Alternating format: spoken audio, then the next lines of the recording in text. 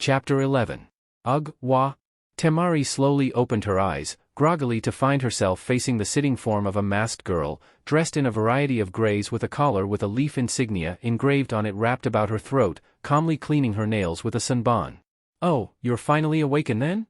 Kin noted with a casually bored tone as she lightly studied the blonde girl in front of her. "I was wondering how long you were going to be out, sleeping beauty." "What the hell?" Temari frowned a moment, before she suddenly recognized the tension in her limbs as she attempted to move and found herself bound down to the bed. "Why the fuck am I tied up? You are a member of an invading force, remember?" That same casually bored tone was given as the girl lightly arched a brow just a bit. "Did you expect to wake up in the luxury suite?" Temari instantly froze, her face paling dramatically as sudden realization hit her. They knew. The invasion had begun. Or, worse, was already over by now. "What happened?" Kin tilted her head slightly to the side. "After you lost your match, you were taken here. We had you tied up already, but that was mainly because Konoha's known about the invasion for a month now." At the gaping look on the girl's face, Kin shrugged slightly. "Long story short, invasion's over now. Both Kages are apparently dead. You have no idea how much I want to hurt you for the part your village played in helping the Hokage meet his end." Fire suddenly danced in those eyes as Kin flicked her wrist, the sunban suddenly flashing out, buried next to Temari's head. The old man, he deserved better than that. She paused a moment, taking a slow, steadying breath. Even if he was right. He beat Orochimaru. Sent the bastard running. Then, Gaara. Temari's eyes only grew even further as she stared fearfully at the girl in front of her. "Lost." Kin responded with a vicious grin beneath her mask. "Got beat by the same guy that beat you. The way I hear it, Gaara even let that monster inside of him out completely. It wasn't enough. Gaara lost. It simply didn't compute. Gaara simply didn't lose. That's not possible. And yet, the giant sand tanuki was beaten by the kid riding the giant toad." Kin answered back as she lightly pulled out another sunban and began to twirl it around her fingers. "Thus, that brings us to you, O daughter of the fourth Kazekage." Temari forced down the sense of dread that rose up from her stomach, feeling it clinching tightly as she watched the calm manner the girl in front of her addressed her. "What about me?" "Well, before he died, the old man had already decided your fate." Kin paused a moment, letting Temari consider those words as she lightly continued to twirl the sunban around her little fingers. "You're just going to let me wonder about it, aren't you?" Temari shot out accusingly as she lightly glared at the girl. I was considering it." Kin agreed with a nod of her head before lightly tapping the side of her mask with her needle. "But, no, I'm going to tell you. When Sand comes crawling back, renegotiate the treaty. Which, make no mistake about it, after the ass-kicking they got, they will be. When that happens, you, dear, get to be part of an appropriation to encourage future good behavior. I get to be a hostage, Joy." Temari made a face as she lightly slumped back on the bed. Actually, you're going to be made a spoil." There was a kind of smug satisfaction that Kin felt as she watched the look of growing horror crossing Temari's face. You have to be fucking kidding me." Temari snarled softly as she glared at Kin. "What the hell makes them think that? Because, the leaf utterly crushed your invasion. They beat your secret weapon. Hell, one genin beat your secret weapon." Kin smiled downright viciously at the girl.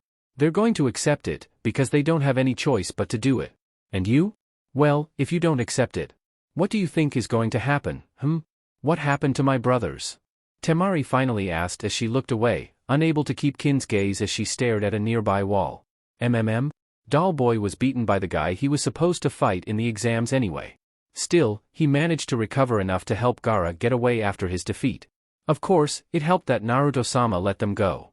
Kin hummed thoughtfully before she lightly tapped her mask over her lips.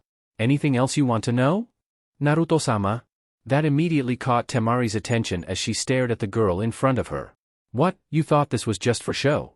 Kin smirked slightly as she lightly tapped on the collar at her throat with her sunban, before she pulled down her mask to reveal her face. "Who do you think told them what was going to happen?"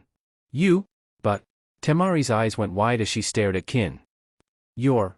that girl from Hidden Sound. The one." Slowly a sinking, almost sickening realization hit her as she stared in absolute disbelief. "The one that he beat?" Kin agreed with a happy little nod of her head as she casually pulled the mask back up over her face. "And really, it was the best thing that could have happened to me. Considering that Naruto-sama isn't likely to send me on a suicide mission like Orochimaru did." She shrugged slightly before continuing to twirl her sunban. It was a simple question of would I choose the man who sent me to die without caring, or the boy who comforted me when I broke down and cried, knowing that I was just ordered to kill him. Which one would you choose, Temari stared at the girl, trying to work the words past her lips as she frowned slightly before growling just slightly. You still turn traitor to your village. I betrayed a village that gave me no loyalty, founded by one of the most infamous traitors in the elemental countries. Kin snorted softly and shook her head. To a village that actually wanted me, and wants to see me become the strongest I could be. So, yes, I turned fucking traitor on a worthless place where you're just as likely to end up in one of our leader's experiments as being lucky enough to be allowed to grow strong. Wincing slightly, Temari looked away as she remembered her own father's approach to things, including his treatment of Gara. So, what makes them think that you won't turn traitor from this one then? Besides the fact that I actually like it here? Kin smirked beneath her mask, before shrugging slightly as she casually removed her cool gray jacket, and turned around, revealing her bare back and the spiral-shaped seal in the center of it, over her heart. This. Temari swallowed audibly as Kin turned back around and met her forest-green eyes with her own almost black orbs. They're going to put one of those on me. It wasn't a question as she stared back at Kin, who shrugged casually in response. Comes with more perks than it does downsides. Kin smirked slightly and slowly shook her head with a soft, amused smile. Naruto-sama might not look like it, but he's got more chakra than most jounin ever will, and it's still growing. Chakra I get access to. She paused a moment, before shrugging slightly. Apparently it's increasing my own coils passively on its own as well. I will say this much for the old pervert, he certainly knows his seals. Old pervert? Temari couldn't help but allow her lips to twitch slightly in amusement. Oh, you probably know him as Jiraiya of the Sannin. The Toad Sage. Kin resumed picking under her fingernails as she glanced over Temari. You'll be introduced to him soon enough. So, basically you're saying I should just resign myself to being a slave. Temari noted bitterly as she lightly glared at Kin. Probably easier for me since I've been one in everything but name for years under Orochimaru. Kin waved her hand lightly, dismissively for a moment, before smirking back at Temari. So, figured out how Naruto-sama kicked your ass yet? Temari frowned for a moment as she thought back on the fight with a much clearer head now as she furrowed her brow in thought. My attacks weren't even touching him. Not even the slightest bit of my wind reached him. True enough. He apparently was rather disappointed in you. Kin almost giggled at the expression of annoyance on Temari's face. It'll be even worse if you can't figure out how he did what he did. Frowning again, the Suna girl pursed her lips as she thought back through the fight, before flinching visibly as she recalled the final moments, where her fan had been destroyed with one simple swipe of the boy's hand. The frown only grew as she focused on the utterly clean, the impossibly clean cut that had gone through the steel lengths of both sides of her fan. Then she remembered the way his hands had been curled into claws, and her face paled again. That last move? The claws of the Wind Tiger? Only one claw currently, but he's only been at it a week or so. Kin waved her hand dismissively before smirking with a shrug. Give him a month or so and he'll have it down. A month? Temari just stared at the girl incredulously as she shook her head. That's impossible. It takes years and years worth of training in raw, pure elemental manipulation before you can even learn enough to. Slow realization hit Temari as she couldn't help but stare as Kin's smirk only grew. You have got to be kidding me. Really? Did I say something to which you're referring to, or you just saying that in general? Kin noted dryly as she shook her head and chuckled just a bit. Because, I get the feeling you're going to be reacting like that a lot around Naruto-sama. Temari took a moment to suck in a deep, calming breath, before she worked, furiously to still her mind before continuing. All right?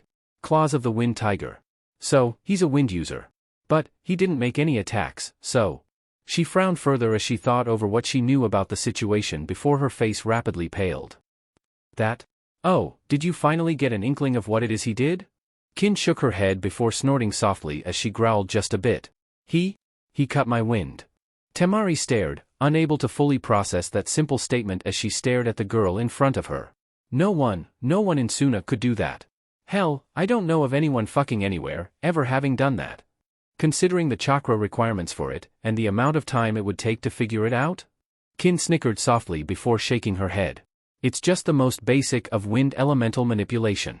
2 projections of wind chakra, grinding on each other until they're a razor-sharp edge. After that, any attack just follows the path of least resistance. And flows right around him. Temari finished as she slumped back and banged her head back against the head of the bed. With him looking like he's doing it so easily, just to piss me off. It worked after all. Kin shot back and rolled her eyes slightly as she settled down in a chair again. You were set up, and you fell for it, hook, line, and sinker, like a sucker. Temari glared back at the girl as her eyes narrowed into forest green slits. Oh yes, I can see we're just going to get along so well. Heh. Kin smirked slightly before she shrugged just a bit. I'm a bitch, what can I say? She shook her head and the smirk immediately slid off her face. You think I want to be here, dealing with you right now? Well, you're obviously taking such joy in my company. Temari countered with an acidic hiss of breath. Yeah, what do you know? I like tempting my inner sadist right now. Kin kept spinning the sunban through her fingers before she shook her head, staring out the nearby window before her eyes flashed back to Temari with a glare. Like I said, the old man, he deserved better than he got. And this is my fault, how? Temari snarled back as she glared at the girl. I didn't even want anything to do with this stupid invasion. Now I get to be a slave because of the idiocy of Win's daimyo and my father's. I don't even want to think about whatever it was my father did.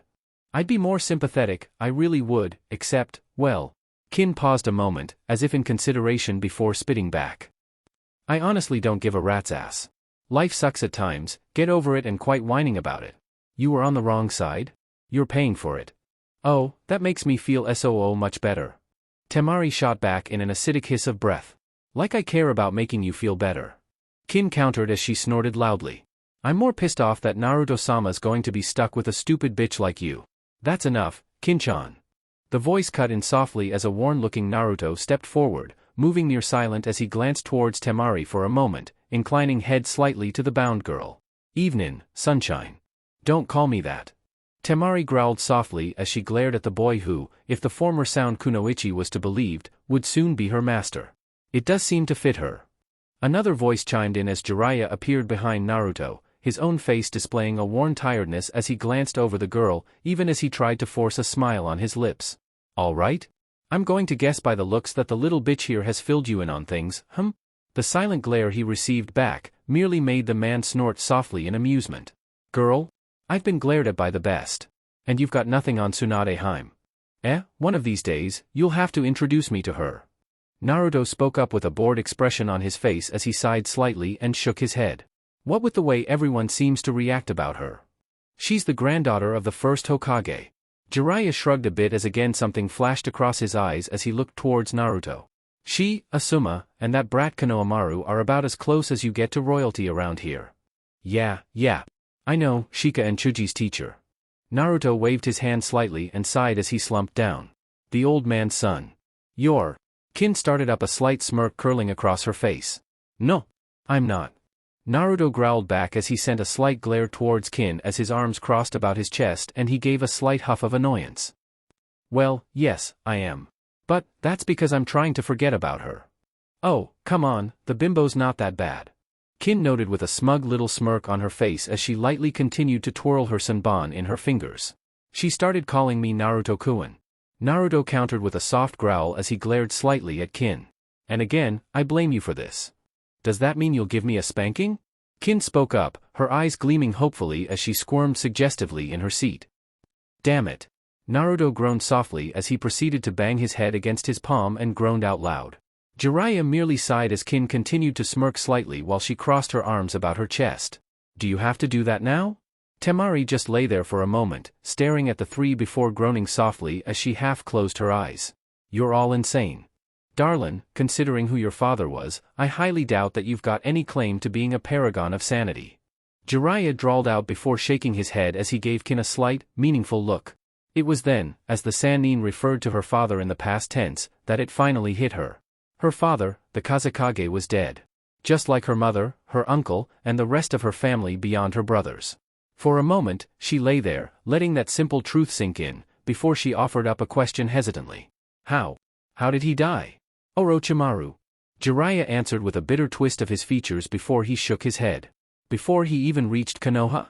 Days ago probably. So, not only was my father an idiot, he's an idiot who got himself killed by the person who masterminded this mess.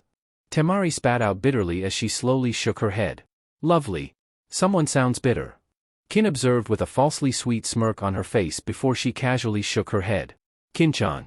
Naruto raised his head and gave the girl a slight, tired glare. Leave Sunshine here alone. Stop calling me that. Temari growled softly as her dark green eyes flashed back at the boy. I have a name. Yeah, so? Kin answered before Naruto could respond. You might as well get used to it. Sunshine. You're a bitch, you can dash. Yes, she does. Naruto cut in before Temari could finish. We've called her on it, repeatedly. Eventually she just starts to give you a yes, and look. Eventually? Kin gave Naruto an utterly amused look before she glanced over at Jiraiya. I thought I did that straight off. Sometimes. The white-haired man offered with a shrug before his lips curled back into a small, smug grin. Others, they're just dense. Ah? Kin nodded sagely as she lightly rubbed her hands together. The ones like Naruto-sama. I'd be offended, Naruto noted with a careful glance towards Kin. But considering how hard I work to ignore her insinuations. A very true statement. Jiraiya agreed with a nod of his head. He does work hard to ignore those insinuations, all right. He does it just to frustrate me. Kin declared confidently as she crossed her arms about her chest with a firm canting bob of her head. I do it because she's crazy. Naruto countered as he locked eyes with Temari and refused to look at Kin. You're all insane. There was a note of sheer disbelief in Temari's voice as she stared at the three in front of her and repeated her earlier statement. I'm not insane. Naruto declared rather firmly, before pointing his finger from Kin to Jiraiya. They are. I just get caught up in the craziness. Says the kid with enough clones to make his own army. Jiraiya shot back before shaking his head slightly and looking over Temari. There are NBU guards set around the building, so if you try to escape, well, I can't believe you told them to strip her down to her underwear and leave her hog tied in my bed if they catch her trying to leave. Naruto muttered quietly before shaking his head with a sigh. And I can't believe they listened. Temari's eyes widened incredulously back at the blonde boy before she turned her head and stared at the smirking Jiraiya. You have got to be. Nope, he's not. Jiraiya agreed with a sage nod of his head and rubbed at his chin for a moment. Of course, he's not mentioning the pictures. Try and I swear I'll. No one's going to take any pictures. Naruto put in quickly, before his face hardened just a bit. Because you're not going to give him a reason to, got it, Sunshine? Why the hell do you insist on calling me that? I like it. He said simply, before grinning impishly as he reached forward and lightly patted her atop her head. Plus, it's fun to see you getting all worked up. Standing up then, he tiredly shook his head and glanced at the other two. I'm going to bed. We can do the seal for Sunshine here tomorrow night. And with that he turned, ignoring the flushed face of Temari before vanishing from the room out the door. After a moment's pause, Kin's brain slowly processed the full extent of things. Wait. If she's there? Couch. Could be heard echoing past the door. And floor for you. But, I know you, Kin-chan. You won't keep those damned hands of yours to yourself. Damn it. The girl muttered softly as she shook her head, giving a sour glare to the visibly amused Jiraiya. Not a word, you. Oh no, not a single word. Jiraiya agreed before turning his attention back to Temari as Kin fumed. Why don't you go bug your master? I need to have a word with our little princess here. Right. Kin rolled her eyes just a bit before shrugging her shoulders and glancing at Temari. If he starts to grope you? Scream. It'll probably help me sleep better. Temari stared at Kin for a long moment, before shaking her head in disgust. Bitch. Yup. Kin affirmed as she threw an extra little sway in her hips as she turned and walked out of sight. Heh. Kids these days. Jiraiya chuckled slowly before shaking his head as he turned his attention back to Temari as he settled down into a seat and studied her for a long moment. I suppose you have some questions. What would be the point? Temari hissed back as she glared slightly at the man. I'm just a piece of property now, remember? Oh, I can see what he likes to call you Sunshine. The Sannin shook his head and chuckled just a bit as he lightly pursed his lips in thought. Well, let's see, where to begin? Your brothers are fine. Whether or not your sensei lives will depend on how much Yugugo can keep a leash on her temper. At the girl's look of confusion, Jiraiya shook his head. He tried to kill her lover. She didn't take that well. She blinked at that, before blinking again and staring at the man. What? Her lover, the original proctor of the third stage, stumbled on a little intelligence swap between Orochimaru's mole in Konoha and your instructor. Your instructor then tried to kill him to cover up the discovery of the meat. Jiraiya paused, lightly rubbing his chin in consideration. Fortunately for Hey 8, your instructor was already under surveillance, albeit from a much greater distance. And he identified Baki-sensei as his attacker. Temari supplied as she slowly closed her eyes and shook her head a bit. So did the ANBU tailing him. Jiraiya pointed out with a shrug of his shoulders, before smiling benignly back at the girl. You can always try to talk Yugugo out of insisting on any irreparable harm. She'll probably show up to escort the brat to Sensei's funeral. How can you be so damned calm about this? Temari growled softly as she glared up at the man. Everything that happened. Hell, your teacher just died. I'm a ninja girl. And a ninja is someone who endures. Jiraiya stated flatly as he slowly shook his head. Sensei chose that path. I know the technique he used. Better than anyone still alive, in fact. He gave his life, freely and willingly. He died with a smile on his face. He's just one more name on a long, long list of people I've cared about that I've had to bury. The simplicity of the statement caught Temari off guard as she stared up at the man, before averting her eyes as a flash of guilt bubbled up in her throat. As her silence hung in the air, Jiraiya simply nodded his head and rose up. Get some sleep. Tomorrow will be a long day for you. That said, Temari was left in darkness and silence as she contemplated what the Sannin had told her. Oh! Sakura Haruno stared in numb disbelief at the figures laying out on the cold, uncaring slab in front of her. She couldn't quite seem to connect it, not yet, the fact that these pale, cold figures, with blank, unseeing eyes were actually her parents. Her loving, and oh so very alive mother and father who had been so proud of their little girl for having the strength become a ninja. I'm sorry to do this, but we need proper identification of the remains. A quiet voice spoke up as numbly Sakura recognized it as one of the medics standing behind her. And even with everything we knew about in advance, there were a great number of causalities. I? The words were thick on her tongue as she struggled to complete a sentence, before the tears began to pour down her cheeks. Are they your parents? The voice was gentle, even with the edge of impatience scored with a frustrated weariness. Yes. The word came hiccuped on her lips as she struggled not to collapse as she couldn't seem to bring herself to look away from the bodies on the slabs. I'm sorry. It was a numbed condolence. A clinical part of her mind noted it was probably due to the fact that this was far from the first and probably far from the last that the medic would have to go through that day. Do you have anyone else that can take care of the funeral arrangements? My aunt, if she's still alive. Sakura murmured numbly before slowly shaking her head, reaching out towards her mother's cold body before jerking her hand back before she could touch the cold skin. I'll have someone contact her. The medic stated politely, with a canting nod of the head before quietly gesturing towards the door. I really don't want to sound rude, but you have other people to see about, identifying the bodies, Sakura mumbled quietly as she shuffled forward, eyes still half glazed. Yes, the medic said with a quiet firmness as a hand was laying on Sakura's shoulder and a light pressure moved her away from the bodies and towards the door. Again, I'm sorry for your loss. Thank you. It was half whispered as it left her lips, but she moved steadily forward, feet brushing across the cool stone floors as she seemed to wander back out of the hospital without any real destination in mind. Sakura? The voice was vaguely familiar, but she didn't quite recognize it as she turned her head and saw a vaguely familiar blur topped with silvery hair. What are you doing here? My parents. Numbly, helplessly she turned and gestured towards the morgue before looking back at Blur as the tears began to flow down her cheeks in a silvery stream of tears as she fought back the urge to collapse, crumpled to her knees. Kakashi froze a moment as he stared down at the girl, as unbidden memories of his own childhood flashed across his mind, before he reached down and gently placed his hand on the girl's shoulder as he crouched down. What happened, Sakura? The invasion? Their home. Their words were thick as they left her lips as she struggled to look into her teacher's face. Some sound Nin came across them, and they were civilians. A whimper left her lips as she broke into a series of pulsing sobs as she buried her face into Kakashi's vest. For a moment, he crouched there, frozen in surprise by her action, before gently he reached up, enfolding her in his arms with far less awkwardness than he would have thought, and gently rubbed against her back.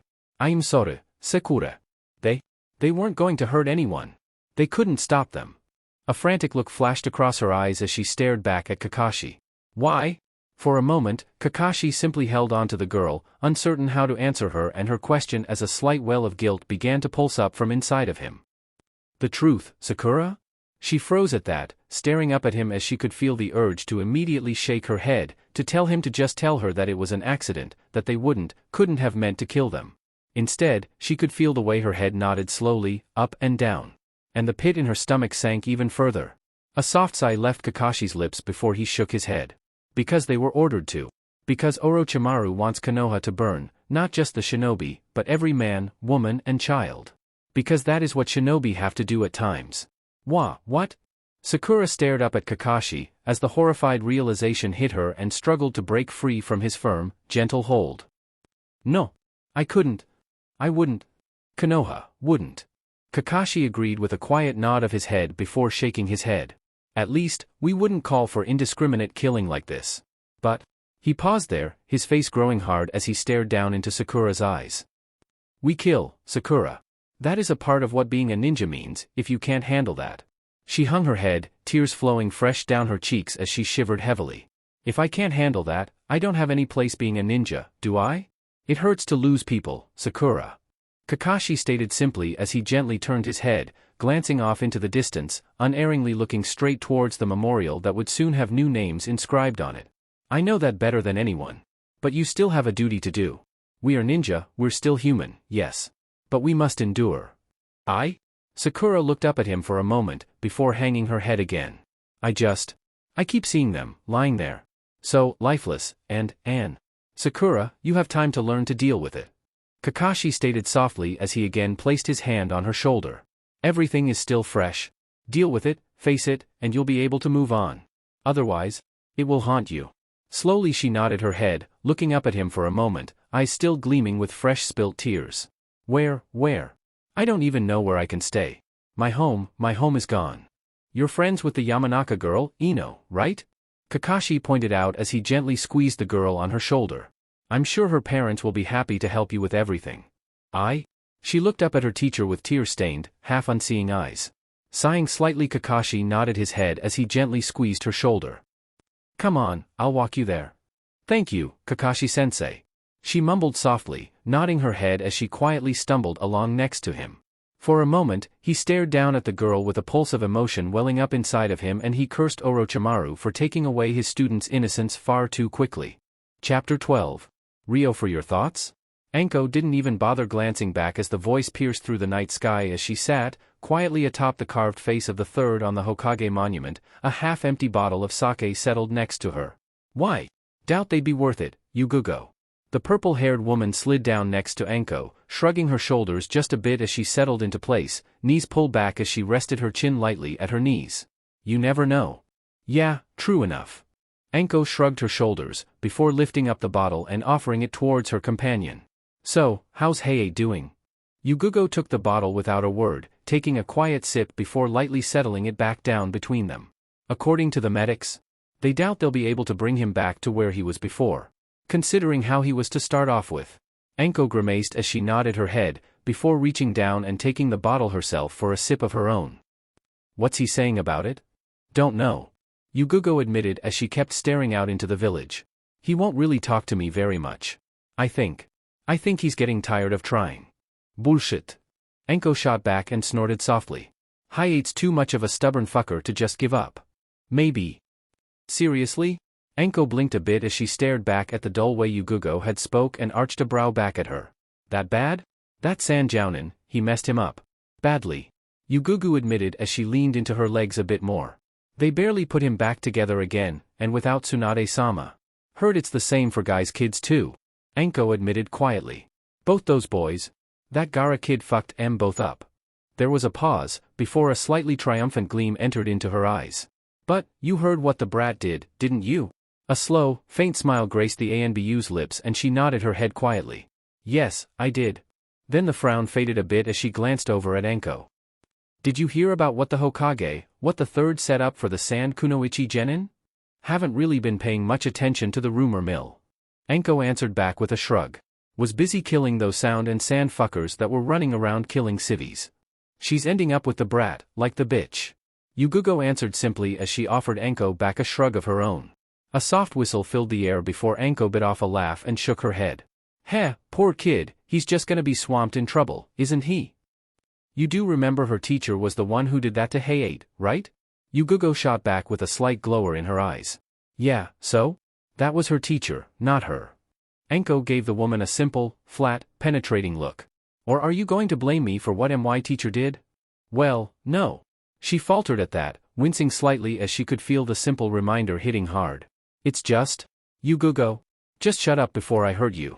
Enko growled softly as she turned her head and glared back at her friend, who shrank back instinctively under her gaze. It's just. Is the reason why I went through hell for years because of what he did. I didn't even know about the shit he did, but I still got blamed for it. You know what the fuck I went through, now you're telling me you're going to turn around and do it to someone fucking else? This is different. Yugugo growled softly as she glared back at Enko stubbornly. You never went traitor. She was part of a plot to betray the treaty and wipe us out. And she was a ninja, following orders. Enko countered back with a snort and a shake of her head. What, you'd rather that she had turned traitor first? Kin did. Yugugo muttered softly as she reached down, snatching the sake bottle and taking a gulp. Yeah, well, Kin was given a fucking death sentence for no reason other than it amused the fucker. Enko snapped back and snorted softly. You have to actually give loyalty to get it back. I just. Yugugo growled softly in frustration as she took another drink from the bottle. Want someone to pay? Enko nodded her head slightly as she gazed out over the village. I get it, I really fucking do. Why the fuck do you think I haven't started gutting people who refuse to see that I'm not like that bastard teacher of mine? I know. Yugugo growled a bit and sighed as she hung her head. I just couldn't find that fucker during the invasion, and now they're not likely to let you take it out of his hide. Enko finished with a nod of her head. And you're worried if you start talking with the little ray of sunshine, you'll not want to go do something stupid and will remember that the guy was just doing it under orders, like we would. Yugugo stared back at Enko and glared at her before she took another drink. Damn it, you're supposed to be the bloodthirsty one telling me to go do it, not convincing me not to. Sorry. Enko drawled out insincerely as she rolled her eyes. Come back when I'm sober after my buzz is gone. No thanks, then you'll kill him yourself and not save anything for me. Yugugo shot back as she rolled her own eyes before setting the bottle down on the stone between them. I have to just let it go, don't I? You could always just call his head in advance if they ever try to fuck with us again. Enko offered with a lazy shrug of her shoulders before looking back out across the village. Damn it. Yugugo half-whined out before sighing as she huffed just a bit and flopped back onto the cool stone. This a private party over here, or can a few others join in? A new voice cut in as a turn of the head revealed Asuma and Kurenai standing, with a bottle of sake in the man's hand. Asuma. Enko nodded her head to the man before gesturing around them. It's your pop's head, who would I be to deny you a seat? A grateful nod was given as silently he settled down, staring out into the village with worn, weary eyes as he settled the bottle down onto the cooled stone. Thanks. Hard to believe he's actually gone.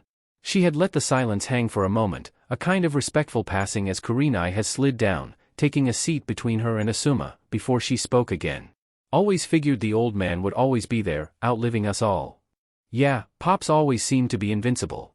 Asuma agreed with a slow canting nod of his head as he looked out across the village, before he flicked open his lighter and lit the tip of his cigarette. I mean, all three of the Great Wars, and the pieces in between them. I kind of always figured, no matter how far I ran off, he'd always be here, waiting for me to come back to. He nodded his head quietly as he could feel the slight, squeezing pressure of Kurenai's hand on his, glancing at her with a slight smile on his lips as he felt the warmth of her skin pressing into his own as her voice softly filled the air. He'll always be here though, looking out over the village. Maybe. Enko admitted with a shrug of her shoulders before she took a drink of her own. But still won't be the same. There aren't many left that could tell us about the first and second because they knew them, trained under them, fought by their side. That's the way it goes. A new voice spoke up as Kakashi nodded his head to the rest, while settling down with his own sake bottle. Time moves on, all we can do is savor the time we have with those we care about while they're still with us, then wait for the days when we go to join them. Yes, but in the meantime, we still have lives to live, and time to enjoy. Kurenai shot back as she slowly shook her head and glanced out across the slightly ravaged buildings of Konoha. Doing our best to set forth a most youthful example. Guy's voice cut in, though somberly lacking its usual vigor. To show that our flames of youth are not quenched. Heh. Asuma chuckled softly as he glanced back over his shoulder, watching as jounin after jounin began to trickle in, filling the tops of the Hokage's heads as they stared out across their home. For a time, there was silence and peace, the air hanging with a somber note as they bowed their heads in respect. Then, when Asuma lifted his head high again, he lifted up his bottle of sake, and spoke in a clear tone everyone could hear. To Konoha's will of fire. May she never gutter out. To the will of fire. Oh. Naruto groaned softly as he slowly came awake, shifting out of the rather uncomfortable position he was in, before blinking slightly as he glanced at the body curled next to his. Didn't I tell you to sleep on the floor? MMM? Kin sleepily opened her eyes and glanced at Naruto before shrugging slightly as she snuggled into him. Couldn't sleep, too used to you lying next to me. It's only been a month. Naruto pointed out as he gave the girl a half-hearted glare. So? A lazy smirk curled onto her lips as she lightly looked at him with half-lidded eyes, before frowning slightly. Besides, this is likely the last night I'll have you all to myself. Eh? Why? Naruto blinked slightly at the girl, confusion written across his face as he instinctively began to run his fingers through her hair. Where do you think Sunshine is going to be staying? Kin countered back with a slight, half-glare at Naruto before shaking her head and sighing as she laid her head on his chest. Bah, wah. Naruto blinked a moment, then again, before he stared back at Kin. Wait. She's gonna? Where did you think she'd sleep? Kin shot back and rolled her eyes. I kinda figured I'd get her a futon and leave her there. Naruto admitted with a shrug and a sheepish grin. Oh.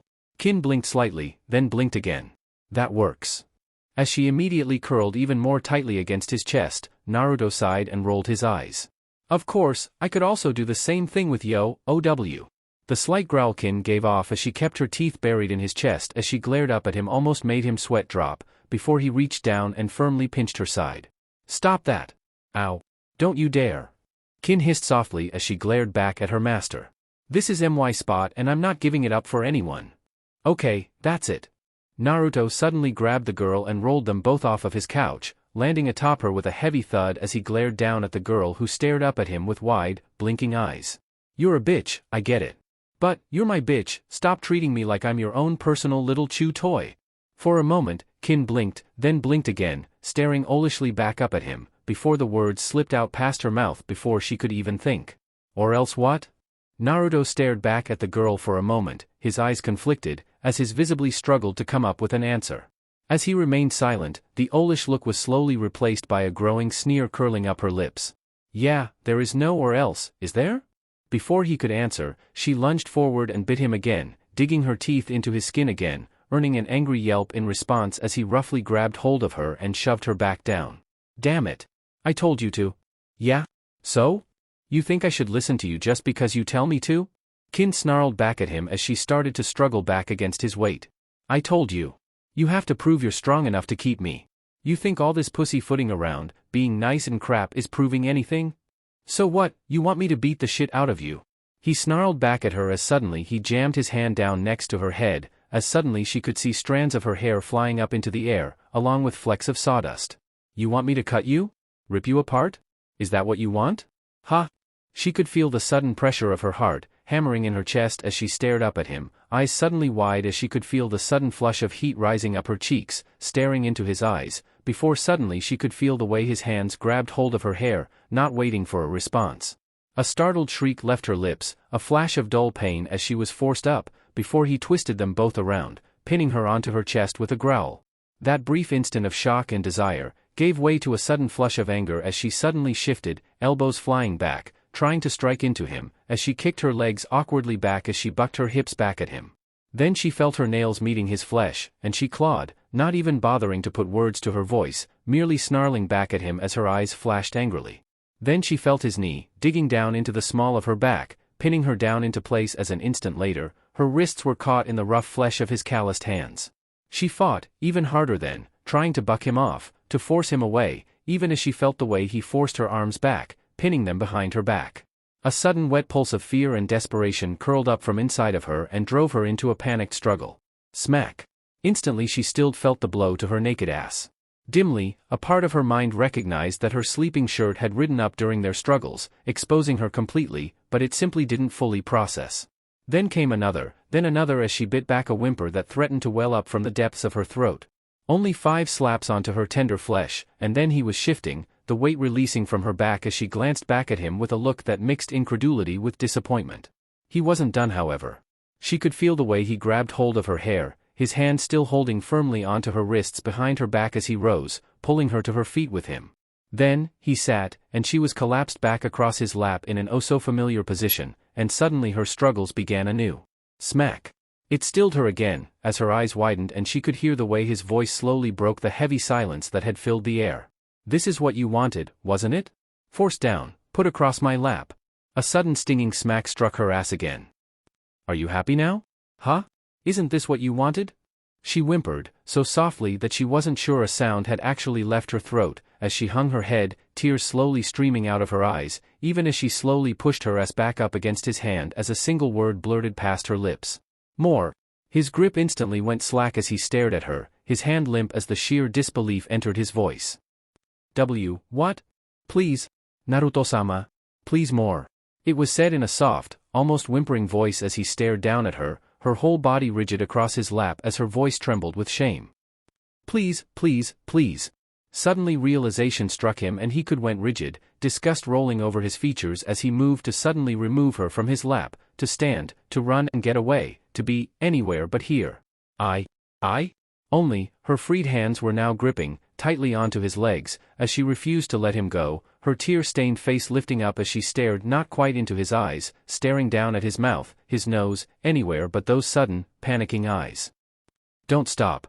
Just don't stop. Prove it. Show me you're not gonna run. Please, please Naruto-sama. Show me I'm worth it. He stilled, the panic still pounding in his chest as he stared down at the girl, eyes wide as he could feel himself, torn between the sudden, panicking fear and the calm, steady whisper in the back of his mind, telling him to do what she asked. Then her face pulled away, tears streaking down anew as anger started to hiss into her breath. Fine, so fucking be it, master. She said that word with such disdain he flinched, like it was an insult as he could feel her suddenly pulling away, letting go of his leg. Did I say you could get up?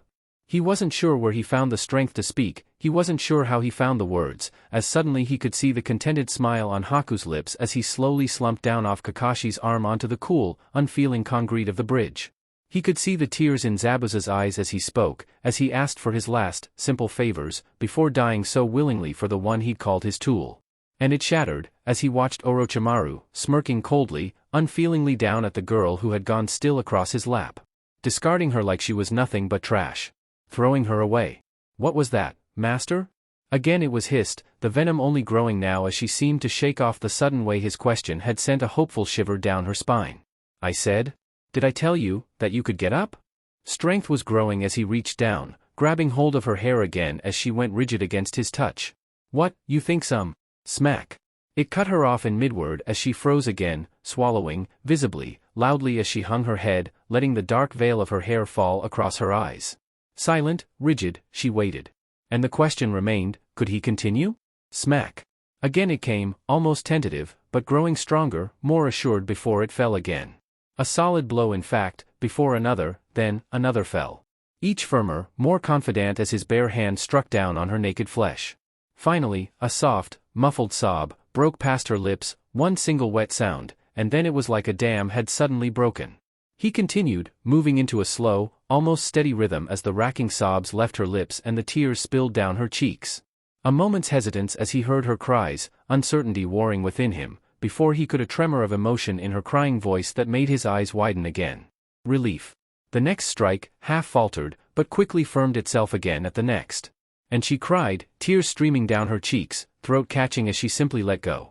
Finally, after time later, neither was certain of just how long, she raised her head, nuzzling lightly against his hand. By sudden, mutual understanding, the blows stopped, and without a word, she shifted up, curling against his chest as his fingers instinctively ran through her hair. They were quieter now, more subdued as they left her lips. A gentle pulse of motion as he felt the way her arms wrapped themselves about his chest. Finally, after long, lingering moments, her head lifted, and she looked up at him with red-rimmed, tear-stained eyes, and spoke in a thick, raw voice. Thank you, Naruto-sama. He nodded, a small slightly smile curling over his lips, before he pulled off his shirt, and carefully wiped her eyes and face clean with it. I'm sorry, Kinhan. I didn't understand how much you needed that. I didn't know how much I needed it. Kin answered back with a slow shake of her head, smiling slightly as she could feel the tenderness he took in helping her clean, before a slight, impish smile curled over her lips. Does this mean if I tell you I need it, you'll join me in the shower? Not a chance. He stated flatly as he gave her a look before leaning in and kissing her atop her head. Not right now at least. Drat. She made a weak giggle in response, before grabbing hold of him and hugging him tight. Go take your shower then, master. I'm probably gonna need to take a while with mine and I don't want to keep you waiting. You sure, Kinchan? A slight uncertainty was in his voice, as he lightly brushed his fingers against her cheek. Yeah, go on. She smiled slightly before sliding off his lap and nudging him. Just don't take up all the hot water. Humph, that's you, not me. He muttered softly before shaking his head and wandering over to the bathroom. Smiling slightly, Kin turned then settled back on the couch, before wincing heavily as she felt the soreness on her rear. Ow wow, damn it, that hurts. Well, I think that falls into the no-duh category there. A familiar voice drawled out as Kin instantly stiffened before slowly, reluctantly turning around to see the familiar face of Anko smirking down at her. Fuck. She paused staring up at the woman. You saw? Of course you did. A groan left her lips, before she buried her face in her hands. Fuck. What, you think anyone around here could have missed your little spat? Anko chuckled a bit before she canted her head lightly to the side and shook her head as she flopped down onto the couch next to the girl. Just think of what the blonde Suna girl is thinking. Oh, hell. I forgot about Sunshine. Kin paled visibly as she kept her hands buried in her face. Damn it all. Don't worry about it. Anko waved her hand negligently before chuckling softly as she canted her head to the side. So, feeling better now that you finally got what you wanted? She froze in place at the woman's words, before slowly looking up, staring at her for a long moment, before her dark eyes took on a look of honest speculation, then slowly she nodded her head. Yeah, actually, I think I did. This mean you're going to be a good, well-behaved girl now? Anko's eyes danced playfully as she let the smirk grow across her lips. Kin stared back at her incredulously, before snorting, loudly in response. Oh, hell no. Do I look like one of those goody-goody girls that always behave? Nah, but I figured I'd tease you about it anyway. Anko agreed with a slow little chuckle before shaking her head as her face grew serious. You know that was a dangerous game you played there. Kin blinked a moment, before flushing slightly as she hung her head. After everything. You felt you needed to push it. Anko nodded her head slightly before continuing to affix Kin with a look. The problem being, he's been through things as much as you this last month. What would have happened if he hadn't reacted the right way? My life would have gotten really shitty, really quickly. Kin stated simply before shrugging her shoulders as she hung her head. I would have probably kept pushing and pushing and pushing, and if he kept not reacting the right way? I would have kept pushing things until I was dead probably. Yup, probably. Anko agreed with a nod of her head, before flicking the girl's forehead sternly. And how would the brat have reacted to that? Not, well? There was a quiet admission in her voice as she winced and hung her head slightly. Very, very not well. A nod of agreement was given as Anko casually threw a glance towards the bathroom door, before chuckling a bit. Though, next time? Might want to make it more private. What do you think would have happened if the old pervert had walked in on you too? In a scene like that, he would keep his mouth shut and not interfere. Jiraiya's voice answered them as both females suddenly widened their eyes and whirled around to stare at the somber-looking Sannin. There wasn't anything kinky or perverted about that. You saw? Kin almost squeaked out the words before burying her face in her hands and groaning audibly. Oh, joy, wonderful, great. Jiraiya snorted slightly and rolled his eyes a bit. Grow up. My readers like girls moaning and begging for more like naughty, kinky girls, not girls breaking down and into sobbing messes when they're spanked. That's just not sexy. So glad you noticed. Kin spat back bitterly as she lightly glared at Jiraiya. Eesh, down girl, don't make me get the muzzle. Jiraiya chuckled softly. I really don't want to know. Naruto's voice broke in as he walked back into the room, half dressed in his pants, with his bare chest still slightly glistening from moisture. Kinchan, showers free. Oh, thank the Camus. The girl muttered before quickly running off towards the show, pausing, almost impulsively to give a kiss to her master's cheek. You have perfect timing, Naruto-sama. Naruto blinked, blushing slightly as Kin raced away before turning and regarding the bemused looks on Anko and Jiraiya's faces. I really don't want to know, do I? What? We only wanted to congratulate you on such an excellent performance with your spoil. Anko offered with an overly innocent smile on her lips. Yes, you stumbled halfway through, but that was a nice recovery and finish. Jiraiya agreed with a pair of thumbs up directed at the boy. And yet, they insist on telling me. Naruto muttered slightly as he gave the pair a slight glare. Does everything I say just go in one ear and out the other with you too? Nah, we only ignore what you say when it amuses us. Anko countered back with a curling smirk on her face. So, ready to get started on your little ray of sunshine? Already? Naruto blinked slightly and stared at the woman. But, I just got up. Kid, it's well past noon. You've been sleeping most of the day. Jiraiya supplied with a chuckle. Let me tell you, that girl has been getting pretty antsy. Wonderful. Naruto muttered sourly before shaking his head with a soft sigh of resignation. Just gets better and better. It was then he glanced down at the floor and winced slightly as he saw the small vertical hole he'd gouged in it. Ugh, and I gotta fix that too. Yup, our little brat is finally starting to turn into a man. Aren't you so proud? Anko snickered softly as she turned her head and smirked over at Jiraiya. Well, if it's bringing out the maternal side of you, I'd be happy to help you practice the whole process until you find someone to. Jiraiya ducked the kunai Anko had thrown at him and huffed back at her. Really, I was only offering. Can you not destroy my apartment? Naruto cut in as he glared at Anko. Oh, oops. Aw. Temari grunted softly as she heard the voices again, speaking up outside the room as she struggled again against her bonds in no small amount of frustration. She'd been lying here, most of the night, wide awake and stuck alone with her thoughts. Thoughts that weren't exactly pleasant. Then, finally a short time ago, she'd heard voices again and she felt a sudden surge of hope that finally she'd be able to at least have someone to talk to. Then muffled voices had gotten angry. Then a thud, more anger, before eventually audible sobbing, audible feminine sobbing, then murmured voices again. It made the dark pit in her stomach only grow with each passing moment, before she could hear the distant rumbling of the shower coming to life. For a time, she tensed up, expecting to suddenly have someone walk in on her at any moment. Any muffled sound she could have heard from the voices still in the living room had been drowned out by quiet roar of the falling water. She relaxed, if only for a moment, as she again let her eyes fall closed, forcing herself to take a slow and deep breaths. Only, instantly she grew tensed up again the moment that the sounds of the shower stopped again. Instantly she could again hear the sound of voices in the distance, chattering about something she couldn't quite make out. Then, the door quietly swept open and shut, causing her eyes to snap open. What she saw made her stare at the dark-haired girl before her uncertainly. Kin's eyes were red-rimmed, her cheeks still tinged slightly red as she regarded the girl laying tied down on the bed. A moment later she sighed and shook her head with a grumble as she pulled off her sleeping shirt and walked, now completely naked, across the room towards where she kept her clean clothes. In the process, she gave Temari a complete view of her almost uniformly red ass.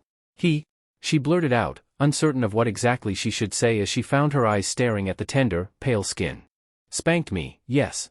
Kin noted with a sarcastic drawl of her lips and a light roll of her head as she canted her neck back and gave her a patronizing look. Any other obvious observations you'd like to make, sunshine? Temari turned her head and met those glaring eyes, before she found herself unable to keep looking into those strangely bemused-looking eyes. Why? Because I deserved it? Kin offered as she glanced at Temari with her head canted to the side. Because I finally pushed him hard enough that he pushed back and showed me that he's not some whiny little pushover? Because I needed to know if he could keep me or not. She snorted softly and shook her head as she picked up one of her clean, spare outfits and after a moment's hesitation, pulled out the mask to go with it as she glanced towards Temari again. Because, sunshine, we're property, and when we misbehave, we get punished. Same rules as the ninja world, only there's only ever going to be one person laying the punishment on you. You have more of a choice in the ninja world. Temari insisted, though her voice never quite made it above a whisper, causing Kin to snort again. Right. Kin rolled her eyes slightly as she glanced at Temari with a smirk. Make up your mind, sunshine. Did you or did you not have a choice about things with the invasion? You know I didn't. Temari's eyes flashed with no small bit of anger as Kin smirked back at her. Then, deal with it. Kin stated flatly. You had a choice, you chose to not have one. That lead to this.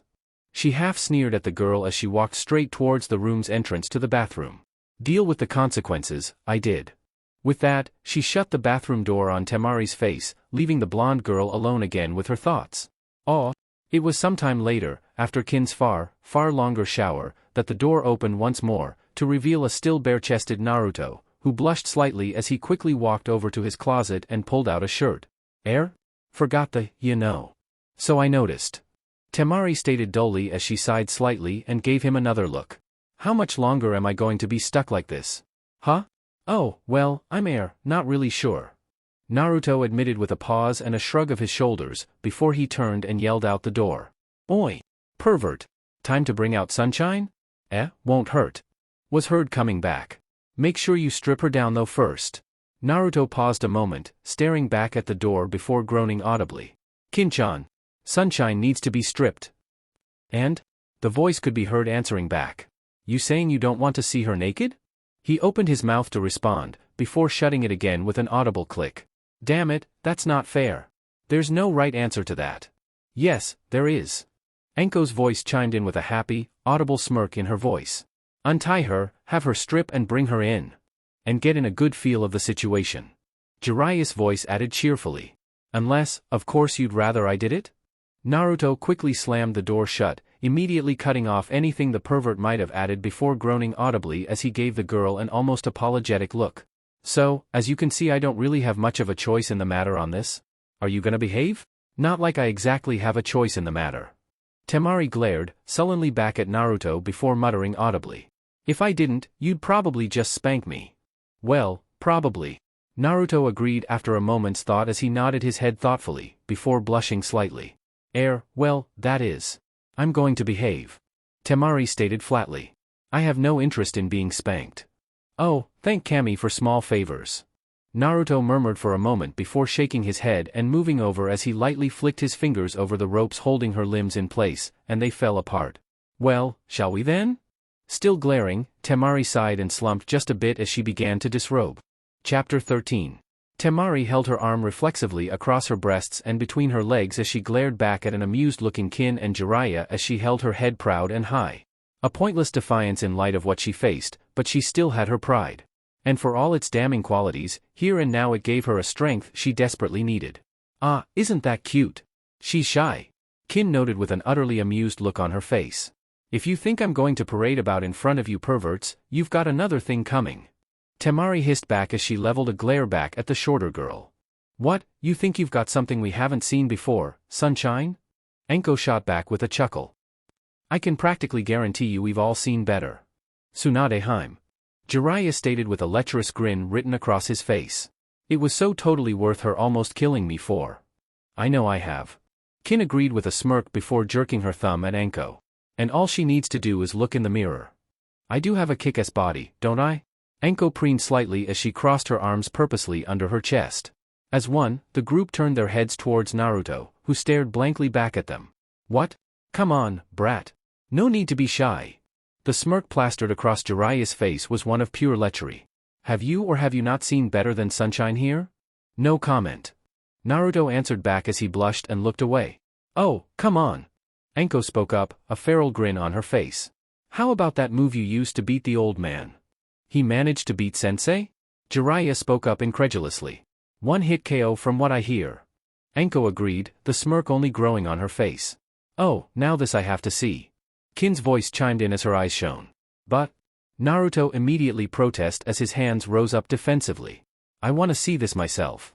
Jiraiya added in as he stared back at Naruto with growing smirk on his lips. Come on. Sunshine, help me out here. Naruto almost whined as he looked pleadingly at Temari for help. The girl merely stared, flatly back at him. Why the hell are you asking me? Because they're all ganging up on me. He shot back as his eyes glistened imploringly back at her. I can't believe Gaara lost to you. Temari's voice was absolutely incredulous as she slowly shook her head again.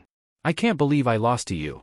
There was something about her tone, the simple disbelief, the scorn and the derision in it that struck a chord in Naruto. A chord that quickly snapped as he glared back at the girl with narrowed eyes. Fine, you want to be that way? Naruto growled out before his hands flashed through sings. I have seen better. And in a sudden explosion of chakra smoke, Naruto was replaced by a shapely, naked, teenage girl, her long blonde hair done up in a pair of ponytails as she stretched back with her arms behind her head, before speaking in a cute, throaty purr as she smiled innocently at Kin. Don't you agree, Kin-chan? Kin stared back at him, mouth completely agape. Now that's what I call a technique. Jiraiya's hands rose up, thumbs pointed upwards with a lecherous grin on his face. Ah! Enko laughed out loud as she grinned back at Naruto. I can see why the old man had a problem with that. Temari herself eyed the figure critically for a moment before snorting softly. Well, of course I'm not going to hold a candle to some perverted boy's wet dream. Hey! I am not a pervert. She pouted back at Temari before turning towards Kin. Kin-chan. She's calling me a pervert. Kin stared back at the feminine figure for a moment before slowly shaking her head. You're entirely too good at that, Naruto-sama. I practiced. She giggled again, before shaking her head and suddenly dispersing the transformation, returning to his normal form. Stay like that when I'm training you, and I'll teach you any technique you want. Jiraiya spoke up, his eyes gleaming lecherously as his fingers waggled meaningfully. You, seriously worry me, you know that, you old pervert?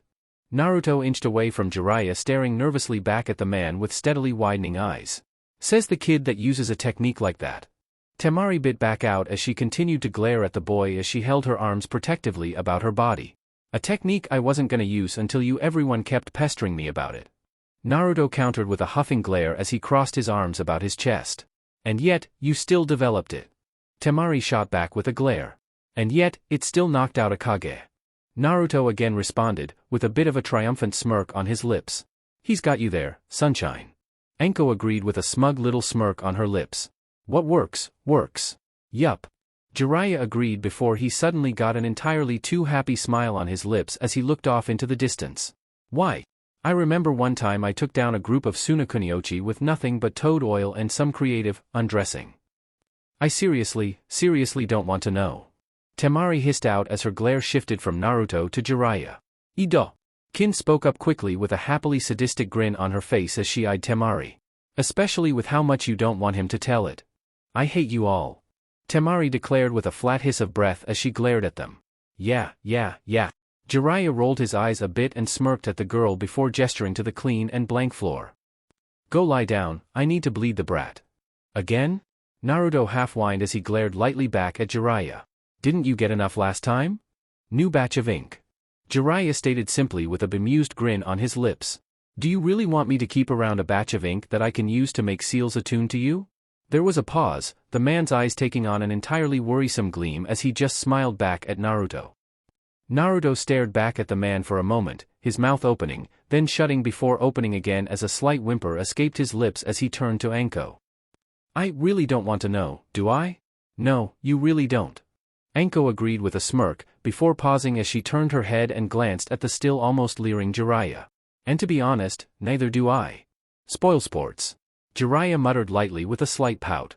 Oh, it had taken longer for Jiraiya to set up Temari's seal than it had Kin's. Or, more precisely, they discovered something about the girl that made it rather difficult for them to paint the ink onto her flesh. She was ticklish, humorously so if you took the way Anko exploded into laughter the third time Temari's foot had unconsciously struck Jiraiya's body. The fact that Kin and Naruto had joined her, albeit much more subdued, had made the Sannin grumble all the more. But still, finally the scene had reached a familiar point. The empty spot on Temari's back beckoned. So, same as last time, huh? Naruto asked slightly nervously as he rolled up his sleeve and gingerly walked over to Temari, taking care to not step on the glistening ink of the seal array spiraling around her. Jiraiya agreed with a nod of his head and a slight smirk as he rubbed his hands in anticipation, or perhaps impatience. Put your hand down there already, brat, so I can finish it up and we can get this show on the road. Right. Naruto shook his head as he carefully spread his fingers against the soft, warm skin of Temari's back. You told her what will happen if things go wrong, right? Wait, go wrong? Temari immediately spoke up, her eyes widening as she visibly tensed up. Oh, like if you chose to move at the wrong time, breaking the seal, etc., and so on. Jiraiya waved his hand negligently as he pointed towards Kin. She's fine if you hadn't noticed. I didn't move. Kin offered helpfully, before smiling sweetly at Temari. But, in the interests of a greater understanding of sealing, could you? That way I know how bad it can get. You know, if it goes wrong, there's just as much of a chance of the brat getting the backlash as her, right? Anko noted with a bemused smirk on her lips. On second thought, move a muscle and I'll be sticking my sunban in very uncomfortable places. Kin quickly corrected as she glared back at Temari. Make up your mind already. Temari grunted softly, her body already tensed up from the feeling of Naruto's calloused hand touching on the soft flesh of her back. Why me? Naruto grunted softly as he turned his head and stared at Jiraiya. Did the old man secretly hate me or something? Bah! Don't you know there are men the world over that would give anything to be in your position? Jiraiya muttered audibly as he carefully moved the ink into the final portions of the seal. They're called perverted idiots. Naruto agreed with a mutter and a half glare as he twitched slightly in annoyance. Humph. Jiraiya half glared at the boy for a moment, a look of dissatisfaction on his face before sighing as he dipped his brush into the ink once more before adding again to the designs. Go on and ruin a poor old man living vicariously through his cute little disciple. Since when did I become your disciple? Naruto countered back with a half-glare before turning his head towards a smirking Anko and Kin. Well? I sure as hell don't remember ever agreeing to it. He does have a point, you never did ask him if he even wanted to be your disciple, you old pervert. Anko agreed with a chuckle as she leaned back idly balancing a kunai on the tip of her finger. Details, details. Jiraiya waved his hand dismissively as he continued to work on the design. Work with me here, brat. I do already have a teacher, remember? Naruto countered, before wincing slightly as he glanced away reflexively. Well, kinda. Well, he must have been some teacher to have taught you enough to beat Gaara. Temari couldn't help but mutter slightly, before she fought down the blush as she reluctantly added in. And me. Anko's snickering laugh made the girl turn her head, and earned her a glare as the special jounin spoke up as she nudged Kin with her elbow. Right, Kakashi, he's some kinda teacher all right, ain't he, bitch? The bad kind. Kin agreed with a huff. Hell, you know who trained me more than that guy apparently trained Naruto-sama. Well, he trained me more too, but I was his apprentice at the time. Anko agreed with a bemused smirk on her lips as she lightly ruffled Kin's hair with her free hand. Yes, and I was his disposable throwaway little minion. Kin agreed, before pulling out a senbon and jabbing it towards Anko's hand, even as the woman twisted her hand away in a negligent, almost bored, display. Which, really should tell you about how much that bastard gave a. Remember, he is still, technically, the brat's superior. Anko cut in with a chuckle as she flicked the back of Kin's knuckles. Thus, that means he's your superior too. Humph, give me the old pervert any day. Kin muttered softly as she crossed her arms about her chest and half glared off to the side. You know, I'd feel honored if she hadn't had more than a few moments worth of time with Kakashi. Jiraiya muttered a bit and shook his head. He's just. The looks the two females sent him made him flinch slightly, and Naruto glanced about in confusion. Huh? He's just what? Long story, kid, long story. Jiraiya muttered softly as he focused again on the seal, double-checking it with a critical eye. All right, whenever you're ready, just like before. So, what, he beat me on what, luck and natural ability? Temari spoke up sarcastically before snorting a bit, cutting off Naruto's attempt to start. Yeah, right, he had training. You're right, I did. Naruto agreed, before he suddenly pushed out his chakra and cut off anything Temari might have added. It was like suddenly being surrounded by an ocean. She could feel it churning wild, untamed, and yet, moving with a flowing purpose. Washing into a deep, deep part of her she hadn't ever really cared to come to understand. Unlike Kin, Temari was no genjutsu expert. She had not spent countless hours crafting her control, learning, intimately the way her chakra flowed and the best way to control it.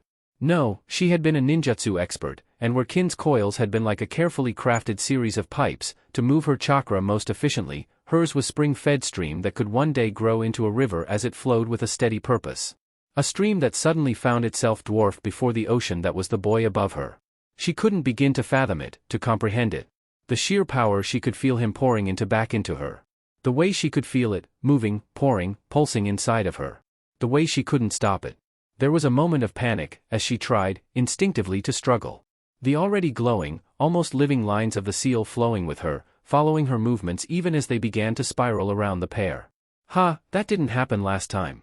Anko noted aloud before she glanced to the side and blinked a moment as she caught sight of the blank-eyed Kin next to her, the girl seal glowing brightly on her back. Jiraiya. The Sannin turned his head from his rapt attention at the scene in front of him, to glance back when Anko had spoken up. When he caught the telltale sight of the glow pouring out from behind the girl's back, he turned his head back to Naruto and Temari before staring at Kin again. After a moment, he opened his mouth, then shut it again in disbelief. Well, damn. Shouldn't we be, worried? Anko spoke up, as she nervously began to edge away from Kin. Possibly. Jiraiya agreed with a nod of his head even as he kept glancing from the weakly shifting Temari to the apparently vacant-eyed Kin. But, there's nothing we can do about it. If we try to break it now. Right. Anko paused a moment, before twisting a bit as she glanced at Kin. You there, bitch? When she received no response, Anko had tentatively raised a finger up to poke at her, before Jiraiya's voice stopped her in her tracks. Don't. We don't know what kind of effect that would have. Right. Anko agreed again as her hand dropped down before she turned her head and stared back at Jiraiya. This is beyond freaky, you know that? Yup. Jiraiya agreed with a nod of his head, before pulling out his notes and beginning to write furiously. But damn, if it isn't interesting. Temari wanted to scream. She could feel the blind, writhing panic clawing its way through her veins as she could the way that ocean that was the boy above her was almost violating her. Even that didn't seem to be the right word, there was no pain, no intrusion, yet, she could feel him. Deep down inside, where she was supposed to be safe, where she was supposed to be untouchable. She could feel the way every barrier, every obstacle just seemed to melt away at his touch. The way that she couldn't escape, she couldn't hide. He was everywhere all at once. And it felt so damningly good. Ninja were supposed to keep secrets, they were supposed to be apart, they were supposed to have their walls, their barriers. There was supposed to be that distance, that security. There was no one you could truly trust, no one you could truly count on, not even family. Her father and Gaara had taught her that. Yet, she could feel the way her own body was turning against her, against everything she had been taught. She could feel it changing, the way everything seemed to just become more bit by bit. Then, in a flood, he was flowing into her, and she could feel everything just going white. Oh, well, that was interesting. Anko paused a moment, blinking just a bit as she slowly crouched down over Temari, lightly poking the limp, unconscious girl with a tentative finger. I mean, seriously. I know. Jiraiya agreed as he continued to scribble away in his notebook. And she? I know. Jiraiya agreed with another nod of his head as he scribbled even faster. And I know. He proclaimed with no small amount of exasperation as he finally finished scribbling. Well, I don't. Kin's voice intruded with a half-dazed murmur. Can someone tell me why I can't remember, however long that was, and I feel like, yeah. Back with us then? Jiraiya smirked softly as he put his notes away. That was most enlightening. Enlightening? Anko stared, incredulously back at Jiraiya. How the hell would you call that enlightening? Because I means I have even more research to do to figure out how much of a genius I am. Jiraiya answered back with a proud grin on his face. That's nice and all. An extremely weary voice spoke up as Naruto half glared at the others. But could you check on Sunshine now? A sudden rapping knock brought their attention to the door, before Naruto tiredly waved them off and headed to answer it. I'll get it, just make sure she's okay. Half dragging his feet, Naruto leaned heavily against the door frame as he twisted the knob, and slowly pulled the door back far enough to stick his head through. Yeah? Oh, it's you. It's you? Ino repeated back as she gave the boy a slow-building glare. That's all you have to say? Ino, in case you haven't noticed, I'm tired. Yesterday was a long, long day, the old man is dead and… Naruto leaned heavily against the doorframe, struggling to keep himself standing. And I feel like I'm about an inch away from chakra exhaustion. So, what do you want? Answers. Ino stated flatly, before firmly pushing the door open, sending Naruto tumbling back to land on his ass. Oh, damn it, Ino. Quit being a bitch. Naruto growled as he glared up at the girl, who strode, purposely into his apartment. You're not the one that was up all damned night comforting your teammate, because she lost her parents in that damned invasion. Ino was glaring, angrily down at him as her fingers clenched tightly into fists at her sides. You know the one you apparently knew all about? Wait, Sakura-chan?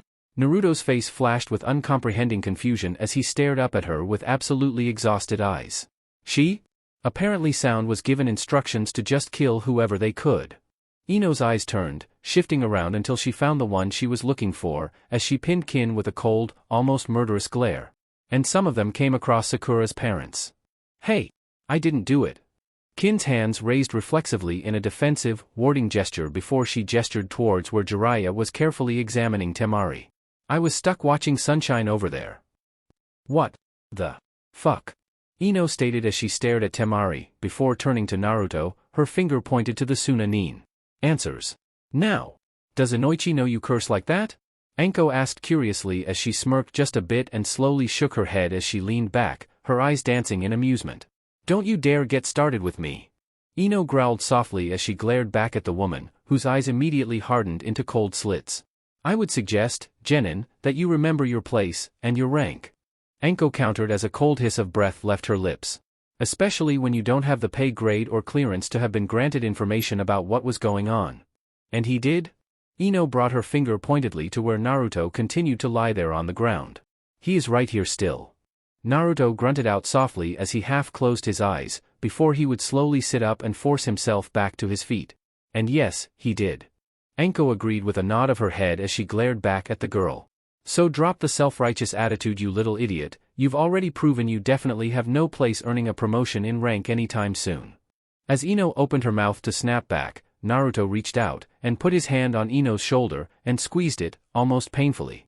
Ino, I've already spanked Kin until she was crying today. Do you really want to lay money that I'm in the mood to put up with this? Put up with this? Ino's voice rose even louder as her eyes burned back at Naruto, before violently pulling herself away from him. Put up with this? You smug son of a bitch. Don't you dare touch me. Well, as I never met her, I can't say if she was. Naruto shot back with half-bleary eyes as he glared back at Ino, but made no move to grab hold of her again. And if all you came here to do was yell at me, get out of here. Kin glanced over at Enko, then back at Ino and Naruto, before lightly tapping her lips with a sunban as she spoke in a quiet voice the pair of blondes wouldn't be able to hear. You know, I'm not sure if I want to interrupt them or not. Selfish little bitch, Enko answered back just as quietly as she watched the growing spectacle with a neutrally guarded expression on her face. Well, it would be less competition. Kin admitted quietly as she lightly shrugged her shoulders a bit. She's the only other girl I know of interested in him. Enko made a quiet, non-committal sound as she forcibly kept her eyes on the events unfolding between the boy and girl in front of them. And I told you I want some honest to Camus answers. Ino shot back with a hiss as her eyes seemed to burn back at Naruto. You remember, like you promised I'd get when the exams were over? I never promised you anything. Naruto shot back as he could feel his own voice rising back at her. What I did was say I couldn't tell you anything until after the exams, not that you could force your way into my apartment, shove me to the ground and start screaming at me. Don't you get it? Sakura's parents are dead. You remember her, right? Sakura-chan, your teammate? Ino snarled back at the boy, tears starting to glisten in her eyes as she could feel her fingers clenching back into her palms. Dead because of that damned invasion that you knew about and didn't tell us. I couldn't tell you about it. I couldn't tell anyone about it. Naruto snapped back as his eyes burned down into the girl. Don't you dare try to blame this on me. You think Sakura's the only one that lost someone? You think she's the only one hurting right now? You don't understand. Ino insisted, even as she could feel the cold pit of fear starting to sink down into her stomach. She's. What am I supposed to do then, Ino? What? Naruto growled softly as he stepped forward. How am I supposed to make it better? How? Do you think I don't wish I could bring them back? That I don't want to change things? If Ino could have met his eyes then, she never would have seen the first drop of blood dripping down from where Naruto's fingers were digging back into his palms. The words suddenly stuck in her throat, as she couldn't bring herself to tear her eyes away, watching as that first drop became 2, then 3, watching in absolute, horrified fascination at the splattered pattern they made on the smooth, weathered floor. She knew, even before she'd arrived, before she'd let her tongue loose on him that it hadn't been his fault, that he'd just been an easy, and willing to forgive target. She hadn't thought about how much he himself might just be hurting. She hadn't thought about how much what she'd say would hurt him on top of it. Now, as those splattered drops of blood hit the ground, she could feel the anger she'd been running on falter and run dry. It was then that the tears broke, spilling down her cheeks as she made one last, desperate lunge forward, fighting back against the way her body was falling, faltering as she dug her fingers into his shirt and her face buried against his chest. She could feel the way he stiffened, the way he stood there, frozen like a stone against the wet, almost mewling cries that bubbled up from her throat. For a moment as he stood still frozen, she felt a great, and terrible, formless, wordless fear rising up inside of her as she could feel her desperate strength waning. Then, just as she was about to slip, just as she was about to falter, she could feel his arms slipping down, catching her as he awkwardly cradled her back against his chest. With that simple act, she let go, her fingers loosening, her body going limp as she could feel him almost lose her at the sudden release. But, in the end he caught her. In the end, he didn't let her go. Even as she cried and let herself be the very thing she always despised in his arms. For a brief time, she allowed herself to be weak, and to let him catch the burning touch of her tears against his own warm skin. Well, fuck. Kin muttered softly as she glowered quietly, her arms crossing about her chest as she stared back at where Naruto seemed lost, and strong all at once as he almost cradled Ino in his arms. Now she's gonna be almost impossible to get rid of. You know you can't really be what he needs, right? Enko stated the observation with a quiet certainty as she draped an arm almost casually over Kin's shoulder. I can too. There was a stubbornness to Kin's voice as she crossed her arms tightly about her chest and suddenly looked away even as she fought lightly against the woman's arm. No, you can't. Anko answered back as she reached down and meaningfully tapped against the seal on Kin's back. Not as you'll always be. That's not fair. Kin curled slightly forward, but made no move to dislodge Anko's arm as she stared longingly at Naruto. That's life, kid. It's not fair to any of us. Anko stated simply and lightly shrugged her shoulders as she nodded her head towards the bedroom Jiraiya had taken Temari into. If it was, do you think any of us would have been in this kinda situation? Kin continued to stare at the display in front of her, where her master quietly comforted the blonde girl who'd, to be perfectly blunt, violated her at an incredibly intimate level. Even if she had rather vindicated herself in the month since then, there was still small seed of resentment in her heart. Even if she had found she actually enjoyed the little bimbo's company, for the most part. Probably not. Kin murmured quietly as she shifted uncomfortably out from under Anko's arm. Oi, quit that. Anko smirked as she lightly rapped the back of Kin's head with the ring of her kunai. I'm enjoying my big sisterly moment here. You? Someone's big sister? Kin stared up at the woman, before giving a visible shudder as she put on an expression of absolute horror. Why, oh why, do you hate me so much as to inflict that on me? Oh, hush, you little bitch. Anko countered back with a quiet mutter, while lightly ruffling the girl's hair before blinking a bit. Wait, didn't you used to keep spikes in your hair? If I still did that, then how could Naruto-sama stroke my hair? Kin looked back at the woman as if it were the most obvious thing in the world. Damn, you really are a pet at heart, aren't you? Anko chuckled softly, ruffling the girl's hair once more before shaking her head just a bit. If you two are, finished? Naruto's voice cut in as he wearily glared back at the pair, even as he half carried the now much quieter Ino in his arms, over to the table and gently settled her into place. I don't know, does big sister Anko need to tell little bitch about how it's perfectly natural to be bleeding down there once a month? Anko asked with an overly sweet smile down at Kin. Does the bitch need to remind Anko that it's perfectly natural to be bleeding when said bitch stabs her with Senbon? Kin gritted out as she glared back at the woman. Oh, isn't she cute? She thinks she can threaten me. Anko laughed softly and smirked back at the girl. Naruto-sama, can I please borrow some of the red stuff? Kin asked with a hardened glint in her eyes as she glared back at Anko. No. Naruto stated flatly as he dropped down into his chair. I like my apartment in one piece. He paused there before slowly shaking his head. You can get me some cards though. Cards? Ino finally spoke up again, her eyes still red-rimmed as she carefully turned her eyes from Kin to Naruto to Anko then back to Naruto again. This gonna take too damned long. Naruto paused a moment before sighing slightly. I take it the old pervert put sunshine in my room? On your bed even. Jiraiya spoke up with a smirk as he somehow reappeared right behind Naruto. You've got a girl sleeping in your bed? Ino stated, before her eyes widened slightly as her mind finally caught up with what she'd seen. That's the sand girl. The one you. Another connection made, Ino swirled around, suddenly pointing her finger with wordless accusation at Kin. You know, princess, there are better things you could be using that finger for than pointing it at me. Kin noted with a slightly smug little smirk on her lips and an exaggerated wiggle of her eyebrows. Or, she could, open up her whole hand and give you a spanking. Naruto suggested tiredly as he glanced from Ino to Kin then back again. She'd probably enjoy it. Which she? Jiraiya couldn't help but ask as his eyes glittered lecherously.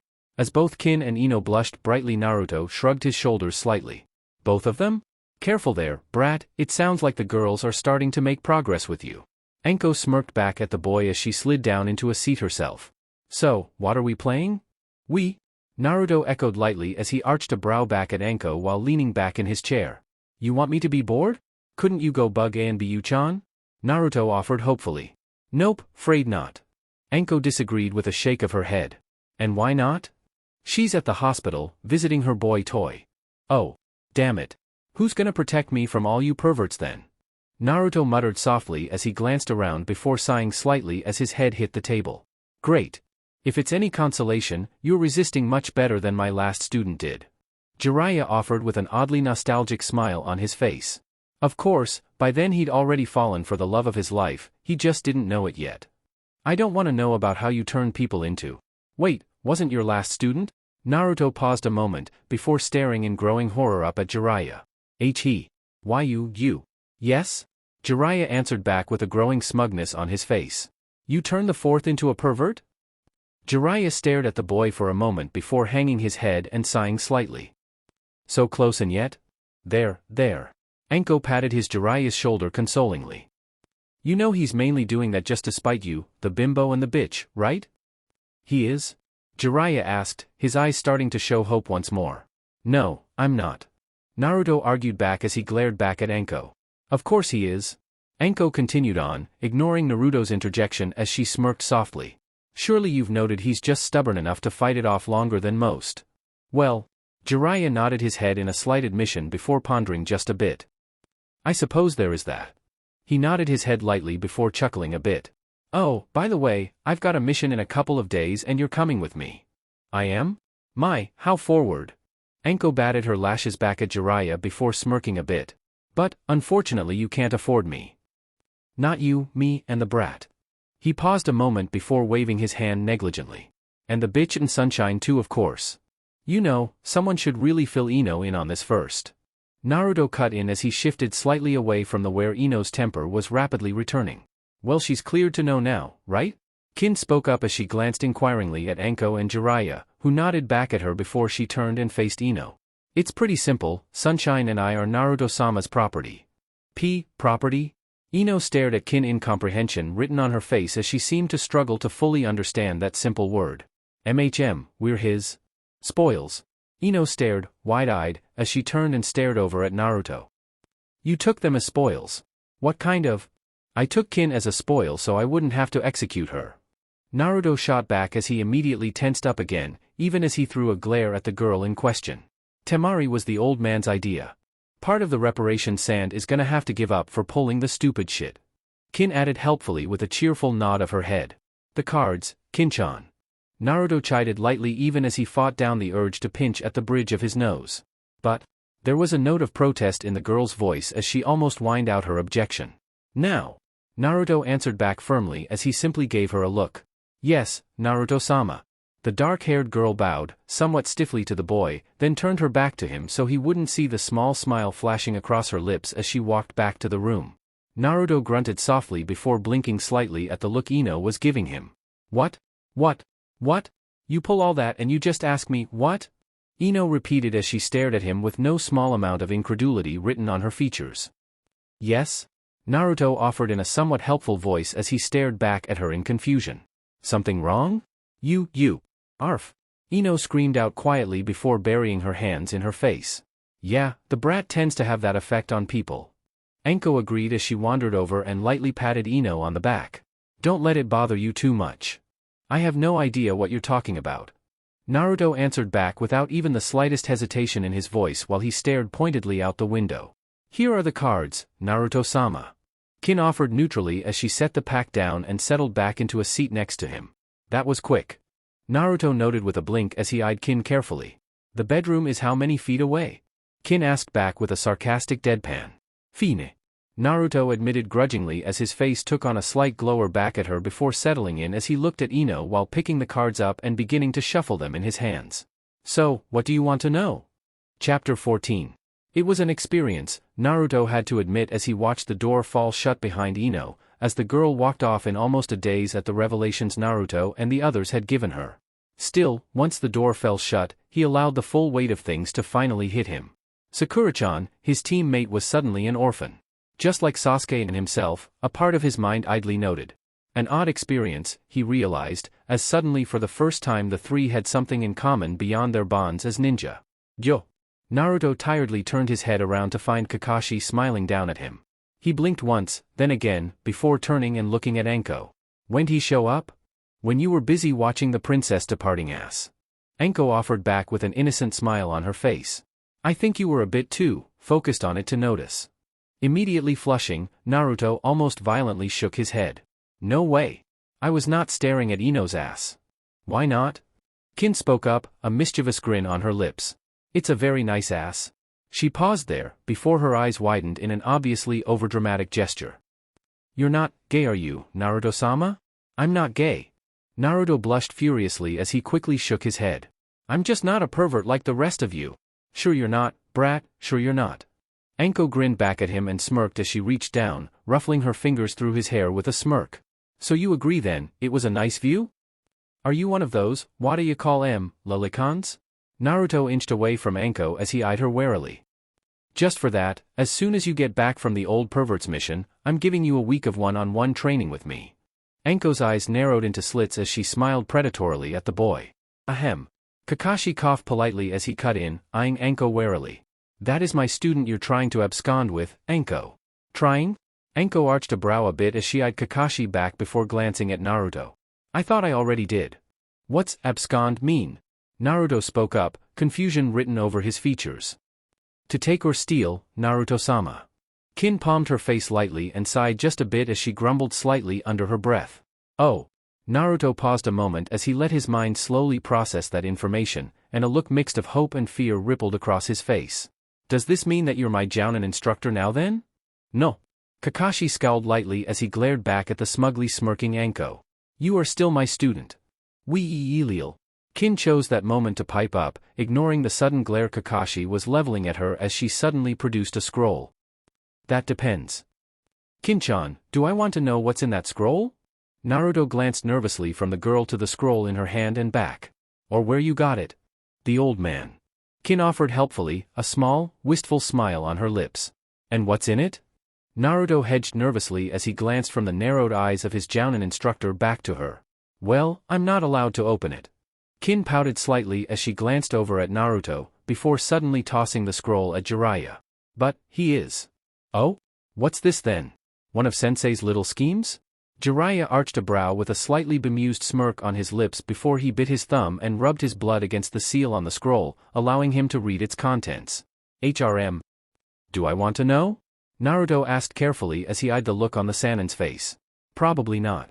Jiraiya agreed with a sudden and familiar glint in his eyes and a smirk on his face. So you're going to tell me anyway? Naruto noted carefully as he continued to eye the man. Of course. It was another smirking agreement from the Sannin as he calmly turned and flipped the scroll around to show Kakashi. I get to say who gets to train the brat. He's still my student. Kakashi insisted as he lightly glared back at Jiraiya, his shoulders set as he crossed his arms about his chest. Humph. Anko grunted softly as she lightly glared back at Kakashi. What VE you taught him then? Teamwork. Kakashi ignored the slight snort that left Anko's nose as he brought his hand up. Tree climbing, taijutsu drills, stamina, reflex training. Hey, brat, how much of that stuff did you use to win your match? Anko turned her head and smirked back at Naruto. Scratching the back of his head slightly, Naruto shrugged his shoulders. Air. Exactly. Anko agreed with a triumphant smirk on her lips. None of it. Well, not none of it. Naruto cut in quickly before wincing just a bit. Well, the tree climbing did help with the chakra control, you know? Fine, you helped save all of half a day's worth of training. Anko allowed, with a half wave of her hand. But, you had the brat for how long again? 3 months. Naruto offered helpfully before Kakashi could respond. Was that before or after the break before the Chunin exams? Jiraiya spoke up curiously, again preventing Kakashi getting a word in edgewise. Before. Naruto agreed quickly with a nod of his head. 3 months. Anko agreed with a nod as she smirked back at Kakashi. In which he was, to be honest, quite pathetic. Hey! Naruto immediately protested. I got all the way up to the finals as a rookie. That's not pathetic. You couldn't even dodge one of my half-assed throws. Anko shot back with a slight half-glare at the boy. You're a jounin. Naruto again protested as he glared back at her. Specialist, but, thank you very much for noticing. Anko agreed with a grin, before she suddenly flicked a kunai at Naruto, speeding through the air where his head had been a moment ago. And now? Damn it. You're paying my repair bills. Naruto growled out as he glared back at Anko.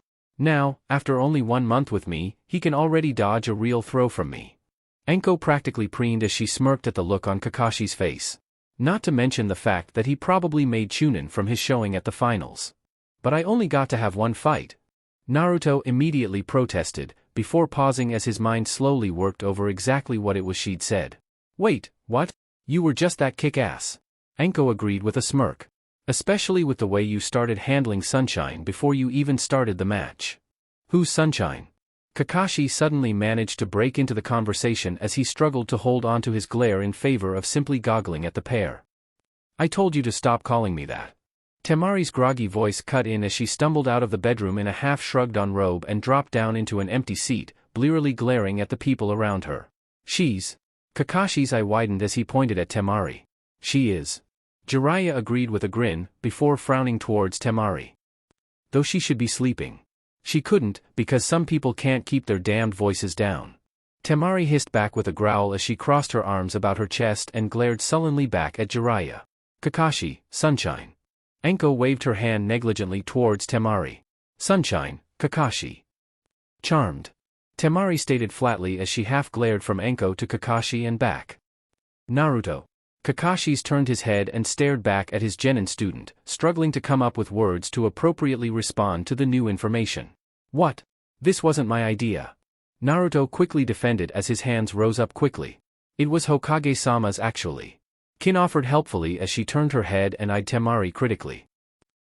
You look like shit? So kind of you to notice. Temari hissed back with a glower as she crossed her arms defiantly about her chest as she turned her head, half glaring at Naruto for a moment before looking back at Kin. How can you stand it? Stand what? Kin asked with a look of confusion written across her face. Always just feeling him. Temari whispered too low for Naruto to hear even as he stared back at her in confusion. Under your skin, inside of you? Never really bothered me. Kin admitted with a slight shrug of her shoulders, even as she kept her voice as subdued as Temari's. Actually, I kinda like it. I'm a part of him. I'm never going to be alone again, I'll always have him for the rest of my life. Until he dies. Temari pointed out with a light twist of her lips and a grimace. You didn't tell her? Kin turned her head, arching a brow at where Jiraiya had been discreetly listening into their conversation, before blinking when he shook his head. Why not? Didn't tell me what? Temari half demanded as she glared at Kin. This is a life sentence, sunshine. Kin drawled out with a bit of a smirk before gestured towards Naruto. When he goes, so do we. What? Temari's eyes widened as the last little light of hope that she'd one day be free was snuffed out in front of her eyes. We die when he does. Kin stated simply with a shrug of her shoulders and rolled her eyes just a bit. What, you didn't think they'd make it that easy, did you? We don't get out of this is for life. Oh wonderful. Temari hissed softly as her sullen glare again affixed itself on Naruto. Just, wonderful. What, you were expecting us to leave out an obvious loophole like that? Anko smirked softly and shook her head with a quirking twitch of her lips as for a brief moment, the flash of white could be seen. I had hope.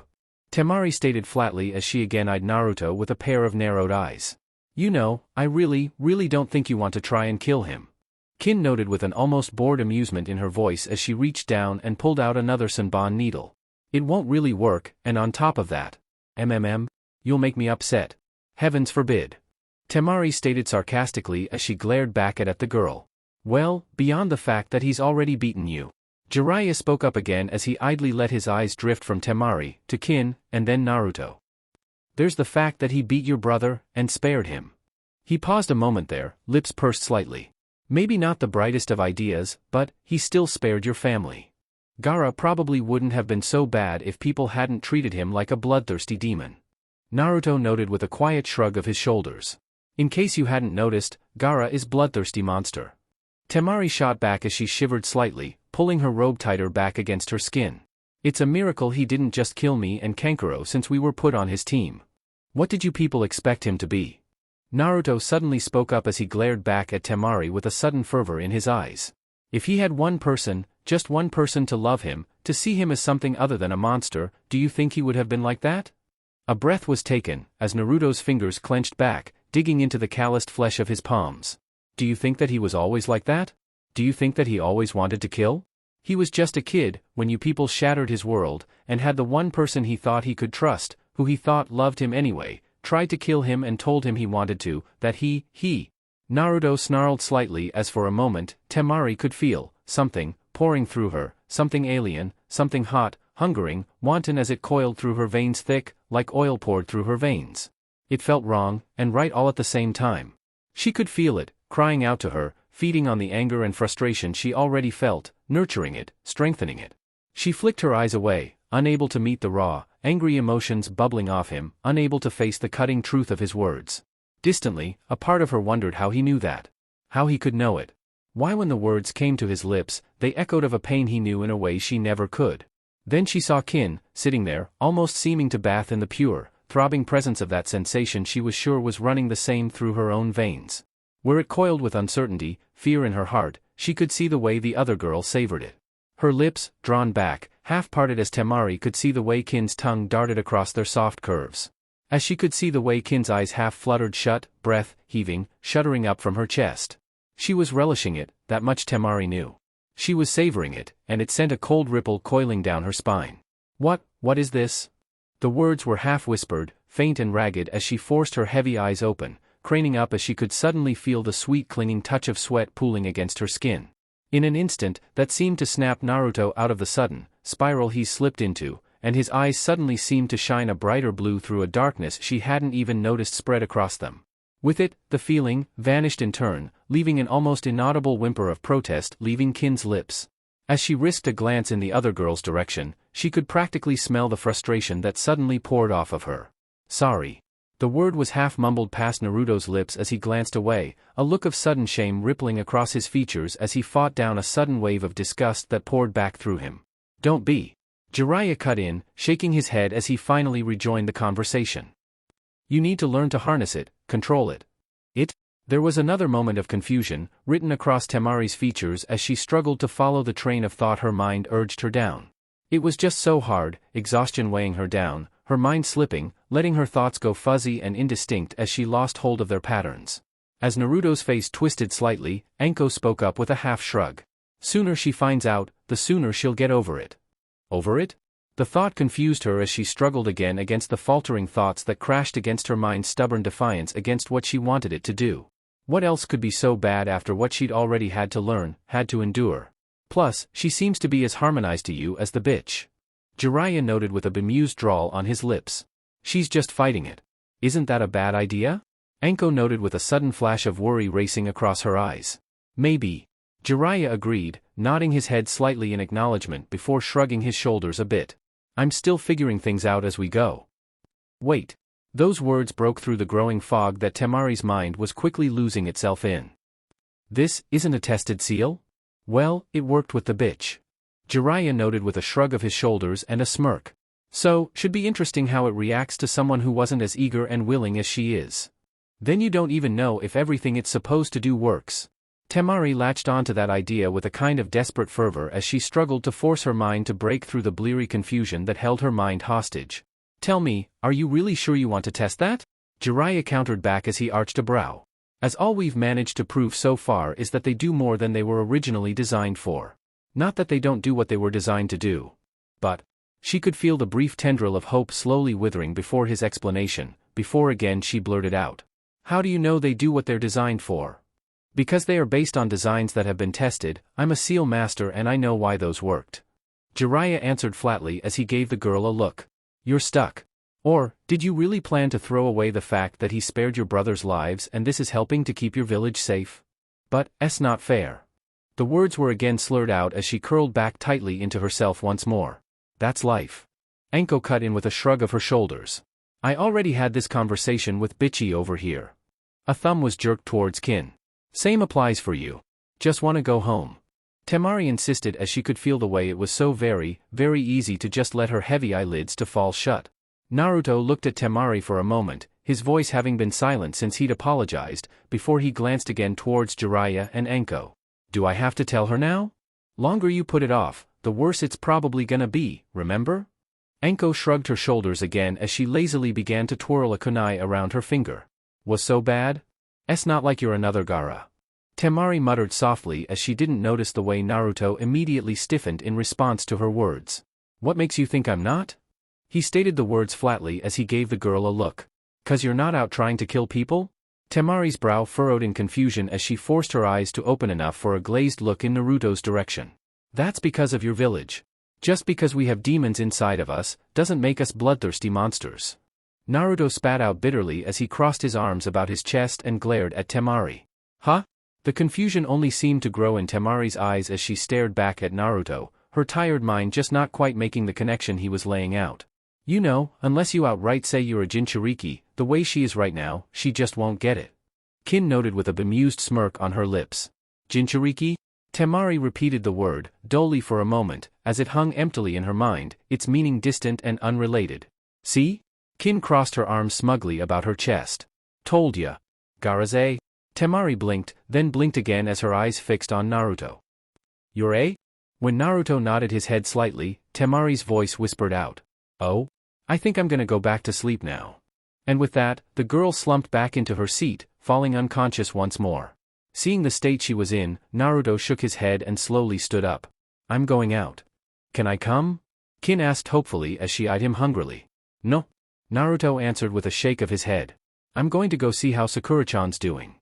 Her face rippling in irritation at the way her master added the suffix to the girl's name, Kin quickly crossed her arms about her chest and sulkily glared at him. "Fine. Oko." Tiredly nodding his head in acceptance, Naruto turned and quietly exited out of his apartment. "Damn it, he was supposed to notice I was upset." Kin whined slightly to the bemused looks of both Jiraiya and Anko. "Did he just completely forget I'm here?" Kakashi couldn't help but ask as he stared at the door his student had just departed. "I thought you left after I said I had final say in the brat's training." Jiraiya admitted with an unapologetic shrug of his shoulders. "He and his bitches are more entertaining to pay attention to." Anko agreed with a quick nod of her head and a smirk curled over her lips. "I don't like you," Kin stated bluntly as she crossed her arms about her chest. "Why would I remind Naruto-sama you were still there?" "Well, at least she's honest about it." Kakashi muttered softly as he sighed slightly and ran his fingers back through his hair and glanced around. "So, he can access it?" "Yup." Jiraiya agreed with a nod of his head and a slight smirk. "Won't that mean that the seal is weakening?"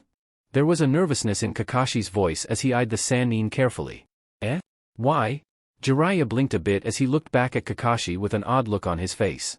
"He's a Jinchuriki. He's supposed to use its power. Haven't you looked at the seal? You can actually understand it?" Kakashi asked with a blink as he tilted his head to the side. "It's not that complicated. Minato did much more complex work for his Hiraishin. Now that was complicated." Jiraiya shuddered quietly before shaking his head. "How complicated?" Kin asked, her head perking up as she stared back at the man. "Over my head complicated." Jiraiya muttered softly with a pouting glower. "The only one I ever met that could really get it was Kushina, and she had the benefit of being raised in Uzumaki." "But isn't Naruto-sama an Uzumaki?"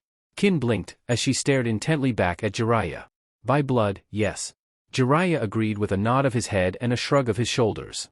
"But he wasn't raised on sealing theory like most Uzumaki were." He paused there, before staring out into the distance. "Hell, there's a good chance he's the last of the Uzumaki save one other I know of, and she has another clan she's a part of. The last of the Uzumaki, the last of the Uchiha, the last of the Senju." Kakashi shook his head slowly as he glanced out into the distance. 3 of the clans of legend, all of them almost extinct now. "Meh, so?" Anko cut in with a shrug of her shoulders. "Shit happens. Get over it." "Heh." Jiraiya nodded his head slightly in agreement before shrugging his shoulders a bit. "Doesn't mean it's a bit ironic that the last Uzumaki has no interest in sealing at all. His father wasn't exactly as slouch in ninjutsu from what I heard." Kin cut in with a dry drawl, as suddenly the conversation ground to an immediate halt as everyone's eyes suddenly fixed on her. "What? You know who the brat's father is?" Anko stated simply as she arched a brow, confusion written on her face. "How?" "The old man told me." Kin's shoulders shrugged just a bit as she glanced over at the still unconscious Temari, before he looked back at Jiraiya and Kakashi. "He told me a lot of things. Why do you think I don't like him?" Her thumb jerked over at Kakashi even as she crossed her arms about her chest and glared at Jiraiya. "Then does Naruto know?" Kakashi shifted slightly, nervously looking from the girl to the now shut door. "No." Kin shook her head a bit as she crossed her arms about her chest before she gave Jiraiya a look. "I'm not supposed to tell him. The person that was supposed to be responsible for him is." "I?" Jiraiya answered back, before his mouth shut and he couldn't quite meet the girl's gaze. "The old man told me about it." Kin admitted with a slow shrug of her shoulders and a shake of her head. "And you're at least trying." She jerked her thumb as Kakashi. "He's the one I don't like." "Now that's not fair, what did I do to?" Kakashi almost seemed to pout back at Kin. "Do you want to take that one?" Kin turned her head and arched a brow at Anko. "Well, it is pretty easy," Anko admitted as she lightly rubbed her chin. "I gave Naruto just as much attention as I did everyone else until the finals." Kakashi immediately protested as he lifted his hands up defensively. "And he wonders why I don't like him?" Kin spoke up again and glared back at the man. "What?"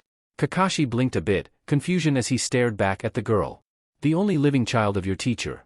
The only living child of one of this village's greatest heroes." She spit out the word with a hiss and she glared angrily back at him. "And all you did was treat him just like everyone else. No acknowledgement, no comfort.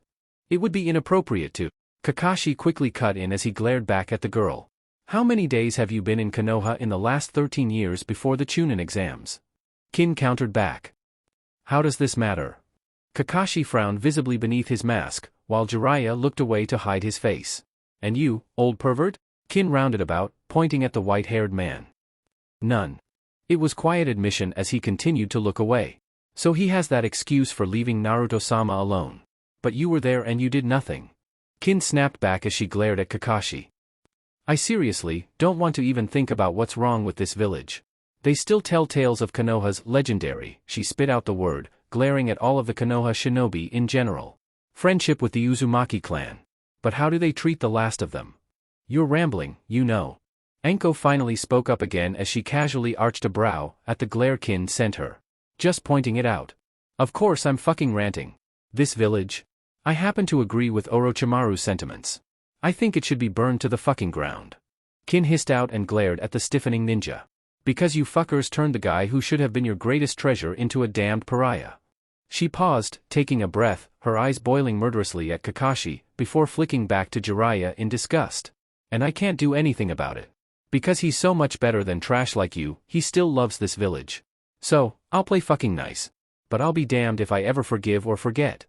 Turning his head, Kakashi stared, almost angrily at Jiraiya as he fought back the swelling surge of guilt bubbling up in his chest. And you expect me to just leave her around Naruto with that kind of attitude? You say it like you have a choice. Jiraiya countered back, before shaking his head a bit. But, you didn't listen to what she actually said, now did you? He took a slow, deep breath, before exhaling it. She might not care for this village, but her loyalty is to Naruto. As long as he's loyal to the village, so will she. She just won't ever forget how they treated him, even if he does. All the more power to her then. Anko spoke up cheerfully as she shrugged her shoulders and leaned back, catching the incredulous look Kakashi sent her. What? Brat's been screwed over. He's too damn nice for his own good. It'll get him killed if someone isn't there to watch out for him. Kami knows how he ended up that way. Kin muttered softly as she glared at Kakashi again. Considering he didn't have anyone looking after him growing up. There was a pause as Kakashi struggled with a response to that, with coming up with something to say, some objection, some defense. Only, each rang hollow in his mind as soon as they were considered. Finally he shook his head, giving the girl a look before shaking his head. Fine. Fine. Kin agreed, still glaring at him before glancing at Temari. Someone gonna put Sunshine to bed? Yup. Anko agreed with a nod. You are. Kin stared back at the woman, before growling softly as she nonetheless managed to heft up the taller girl and carry her back to the bedroom. Kakashi stared back at her for a moment, before he turned to quietly meet Jiraiya's eyes. Did I? We both did. Jiraiya admitted quietly before shaking his head. Only, when I was offered a second chance, I took it. Those words hung on Kakashi, as he stared out into the distance and frowned slightly in uncertainty. Chapter 15. Hey! The single word somehow startled Sakura as she glanced up, her tear-stained eyes wide as she saw her teammate crouching outside her window. Naruto! What are you doing here? There was a pause, before she flushed, her eyes glinting dangerously. Were you trying to peep on me? What? Naruto blinked, falling back slightly as he only caught himself on the windowsill at the last moment. No. I'm just here because Ino told me what happened. Ino told you? Sakura froze in place, staring back at her teammate as she realized for the first time how utterly exhausted he seemed. But why would she? There was a pause, before she curled back down. Oh, right. I'm sorry. Naruto spoke softly as he pushed himself back onto the windowsill. Do you want to talk about it? I've been doing nothing but talk about it with Kakashi-sensei and Ino, why would I want to talk about it with you? Sakura snapped out, before flinching slightly at the look of hurt on Naruto's face. I just thought I'd be a good teammate. The voice was soft as it left Naruto's voice and Sakura suddenly saw just how tired Naruto looked as he turned around and prepared to jump away. I'll leave you alone. Naruto. Wait. But it was too late, he was already leaping away even as her hand rose, reflexively out towards him. She watched, as he effortlessly stuck to the building wall opposite the window, and started to run up it. It struck her then, just how far Naruto had come. They'd all improved, especially Sasuke, but Naruto? It was almost unreal how quickly Naruto was improving. And so very frightening. If the dead last could improve this much, this fast, what did it say about her? She struggled against opponents that Naruto or Sasuke could have blown through.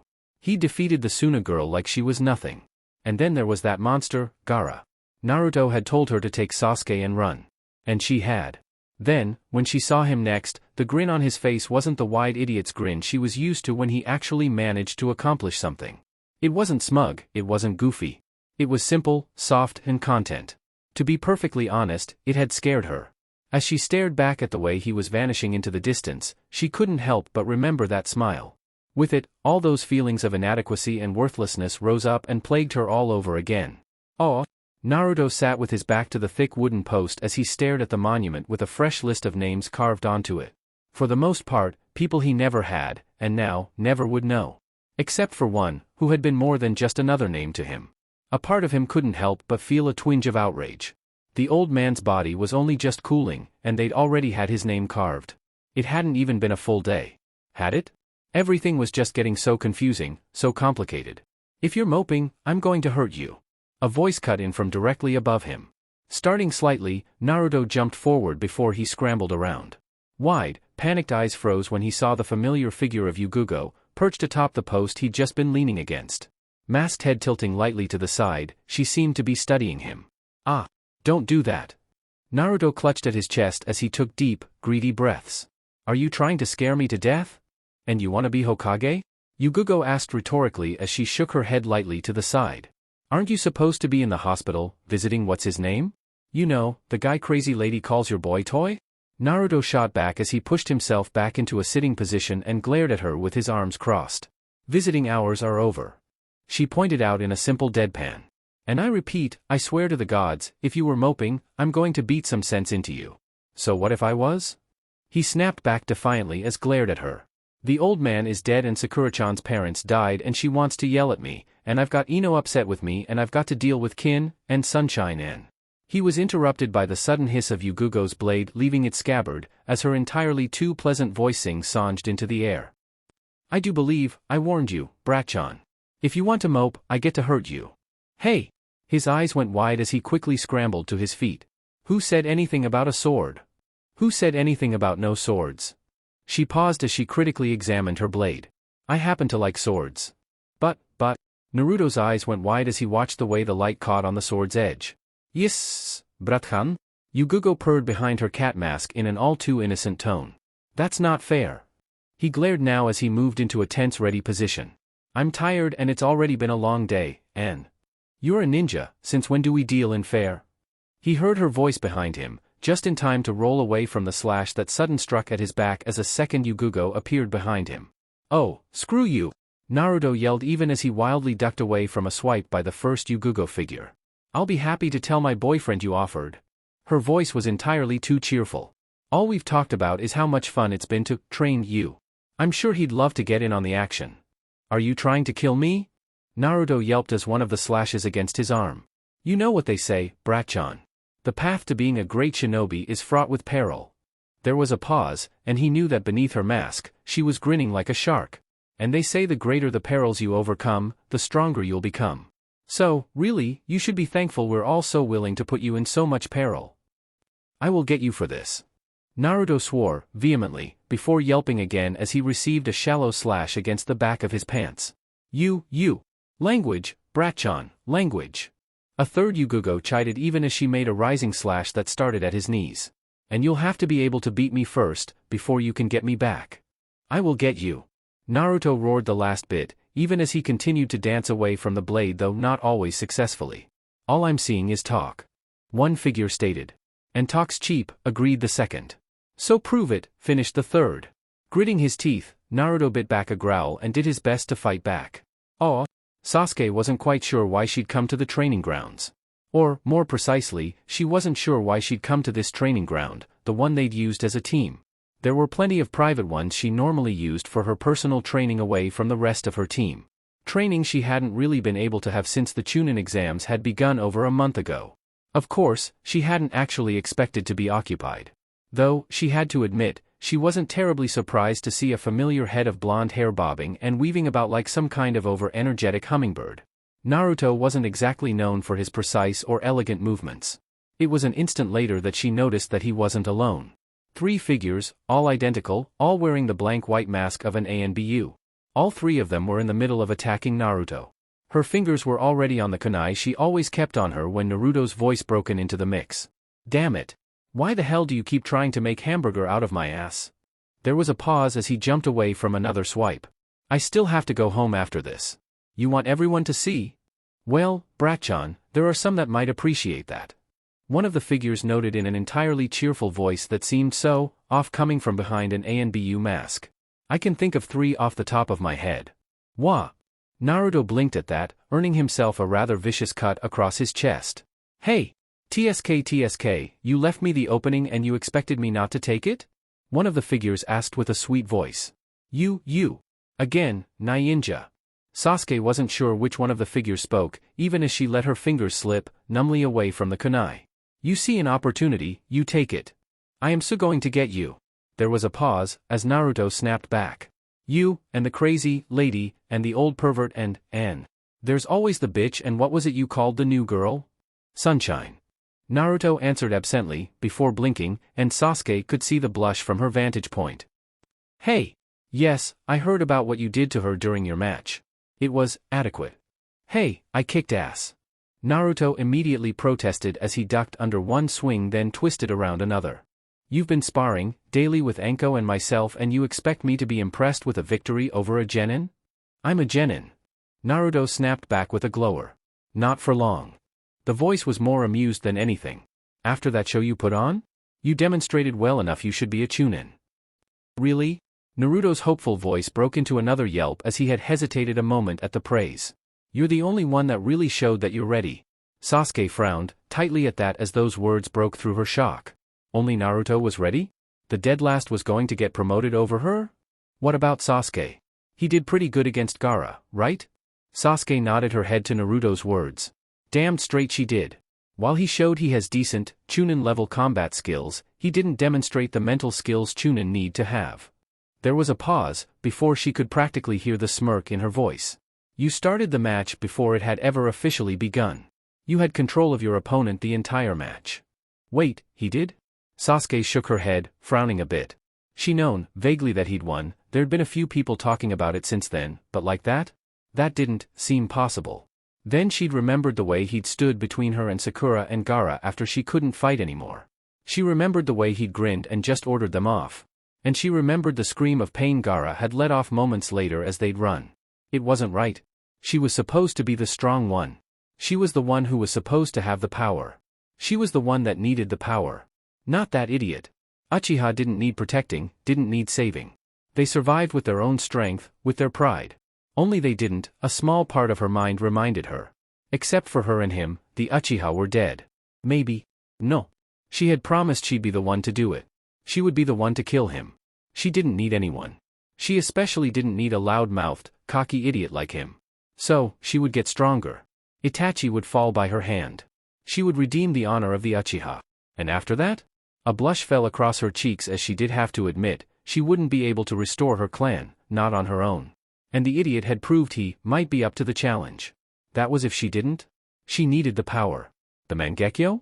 If it came down to it. She ignored cold chill that ran through her veins and the clutching at her stomach. If need be, she'd take her clan's secret power. If need be, Naruto would. It was a sickening thought, but she would do whatever she had to. Duty demanded it. Oh. Kin stared. Kakashi shook his head.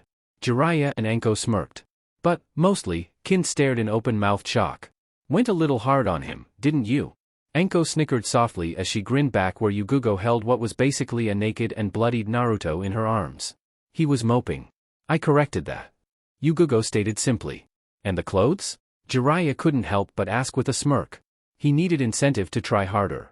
There was a distinct pause before she continued. I think after today, he will do so next time. How will it be more incentive if it wasn't enough to push him to do more while he was actually sparring with you? Kakashi couldn't help but note. Easy. Yugugo walked over to the still staring Kin and casually pushed her unconscious master into her arms. Here you go. Enjoy. Kin blinked back at Yugugo, staring at her for a moment, before slowly nodding her head. Ok, thanks. And with that, she turned and half-dragged, half-carried Naruto towards the bathroom. Turning around, Yugugo canted her head to the side and looked at the group. Any other questions? Nope, that's plenty for me to go on. Jiraiya noted as he giggled softly and scribbled away into his notebook. "Aw." Naruto groaned softly as he felt himself slowly regaining consciousness. Blearily, he let his mind fumble over what he'd done before blacking out. Oh, right, ANBU lady wouldn't let him mope. Grunting slightly, he slowly opened his eyes and started to stretch, before he noticed something rather peculiar. He was naked. Not a stitch of clothing on his body. He never slept naked, which meant the warm, and apparently equally naked body he felt pressed back against him was most likely kin. Biting down a groan of annoyance, he slowly looked down. Then, he blinked. Kin most definitely wasn't a blonde, which meant... Why the hell are we both naked? Naruto asked aloud as he blushed and looked away from the naked Temari. Would you rather I have dressed you? A sleepy murmur came from behind him as he could feel another, this one clothed, body pressing into him. Running my hands all over your nice, warm body, able to... You expect me to believe you didn't anyway, Kin-chan? Naruto muttered slightly as he twitched just a bit, before quickly continuing. When you're doing it right now? Please tell me this is all some kind of twisted genjutsu.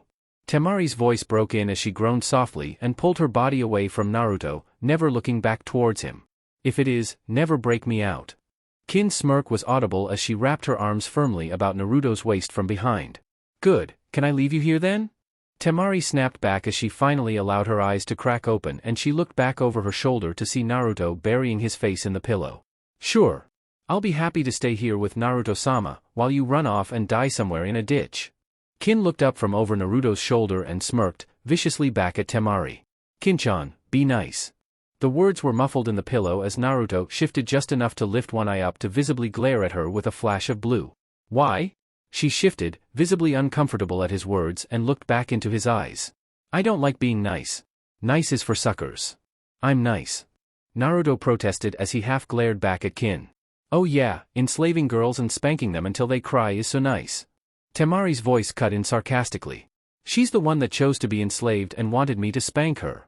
Naruto immediately protested as he pointed back towards Kin. It's true, they gave me the option between this and execution. Kin agreed with a nod of her head and an oh-so-innocent smile on her lips. I chose this. Yes, that makes it so much better. Temari snapped back and glared at Naruto. I didn't choose this though. Neither did I. Naruto countered as he turned his head to glare at Temari, only to blush when he remembered that she was just as naked as he was and turned his head away again. I didn't even know what was gonna happen until after it was dumped on me that night. Very true. Kin agreed again with another nod. We kept him in the dark. He's so cute, being all clueless and whatnot. What, exactly is wrong with her? Temari couldn't help but blurt out as she looked over Naruto's shoulder to stare in disbelief at Kin. I wish I knew. Naruto agreed with a mutter as he sighed slightly and he glared back at Kin. I mean, it's not normal for a girl to want to be spanked and whatnot that much, is it? Yes. Kin answered quickly with a firm nod of her head. No. Temari responded flatly as she snapped back. We're tools. Kin stated simply as she crossed her arms about her chest. Might as well accept it and get some enjoyment out of it. Ninja aren't just tools. Naruto quickly spoke up in protest as he half glared back at Kin. Maybe, but we, as in Sunshine and me, are. Kin pointed out simply with a shrug. Sooner you both accept that, the sooner we can move past the whole indignation, anger and rebellion stage and get back on track. Temari opened her mouth to counter, before frowning as she actually thought about what Kin had said. And what, exactly would be getting back on track? Training and getting stronger, of course. Kin scoffed back and crossed her arms about her chest. And show the world just how awesome we, and Naruto-sama can be. For a moment, Naruto smiled, just slightly at Kin's words, before he opened his eyes again and looked out the window to see the falling rain outside. Before he could really respond to the girl's statement, there was a firm knock on the door. A moment later, Anko's solemn voice broke through the air. Time to get up, kid. You've got to get ready for the funeral. And with those words, life in the room came crashing down as Naruto and Kin grew somber and silent for a long moment as Temari hung her head quietly. What about? Naruto spoke, undertanedly as he took a moment to glance towards where Temari wouldn't meet his eyes, and the pleading expression in Kin's eyes. They're coming. Anko answered through the door, before continuing. Both of them. Temari froze at that, while Kin smiled, slightly as she looked towards the door in gratitude, before frowning a bit as she spoke up. Clothes? Got them for all three of you. They're in the bathroom. Get a shower and get dressed. There was a pause, before she spoke up again, still in that solemn, almost soft voice. You don't want to be late, right? While one of them might not have minded, the other two looked at each other, then nodded. Oh. Jiraiya leaned forward against the sturdy wood post as he stared out into the distance through the falling rain. Before him, the past unfolded as he remembered, back to when he'd been a child, still innocent of the full measure of the shinobi world. He watched, as he trained, smiling with his teammates, his friends. As they were instructed and scolded by their teacher for their failure, and praised for their success. A part of him couldn't help but think of how it was a simpler time, though he knew in truth that was nothing more than hopeful reminiscence. Then, the scene shifted, and suddenly the child with spiky hair was blonde, and the teacher was taller, broader than the one before them. 3 new students, and a former student made teacher. He remembered, with a slight bittersweet smile on his lips, those times, long ago. It was a time of happiness, he'd almost forgotten when they'd been taken from him. Then, again the scene shifted once more. Again, the student had become the teacher. This time, he wasn't a participant, merely an observer, watching as 3 more children learned. He remembered the proud smile on his face as he'd watched his student raise his own. He remembered the familiar teasing, and the familiar banter. Then, a new image unfolded, 3 new students, and 1 last student turned teacher. These though, were simply still, lifeless. A photograph instead of a memory. But still one, smiling face brought a smile to his own lips. So, how come you're here, not at the ceremony? Kakashi's voice rang out as the rain broke overhead, to reveal the first rays of sunshine falling onto the glistening earth. Didn't seem right, saying goodbye to Sensei in front of all those people. Jiraiya grunted for a moment, as he stared out into the distance. This was where I truly got to know him, seemed only right that this be where I say goodbye. I understand. Kakashi nodded his head quietly as his eye strayed to the memorial. How many more of us will find our names written there? Sensei probably would have said something like, as many as it takes, to keep the will of fire burning brightly. Jiraiya paused, his lips taking a sour twist. Too many as far as I'm concerned. Kakashi was silent for a long moment, as he stared at the stone, before he let his head hang down, and he spoke in a small voice. It should have been my name there, instead of Obito's. So you've told everyone, for over a decade. Jiraiya noted, glancing at Kakashi out of the corner of his eye for a moment before staring off into the distance. You need to pick up something new to say. Obito wouldn't have screwed up with Team 7 like I have. He'd have been a better teacher. Kakashi stared back at the stone for a moment, before shaking his head. He should have been Team 7's teacher, not me. Maybe. Jiraiya agreed with a nod of his head before he looked back at Kakashi. But Obito is dead. He did what he thought he had to do and he obviously thought you were worth it. I'm not. Kakashi's voice was a whisper, as he stared out at the memorial stone. Can't argue with you there, kid. Jiraiya shrugged only for a moment. You're not the only one who screwed up, but damned if you didn't do it by the numbers. Sighing softly, Kakashi shook his head. What am I going to do? Stop making the same mistakes, stop worrying about if you're worthy or not, stop being an idiot and do your job. The list paused a moment, before Jiraiya threw his hands up in the air. Hell, why would you be asking me?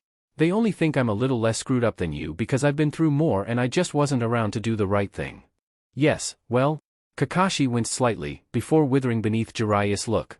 I didn't think that it would do him any good to have someone like me around. Thus we get to the root of the problem with you. Jiraiya noted with a snort. Your way of thinking absolutely sucks. I suppose you might have a point. Kakashi admitted, though with a slight hint of irritation in his voice. I mean, seriously? You know Minato's gonna kick your ass when you die, right? Jiraiya continued on, as if he hadn't noticed a bit of Kakashi's tone. And, really, I don't even want to think about what Kushina is gonna do to you. Aren't you Naruto's godfather? Kakashi pointed out with a slow burning irritation. What do you think they're going to do to you? Oh, probably boil me in oil or something like that. Jiraiya waved his hand dismissively. Then feed me to a bunch of snakes for irony. I mean, it's not like I entrusted my godson to my teacher and his father's prized student, then went on to try and hunt down the traitor who did unspeakable experiments on the people of Konoha and then ran off, swearing to destroy the village. You still should have. Kakashi began. Yes, I should have. Jiraiya agreed, not letting Kakashi finish his sentence. But, I didn't, and I'm sure I will pay for it. But, so, will you? What am I supposed to do then? Grow up and be a man. Accept your mistakes and make amends. Jiraiya snapped back. Before it's too late and you vanish on the battlefield. Kakashi stared back at Jiraiya for a long moment, before lifting his head to stare up at where rays of sunlight were piercing the veil of the heavens. Chapter 16. Naruto glanced nervously about as he stood there in the rain, his forehead protector hanging from his throat. Dressed in only black, he stood next to Kin, clad in a matching outfit with her mask still on and her leaf-engraved collar on her throat. Next to her, Temari stood, similarly dressed, looking completely uncomfortable as her dark green eyes continued to dart about, with her hair completely down instead of her typical 4 ponytails. They stood in the front row, leaving Naruto a clear view of where Konohamaru, Sarutobi's grandson, was crying into Irika Umino's side. For a moment, Naruto stared at his former teacher, before sadly his head fell down and he stared at the ground for a moment. Tears began to slowly well up in his eyes, before he reached up, wiping them away with his sleeve. As his hand fell back down, he could feel another take it. Starting slightly, he turned to see Ino, offering a vague, weak half-smile before she leaned heavily against him, the tears falling down her own cheeks. For a moment, he stood there, caught in a kind of dumb shock before he carefully nodded his head and gave her hand an awkward squeeze. When she rested her head against her shoulder, he stiffened, just slightly again, before slowly forcing himself to relax. Next to him, he could feel Kin wrapping herself against his free arm before resting her own head on his shoulder. Even as a part of him was grateful for the contact, he couldn't help but shift uncertainly about. As he nervously glanced towards Temari, he couldn't help but release a sigh of relief when her flat look conveyed that she wasn't about to come to him for comfort. A distance away, several figures watched with a number of different reactions. Shikamaru had simply shrugged, a look of relief on his features when he stuck his hands down into his pockets. Next to him, Chuji had made a note of Ino's choice, before glancing over Shikamaru questioningly. When he saw his friend shrug, an unreadable expression crossed his face and he settled for reaching towards chips he didn't have. Shino shifted slightly, as he actually took the moment to look over the edge of his glasses, as if to assure himself he really was seeing what he thought he did, before shaking his head and lightly squeezing Hana's hand as she leaned into his side. Next to him, Hinata Hyuga's face was downcast, only, instead of her hands twined together in a nervous press, they were fallen at her side as her head was bowed, limp and listless as the tears fell down her cheeks, mingling with the raindrops. At her side, Kiba tried to offer her a gentle hug, only to have her simply stand there, listless and unresponsive. Sakura honestly wasn't sure what to make of the scene. She couldn't quite recognize the 2 girls on one of Naruto's sides, not even the one who was holding on to him, the other. She knew, consciously, that Ino truly had become enamored with Naruto. She'd seen enough evidence during the Chunin exam finals.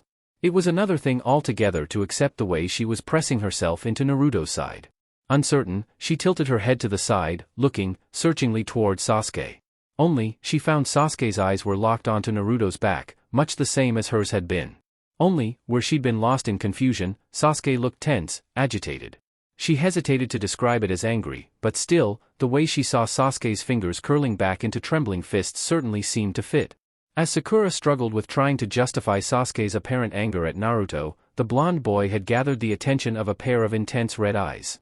Kurenai's lips pulled back, slightly a sad smile on her lips as she lightly gave the subtlest of pressures to Asuma's side. When he turned towards her, his own eyes misted over and glistening in the rain, she nodded her head towards where his student was holding on to Naruto's side. Kurenai blinked a moment, her eyes widening in surprise, before they narrowed into slits as her lips pursed firmly together. Asuma caught her reaction and rolled his eyes a bit before shaking his head as he gave her a meaningful look. Standing next to Kurenai, Enko blinked a moment, before she followed the woman's glare and fought down the urge to break out into a laugh. "Enko." It was Guy's voice that spoke up, in voice filled with barely restrained emotion. "Why is the teammate of the one who has nearly crippled my most youthful students attending this ceremony?" Enko paused a moment as she glanced over at Guy, before speaking carefully. "Who, Sunshine?" "The most unyouthful blonde." There was a pause, before Guy frowned a bit. "The girl, not Kakashi's student with the hip attitude." Because Sarutobi-sama declared that she was to be taken as Naruto's spoil. She responded as she met his eyes with a cool neutrality. And since Naruto came, so did she. As Asuma and Kurenai registered exactly what it was that Enko had said, Asuma glanced back at her carefully. "He actually did it? Huh? What about?" "She's the one Ino's been sparring against." Yugugo spoke up helpfully as she appeared over Enko's shoulder. "If you'll note, she should be familiar." "You're trying to ruin the surprise." Enko chided lightly with a glare. "It was supposed to be a surprise?" Yugugo asked back with obviously feigned confusion. "Funny." You've spent too much time around the brat. Anko deadpanned back. Asuma was staring at Kin with squinted eyes for a moment, before growing tense, then relaxing as realization dawned. That's the sound girl. That's how he knew. Yup. Anko agreed with a nod as she pursed her lips together. The bastard really screwed up there. Sent her to kill Naruto after he beat her. She was just smart enough to realize that meant he was throwing her away like trash. Naruto was in the right place at the right time. I about killed her myself when she asked him that question to test him. Yugugo admitted with a shake of her head. I mean, asking him if he'd be the one to execute her. Gotta admit, the brat surprised the hell out of me when he had the balls to tell her yes like that. Anko agreed with a nod of her head, before her face broke into a broad smirk. Of course, considering how much she enjoys her new position. Enjoyed. Yugugo corrected lightly. She's not terribly fond of being stuck with Sunshine. She still likes him more than enough. Anko shot back with a smirk, before glancing at Asuma. And now he's got your girl on the hook too. Not bad, all things considered. And how is this not bad, Anko? Kurenai hissed lightly as she pointedly glared at Anko. The boy already has 2 girls and he needs a legitimate partner. Asuma answered as he glanced back at his student for a moment before shaking his head. They're spoils, Kurenai, he can't marry any of them. And since he is the last Uzumaki? Yugugo pointed out simply as she shrugged. He needs a legitimate wife. Kurenai frowned for a moment, before sighed slightly and nodded her head as her shoulders slumped. I had hoped Hinata. That little mouse? Anko stared back at Kurenai for a moment, her face lined with disbelief. With a brat like Naruto? No way, Naichan, a wallflower like her wouldn't be able to stand up to him like the girl for him needs to. She can learn to. Kurenai was protesting as she half-heartedly glared back at Anko. Until she grows a spine and learns to show some initiative, she has no place as a ninja, let with Naruto. Anko cut in harshly, before her tone softened lightly. I know you care for her, Kurenai, but babying her isn't helping her. If she can't gain the confidence she needs, she's a liability. Do you want her to get the rest of her team killed because of it? Kurenai winced at the words, before sighing softly. It's not her fault, her family. And now you're her teacher. Now, she's your soldier. Yugugo pointed out helpfully as she leveled a look at Kurenai. Now she's your responsibility. She has a problem, it's your job to fix it. Kurenai's eyes flashed with a moment of anger as she stared back at Yugugo. You can't just magically wave a wand and make someone's problems and insecurities go away. And you can't sit there and blame it all on her family when what you try fails. Yugugo countered succinctly. Which leads me to wonder if they promoted you entirely too soon, I mean. Eesh, retract those claws already, Yugugo. Asuma shook his head as he put himself between the 2 women. She's doing the best she can. No, she's not, hence why I said what I did.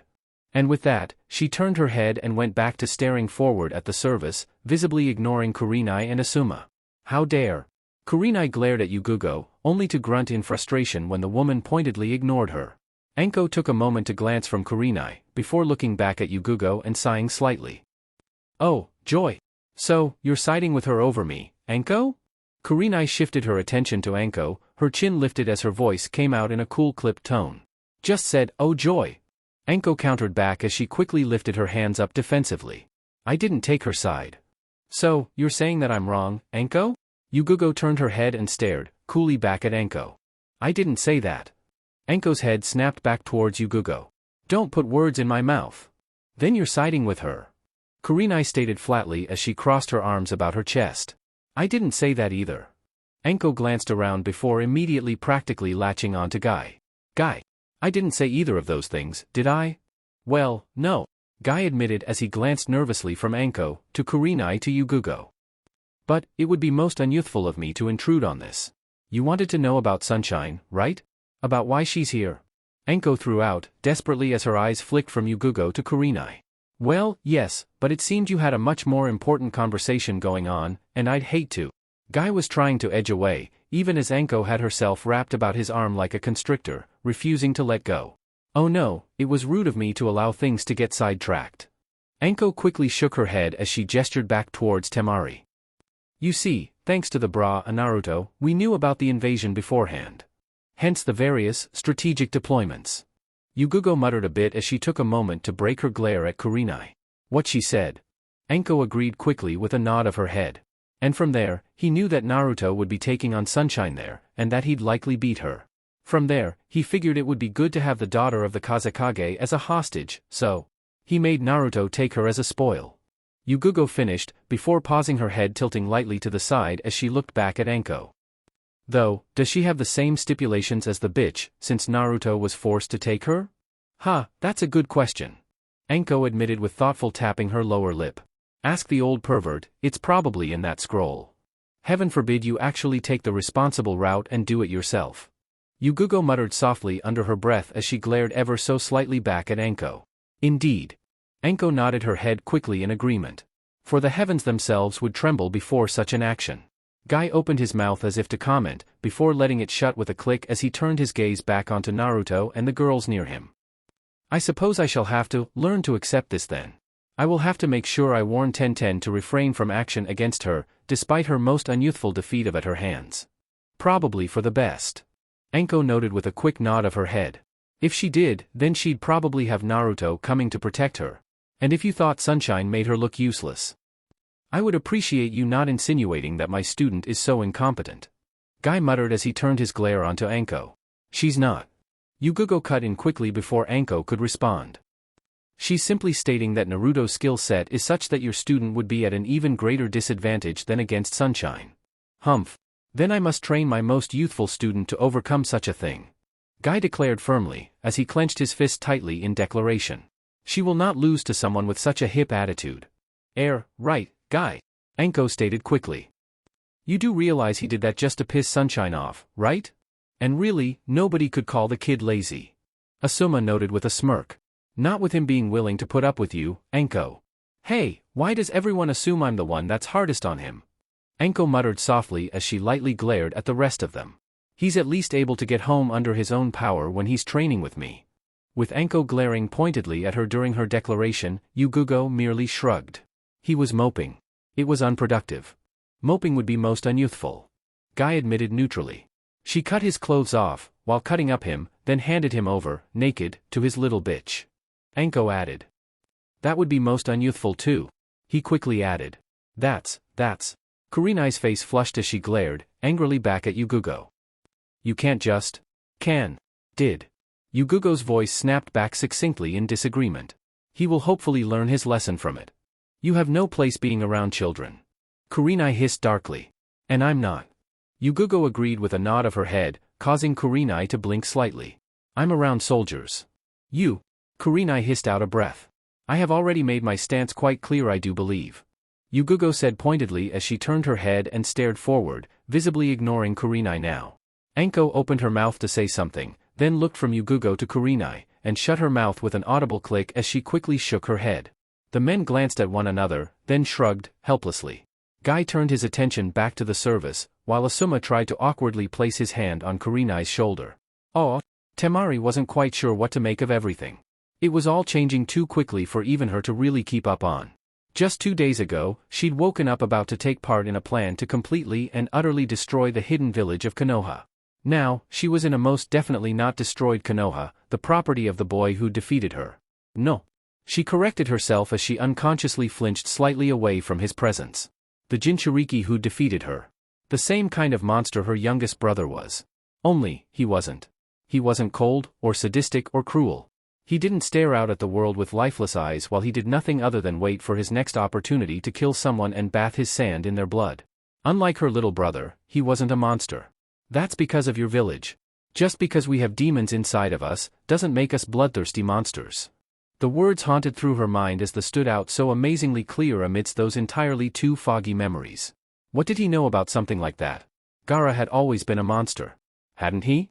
Her brow furrowed as she realized she didn't really know. Even though they'd been family, Gaara had never been a part of it. He'd always been kept separate, away, isolated. Then, one day she'd been told he was going to be on her team, and she'd been introduced to the terrifying creature he'd become. But he was a Jinchuriki. He'd contained a demon. They weren't safe. Everyone knew that. Just look at Gaara.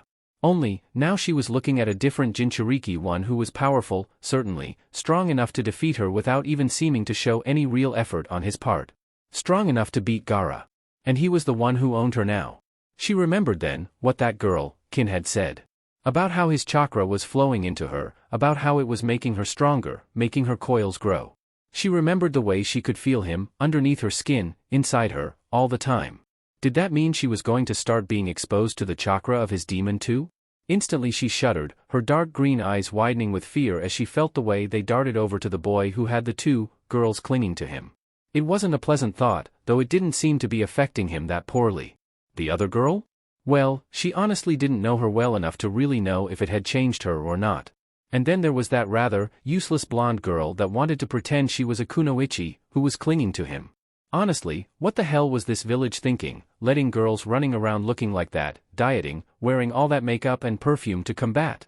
At least her first opponent had been at least decently trained. It just sucked to be her that she was a ranged weapon expert up against a wind user. She glanced slowly around, releasing a slight sigh of relief when she couldn't detect any real malice directed her way. This was hardly the place she wanted to be right now. Alone, helpless, weaponless in the middle of hostile territory. Surrounded by hostile nin that could tear her apart as easily as looking at her. The fact that she was also now considered the Jinchuriki's property, that was just such a wonderful bit of icing on the cake. So, she did the only thing she could. She stared out through the slowly lessening rain and studied the memorial of the third Hokage. For the moment, it was all she could do. Oh, heh.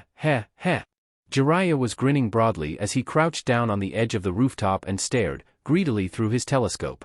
Yes, that's it my pretties, yes. Must you be so vulgar, Jiraiya? The sour note filled the air behind Jiraiya. Yup. He didn't even bother looking back over his shoulder as he continued to stare through the telescope. I can think of no better way to honor Sensei's memory than to take part in our favorite shared pastime. Will you stop being so childish and look at us?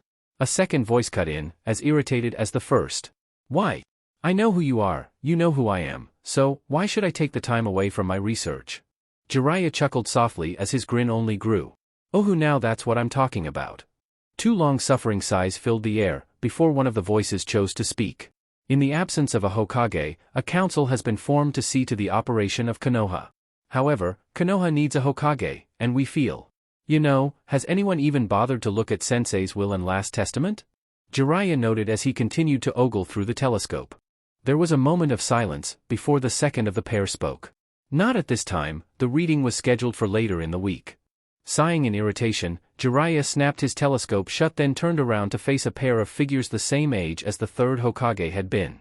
Hamura Mitokado's face was curled down into a frown as he looked back at Jiraiya. His former teammate Koharu Utatane had a similar expression on her face, as she stared back at Jiraiya expectantly. Well, if you had bothered to check the paperwork he left, you'd know he'd already named his successor. Jiraiya answered simply and shook his head as he straightened out. And you'd know I'm going to be dragging her back to Konoha shortly. Her? Hamura repeated as he stared back at Jiraiya. Surely you don't mean. Her lineage and peerage would make her an acceptable candidate. Koharu allowed as she glanced at her companion, before leveling her gaze back at Jiraiya. However, the likelihood of her being willing to accept the position is highly questionable. Yes, well you'll just have to wait and see about it. Jiraiya crossed his arms about his chest and lifted his chin with a dismissive sniff. As you obviously underestimate my persuasive skills. I simply question their existence entirely. Hamura countered flatly. Humph, who do you think I am? I'm Jiraiya. I? Have been slapped in rejection how many times again, Jiraiya? Koharu asked, rhetorically as she shook her head and sighed. Those were merely the first rounds in lengthy and intense negotiations. Jiraiya crossed his arms about his chest and smirked softly back at the woman. Which typically ended in a mutually enjoyable conclusion. Hamura opened his mouth to respond, only to be quickly silenced as Koharu spoke up. I'm sure. Just as I'm sure I do not need to hear the details. Shall we go and inform the council, Hamura? Hamura took a moment to glare at Jiraiya with narrowed eyes, before slowly nodding his head in acquiescence. Very well. Jiraiya took a moment to watch them leave, waiting until they were almost gone before speaking up. Oh, and I'm not going alone. Oh, Naruto. Irika Umino spoke up tentatively as he approached his former student, glancing at where he was trapped between Ino and Kin. Yamanaka-san. I'm sorry, I'm not terribly familiar with your other friend.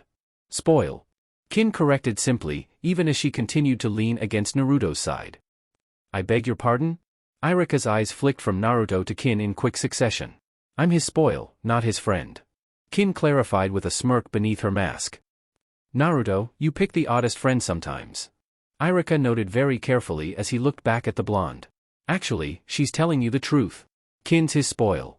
Ino offered up, half lamely as she shrugged her shoulders just a bit. Naruto? Irika turned his head and stared at the blonde boy who couldn't quite meet his eyes. Yeah. Kin-chan is kinda sorta, yeah.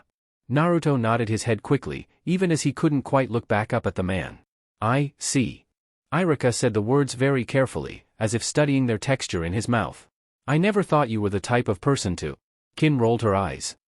He convinced me to defect from Orochimaru. It was this or he killed me. I happen to like the choice he made. I don't know, honestly. Ino muttered a bit too loudly to be trying to hide it. I wouldn't have had such a painful month otherwise.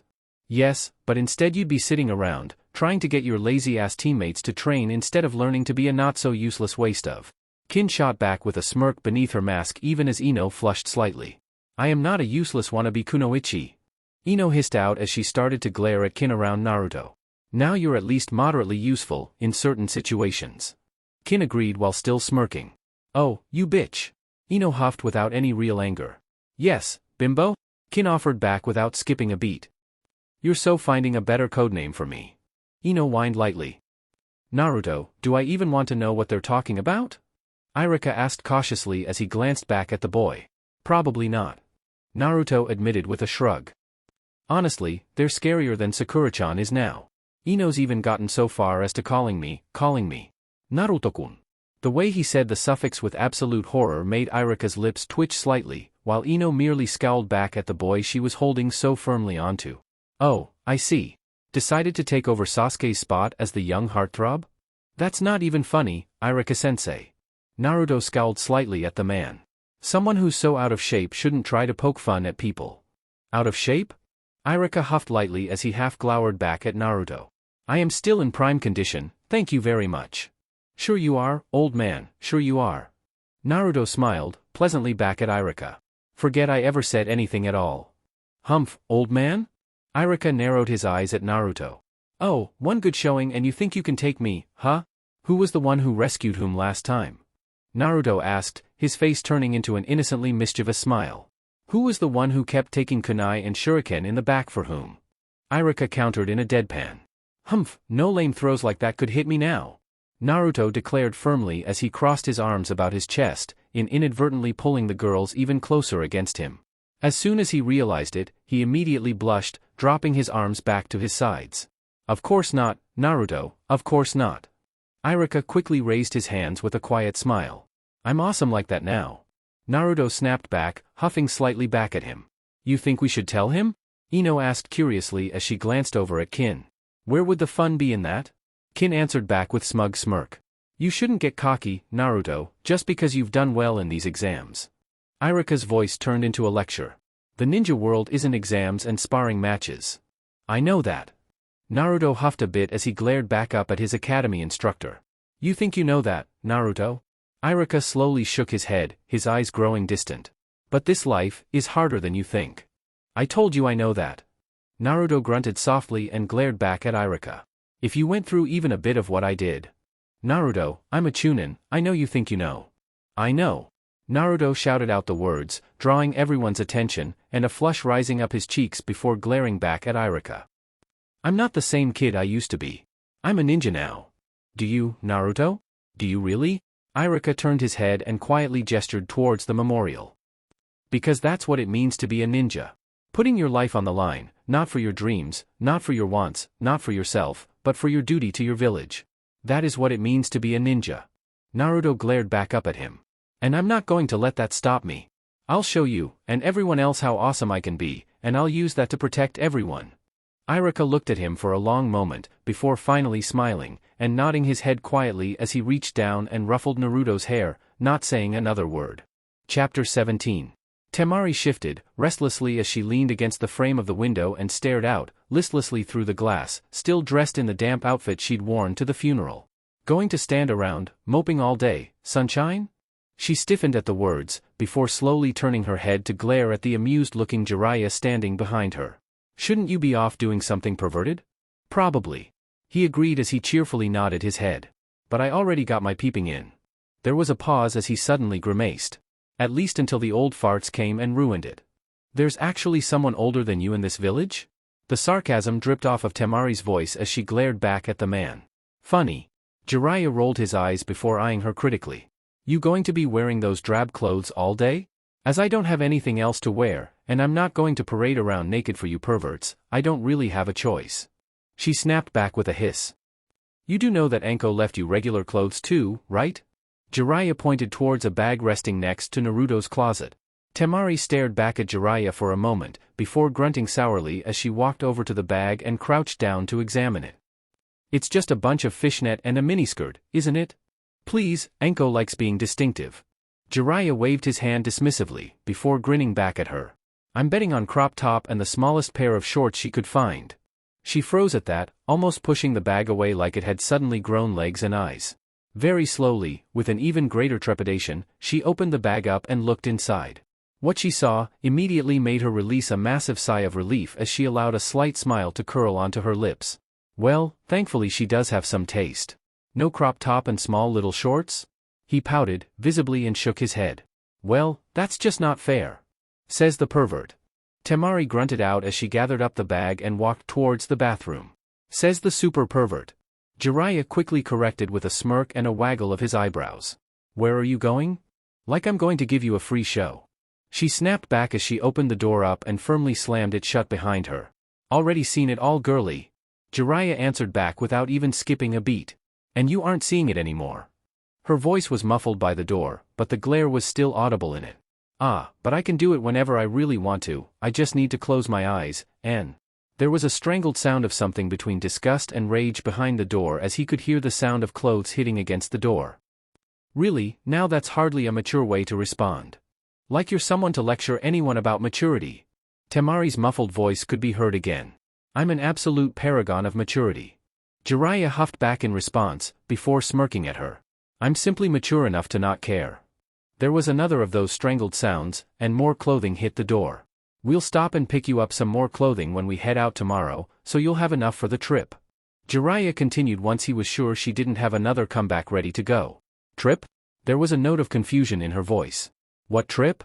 The brat and I have a mission, thereby, you're coming with.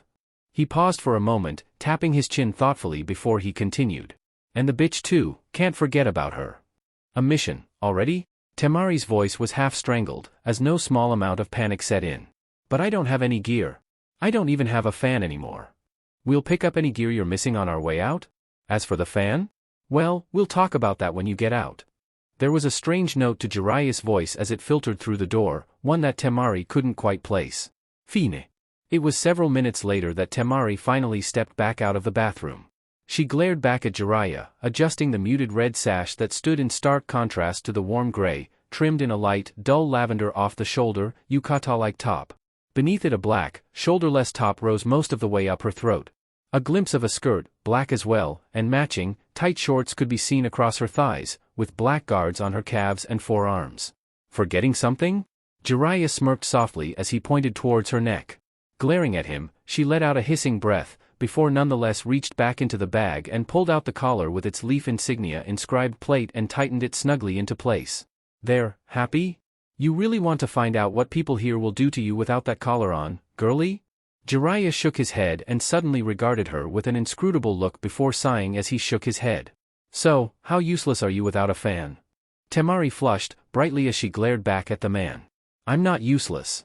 Then, again, what can you do without a fan? Jiraiya pressed as he arched a brow up. I? She opened her mouth to respond, before biting back down as she chewed at her lip. Some wind techniques, I can enhance some kunai and I have decent taijutsu. In other words, you're a specialist who's useless without her tool. Jiraiya observed with a nod of his head before stroking his chin. I see. Weren't you listening to me? Temari hissed back, even as she fought against the rising blush of embarrassment. Oh, I was. Jiraiya waved his hand negligently. You're just also a huge liability in a fight if your fan's ever damaged or destroyed like your last one was. Not to mention, you let your last one get destroyed. I? Temari spoke up to protest, before the recollection slammed into her and she winced, her head hanging. And I am not going to give you this one, until I know you won't get it destroyed as well. Jiraiya's voice was unusually solemn as Temari heard the sound of something being released from a seal, and looked up to see a cloud of smoke dispersing. When she looked up, her eyes widened when she saw another battle fan laid out across Jiraiya's lap, a blood-red cherry blossom carved into its carefully polished black length. When she looked at it closer, she could see the barest depths of engravings carved beautifully into its length to show a swirling cloud of petals caught in the wind. On the edge, she saw the faintest of symbols elegantly calling out a name. A name she knew. "Where did you get this?" Temari hissed softly as she suddenly lunged towards the fan, only to find a sandaled foot planted on her chest, keeping her back, even as the fan was pulled out of her reach. "Familiar with Heike's, I take it." And suddenly she was launched back, bouncing once on her ass before she found her back impacting the wall. "It's been a long time since I brought it out." "That doesn't belong to you," Temari snarled back as she pushed herself back up the wall. Jiraiya merely arched a brow back at her, before pulling out a cloth and dabbing it with oil before he began to polish the surface. "Shows what you know. What kind of sick bastard are you? Keeping trophies of your key dash." Temari's voice was cut off by a sudden torrent of killer intent bearing down on her from suddenly slitted eyes of Jiraiya. "If you ever accuse me of having anything to do Yuyake's death again, I will forget you belong to Naruto, and I will make you regret ever speaking." The words were hissed out in a cool warning as his eyes cut furiously into her. "Am I clear?" She fought, visibly against the fear. Clawing, grasping to rise up over it, to escape it, to gasp in fresh air untainted by that pure, cold, focused menace. She'd never felt anything at this level before. Not from Baki, not from Gaara, not even from her father. As the white-haired Sannin glared back at her, she found herself unable to help the frightened nod of agreement from bobbing along her neck. Good. And just as suddenly, the air was clean again, leaving her to gulp in desperate, greedy breaths. He turned his head then, focusing it back on the length of the battle fan as he quietly worked the cloth in careful, steady motion along its surface. In its way, she could only watch, in awe as the light caught on the suddenly brilliantly shining edges of the etchings, and in an instant, the storm of petals seemed to come alive as the fan shifted against the light. Once he finished, he lifted it, casting a critical eye along its edge, before nodding quietly to himself as he took out a fresh cloth and proceeded to wipe it down again. After several minutes of watching him work, Temari finally found her voice again. How, did you get it then?" For a moment, she was met by only silence, before slowly Jiraiya began to speak. "She died a while before you were born, so I imagine that all you ever heard were rumors and legends." There was a pause, as he slowly traced a cloth-covered finger against one petal in particular. "Though I doubt they do her justice." Then, again he was polishing, running the cloth along the length. "She was beautiful, of course, probably as beautiful as the legends say. As beautiful as the setting desert sun, and more dangerous than it was at its peak." He shifted his attention to Crimson of the Blossom, carefully working the cloth into every little groove and crevice. This was before the Third Shinobi War, in a time of relative peace. My Minato had grown into a man, and had begun to take on the duties of Konoha's elite, while courting the woman he loved. Tsunade was still caught up grieving for her lost brother and Dan. Orochimaru had begun his descent into madness, though I didn't know it at the time. Very slowly, his head lifted and he stared forward, looking, not at her, but long into the past. I was free, for the first time that I could remember, and so I wandered, under the pretense of setting up a new, separate network of spies for Konoha. And somehow, someway, I met her. He snorted softly. And let me tell you, if they told you she was some kind of elegant lady, they lied their asses off. The first time I met Yuyake, she was covered in dust and grime, wearing a tattered cloak with more than a few blood stains splattered across it. New and old. I seem to recall she added a couple of drunks' blood to it that night, when they decided to try and welcome her to the bar. With everything I learned about her later, I'm still surprised she limited herself to only smashing their faces in. He chuckled softly and shook his head. I was really only half paying attention. I was too busy flirting with the barmaid. When Temari opened her mouth as if to ask a question, it shut a moment later, as she was simply uncertain of what to ask. Of course, those drunks turned out to be relatives to some of the tougher, he snorted at the word, shaking his head in amusement, local talent. So, suddenly my rather enjoyable and promising flirting is cut short by a group of untrained idiots crowding into the bar, sending the girl I was flirting with hiding in fear. All to deal with one filthy, tired woman who they were too stupid to realize was a kunoichi. And of course, idiots being what they are, and bolstered up by a good bit of liquid courage, my attempts at diplomacy were met with scoffing rebuttals. Jiraiya paused and shook his head. I mean, what's so hard about listening to a guy tell you to take it outside? I was trying to enjoy myself with a pretty girl? Temari stared, incredulously back at him from her seat against the wall. Yes, I know. Some people, no manners. Jiraiya gently slid the cloth down the length of the fan, in a slow, tender motion. Of course, then they had to go shoot their mouths off.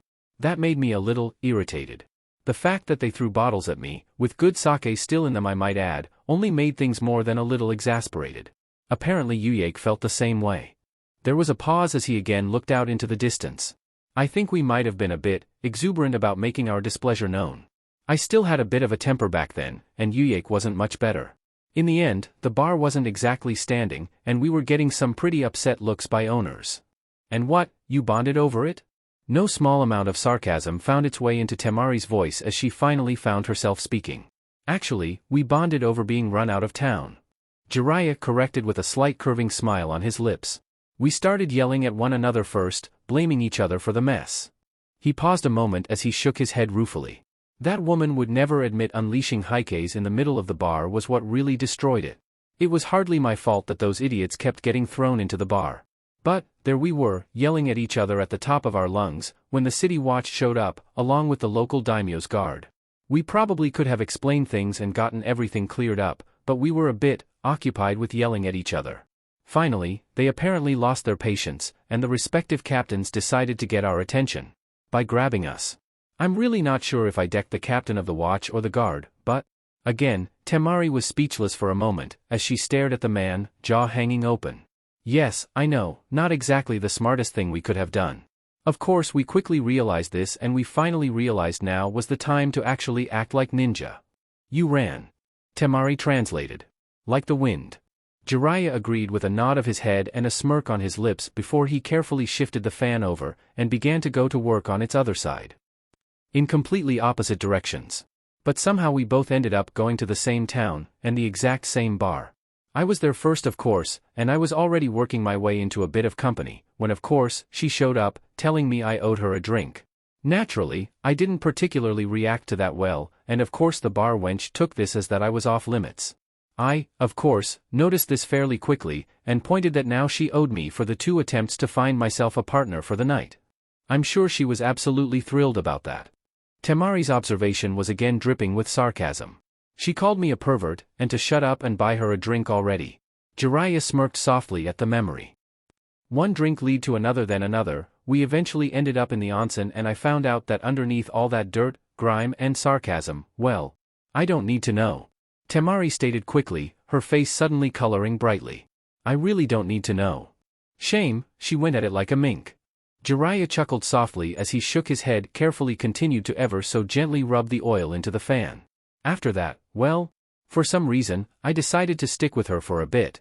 Our villages were on decent enough terms and our missions weren't exactly in opposition. He gently ran his thumb over the blossom, before quietly shaking his head. We had a year together. One of the happiest times I've ever had. She made me feel like I was as gallant as I always shouted myself out to be. Love does the oddest things to a man.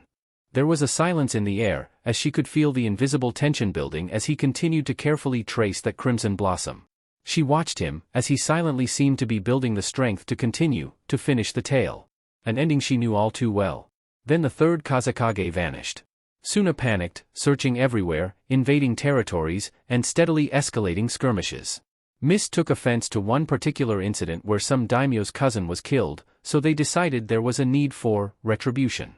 His jaw was clenched, tightly as he carefully, methodically ran his rag down its length. I was returning from a rendezvous with a Konoha dispatch when I heard the battle. He took a slow, deep breath, his eyes half closing for a moment before drawing the cloth further along the length, before pulling it back. They'd sent 6 teams of their best and brightest to ensure that they'd be able to teach an appropriate message. A cold, bitter-sweet smile rolled up his lips. They had enough for 3 left when I got there. But they'd managed to accomplish their mission. She was dying. There was a soft hiss leaving his lips as he shook his head. Tsunade, or Old Lady Chio might have been able to save her, but it was just us and those Miss Nin. His lips twitched slightly in a cold smile. At least before I finished what Yuek had started. The smile faded then as he lightly brushed the petals again. I did what I could to make her comfortable, as much for myself as for her.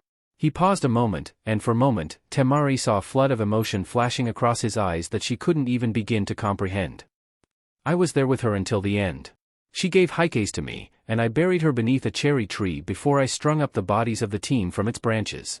Temari's eyes widened slightly, only she was cut off before she could speak.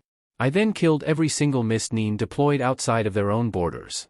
Jiraiya stated simply and softly before he finished polishing the fan, and it suddenly vanished in a flash of smoke. But, the slaughter of all those mist Neen was one of the major reasons for. Temari whispered out, staring at him in shock. Instigating the Third Shinobi War. Jiraiya finished with a nod of his head. Yes, I'm aware of that. I? Temari stared at him, a look that mixed horror and awe written on her features. Does that answer about why I have Heike's, girl? Jiraiya asked coolly as he stood up, looming over her. Quietly, she nodded her head. Good. Then you should understand why I'm not going to so much as let you touch it until I know you can make sure it doesn't end up like your previous fan. Jiraiya stood up and moved towards the door. I'm not going to have you become a liability. My aunt. Temari's voice was quiet as it caught Jiraiya's attention, as she stared down at her hands. What was that, sunshine? Jiraiya arched a brow as he paused at the frame. My mother was Karura. Yuyake's younger sister. Yuyake was my aunt. Temari stated simply as she continued to stare down at her hands. I see. Jiraiya's fingers had tightened slightly on the frame of the door, tension rippling through his body. And how is she then? She died, giving birth to Gaara. Temari stated softly, her head hanging. His head dipping slightly. Jiraiya's shoulders slumped as he looked back over his shoulder. Then I will ask you, for your aunt's sake, don't force me to have to kill you to protect Naruto. And with that, he turned again, and vanished through the door, shutting it quietly behind him, leaving Temari alone with her thoughts. Oh! Naruto stood in front of Ino and Kin with his arms crossed about his chest. I said no. I'm not going to do it. It's really not that bad, Naruto-sama. Kin quickly cut in with a shake of her head. We just want to expand on what you already have. I refuse. He snapped back, shaking his head vehemently. You just want to treat me like one of those oversized dress-up dolls. Oh, stop glaring at us like that, Naruto-kun. Ino cut in with an entirely too innocent grin as she leaned forward enough to bat her eyes back up at him. It wouldn't be that bad, would it? My money, I spend it how I want to spend it. Naruto snapped back and shook his head as he glared back at her. And why were you looking at me like you've got something stuck in your eyes and you want me see if I can see it? You know the old pervert is paying, right? Kin quickly reminded him, before smirking back at Ino. And remember what you said about how much she sucked at seduction? That's supposed to be seductive? Naruto repeated as he stared at Ino in disbelief. Humph, it would be if you weren't so oblivious. Ino grunted as she crossed her arms about her chest and huffed softly. Most guys. No, you just suck at it. Kin confirmed with a snicker, before tilting her head to the side. I do not suck at it. Ino shifted her glare from Naruto to Kin as her voice slipped into a growl. Take that back? Name one guy you've managed to seduce. Kin countered in turn as she smirked at Ino through her mask. I? Ino paused a moment, her mouth opening then shutting before she glared at Kin. It's not my fault they're immature idiots that can't appreciate. AKA, you suck. Kin agreed with a nod of her head. And not in the way that guys like. Huh?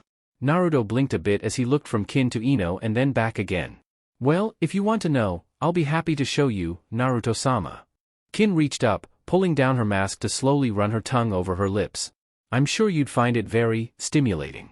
Naruto looked back at Kin for a moment, staring at her blankly as he processed exactly what she'd said. Suddenly, his face broke into brilliant blush and he shook his head. You're being a pervert again, aren't you? I stopped? Kin turned her head and glanced back at Ino curiously. Funeral. Ino supplied simply, through gritted teeth as she glared back at her. Ah? Kin nodded her head in simple acceptance. Back to the original issue then. Quickly turning, Ino pointed at Naruto in a vaguely threatening manner. Shopping. I'm not going shopping with you. Naruto's face was returning to its previous hue as he shook his head. I like my current clothes, they're comfortable. And what happens when they get so worn out you can't replace them?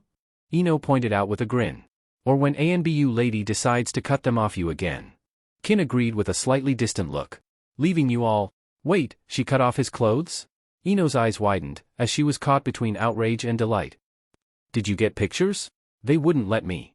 Kin admitted with a grumble, before brightening. But he was passed out, so he couldn't object to me not dressing him up for bed. Oh, you lucky little bitch. Ino whined softly and shook her head with a huff. I am still right here, you know. Naruto's blush was back in full force as he struggled against his embarrassment to glare back at Kin. Wait, that means you need new clothes to replace the ones you lost. Ino crowed triumphantly as the realization hit her. You have to go shopping. I'll replace them. Naruto corrected flatly as he blush died down some. Not you. Oh, come on, Naruto-kun. It'll be fun. Ino was grinning, victoriously back at him, rubbing her hands together in anticipation. Lots of fun. Kin agreed eagerly, her own eyes shining hungrily. And not an ounce of it will be yours. A new voice cut in as Kakashi appeared, standing on the wall above them. Yo. No fair, Kakashi-senpai. Yugugo appeared next to the man, turned her masked face to glare at him as she let off an annoyed huff. They were starting to wear him down. Ma, when did you become so sadistic, Yugugo-chan? Kakashi turned his head and glanced at the woman and shook his head with a sigh. And why would you want to destroy Naruto's innocence like that? You have to train them when they're young, otherwise they never learn. Yugugo nodded firmly as she glanced back towards Naruto. Otherwise, they turn out like you. Hence why I'm helping Naruto to never learn that particular trait. Kakashi agreed with a nod of his own. Kakashi-sensei. Naruto replied automatically with a blink before confusion filled his face. Huh? Heikate-sensei. Ino allowed, her jaw clenched as she glared back at the man who was apparently intent on ruining her fun. Jackass. Kin's voice was flat as she glared back at the man. Naruto, Yamanaka-san, bitch-chan. Kakashi's voice was carefully neutral as he nodded to them each in turn, though he offered a smile to Kin at the end, before turning his attention back to Naruto. You should be careful, Naruto. Shopping with women can be a very unpleasant experience. I go shopping all the time, Kakashi-sensei. Naruto was giving Kakashi an odd look in turn, his brows knitted in confusion. How else would I get my food and supplies? Yes, but that's man shopping. The kind of shopping where you go by yourself, get what you need and get out. Kakashi agreed with a simple nod of his head. Girl shopping, however? Girl shopping is a long, torturous experience, filled with the same questions, endlessly repeated, and a veritable verbal minefield where one wrong step can be disastrous. What? Naruto blinked, then, blinked again as he tilted his head to the side. How? Well, you answer a question honestly on how you think they look, they either think you're lying, or they get upset with you for telling the truth. Kakashi nodded his head sadly. Then you'll have to be bowing and scraping to get their forgiveness, even though you did exactly what they asked you to do. Wait, would that mean that they'd leave me alone? Naruto asked hopefully as he glanced over at the girls. Worse, they'd start nagging you about it. And they'll never let it go until you absolutely humiliate yourself for them. Kakashi shook his head, shuddering a bit. So they'll be even worse? Naruto asked, hedgingly flicking his eyes from Kakashi to the girls and back again. Is that even possible? Infinitely worse, Naruto. Kakashi agreed with a nod of his head. You can ask Jiraiya if you don't believe me. You're being overly dramatic, Kakashi-senpai. Yugugo muttered a bit as she gave the man a light glare. It's nowhere near that bad. Hey, taking advantage of his weakened state to mold him to your wishes? Kakashi shook his head and sighed softly. What happened to the sweet, kind girl I knew? I joined NBH, I was never that sweet or innocent. Yugugo deadpanned back as she shook her head. Kin looked from Yugugo to Kakashi then back again before speaking up. I don't think you're helping our side. Who said I was on your side? Yugugo's voice was confused as she looked back at Kin. You'd rather be on his side? Kin pointed towards Kakashi. My side has sake. Kakashi answered simply with a shrug of his shoulders. He also used to be my superior in NBH and saved my life several times. Yugugo added, before pausing a moment. The sake helps though. Though, if you want to go shopping, that store has a shoe sale going. Kakashi pointed vaguely down the street. When all three females' heads turned, he suddenly appeared next to Naruto, placing his hand on his shoulder. My mistake, but I need to have a private chat with Naruto, so I'll see you all later. Naruto managed to let off a startled before suddenly vanishing with Kakashi in a swirl of leaves. I can't believe I fell for that. Kin hissed out as she turned around and glared at Ino. I don't even like shoe shopping. It's Kakashi. You know you shouldn't, but you just don't trust what he says enough to believe that he's faking. Yugugo muttered slightly and shook her head with a sigh. Wait, you don't like shoe shopping? Ino blinked a moment, before she refocused her attention on Kin. The jackass just took off with Naruto-sama, and all you care about is the fact that I don't like shoe shopping? Kin stared back at Ino, incredulously. Can you catch up to him? Ino snapped back with a flash of irritation in her eyes. She could. Kin pointed her thumb towards Yugugo. Not really. Yugugo admitted grudgingly. There's a reason Kakashi was an NBH captain instead of regular member like me. Oh, Kin twitched a bit and slumped. Damn it, who knows what that bastard's planning to do to Naruto-sama. Chapter 18. I'm sorry. Naruto blinked for a moment, trying to clear the momentary confusion from the sudden transportation as he found himself standing on a rooftop, alone with Kakashi. Huh? Kakashi sighed softly as he kneeled down to look Naruto in the eyes. I said, I'm sorry. For? Naruto blinked again, the confusion written in his eyes. Too many things. Kakashi admitted quietly as he looked off into the distance, unable to quite meet Naruto's eyes. Most of which I can't tell you about right now. Okay. Naruto blinked a bit, confusion written on his face. I guess? I wanted you to have a normal childhood. I didn't want you to turn out like I was growing up. Kakashi slowly lowered himself until he was sitting on one of the roof's ledges. And at least you didn't. Normal childhood?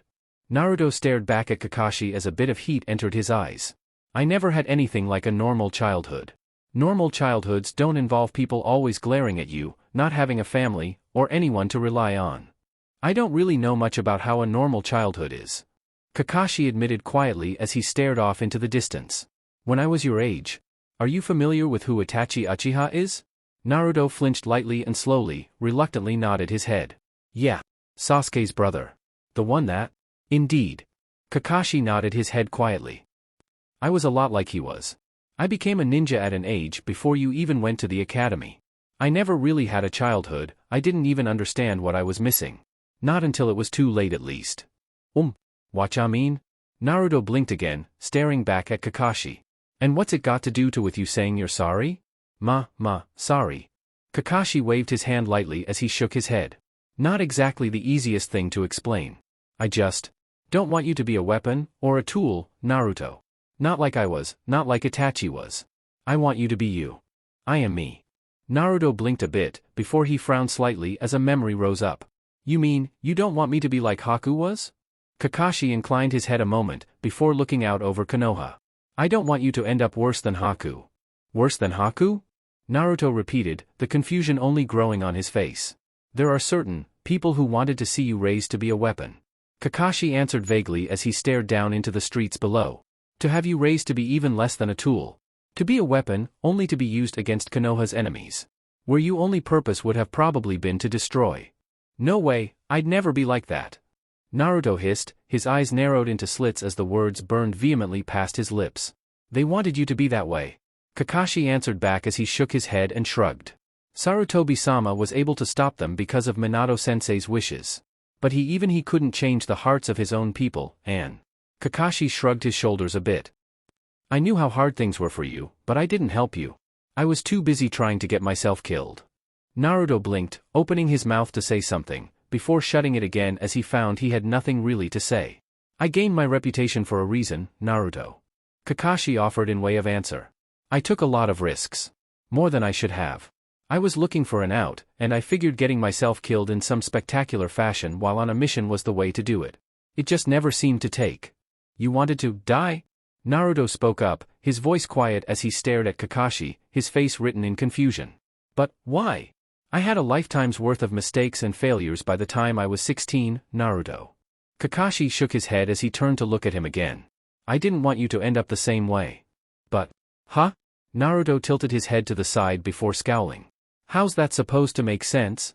How are you gonna fix your mistakes if you're dead? Because, those mistakes cost me the lives of people I cared about, Naruto. Kakashi managed a slight smile. And you can't just bring someone back to life. Not even Tobirama-sama could really do that. Still stupid. Naruto muttered a bit. I mean, I hope you never understand, Naruto.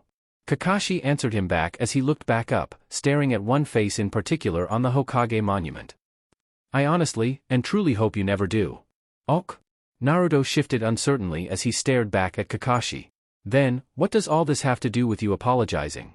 Like I said, I should have been there. Kakashi offered back. And I should have trained you harder. I just wanted you to live for more than being a ninja. Then why'd you enter us into the Chunin exams? Naruto pointed out with a frown. I mean, 1. I didn't think there'd be people like Orochimaru and Gaara involved. 2. I never expected any of you to pass. Kakashi shrugged his shoulders. What?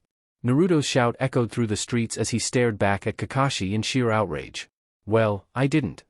Kakashi winced slightly as he pushed his pinky up into his ear and wiggled it about.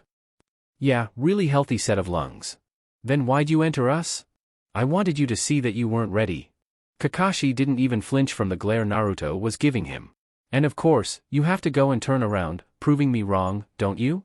Ma, you really are entirely too unpredictable sometimes, Naruto. Naruto blinked, then blinked again, as he frown started to form on his lips. You wanted us to fail. Failure teaches us more than victory. Kakashi stated cryptically. And someone who's lost before, better understands the value of triumph. You still wanted us to fail. Naruto snapped back with a growl. I wanted the team to learn that you have to work hard to reach your goals. Kakashi corrected. And that you're not always going to win along the way. I failed academy exam twice. I already know about failure. Naruto protested with a glare. Who said you were the one who was supposed to learn that lesson? Kakashi stated bluntly as he arched a brow. Again, Naruto stared back at Kakashi, his mouth hanging open as he tried to figure out exactly how to respond to that, before the word eloquently left his mouth. Huh? Both Sasuke and Sakura don't really understand what it means to fail. Not really. Kakashi shook his head a bit. They don't understand what it means to have everything that motivates you ripped away from them, and know they've failed. But Sasuke knows what it's like to lose people, he understands pain and hurt. Kakashi corrected quietly. But he doesn't understand how to learn from his failures and use them to strengthen himself. He only sees his goal and doesn't understand that he has to fail before he can reach it. Huh? Kakashi scowled slightly and sighed. And you wonder why I didn't think you were ready. Hey! Naruto glared back at Kakashi. You have to be more observant, Naruto. Kakashi snapped lightly. You have to think more than just rushing into things. You have to understand better. You showed you can plan, you showed you can think, now you have to keep doing it. I did good enough in the exams. Naruto huffed back. I'm not arguing with you about that, Naruto. You did excellent from what I was told. But you need to start understanding what motivates people.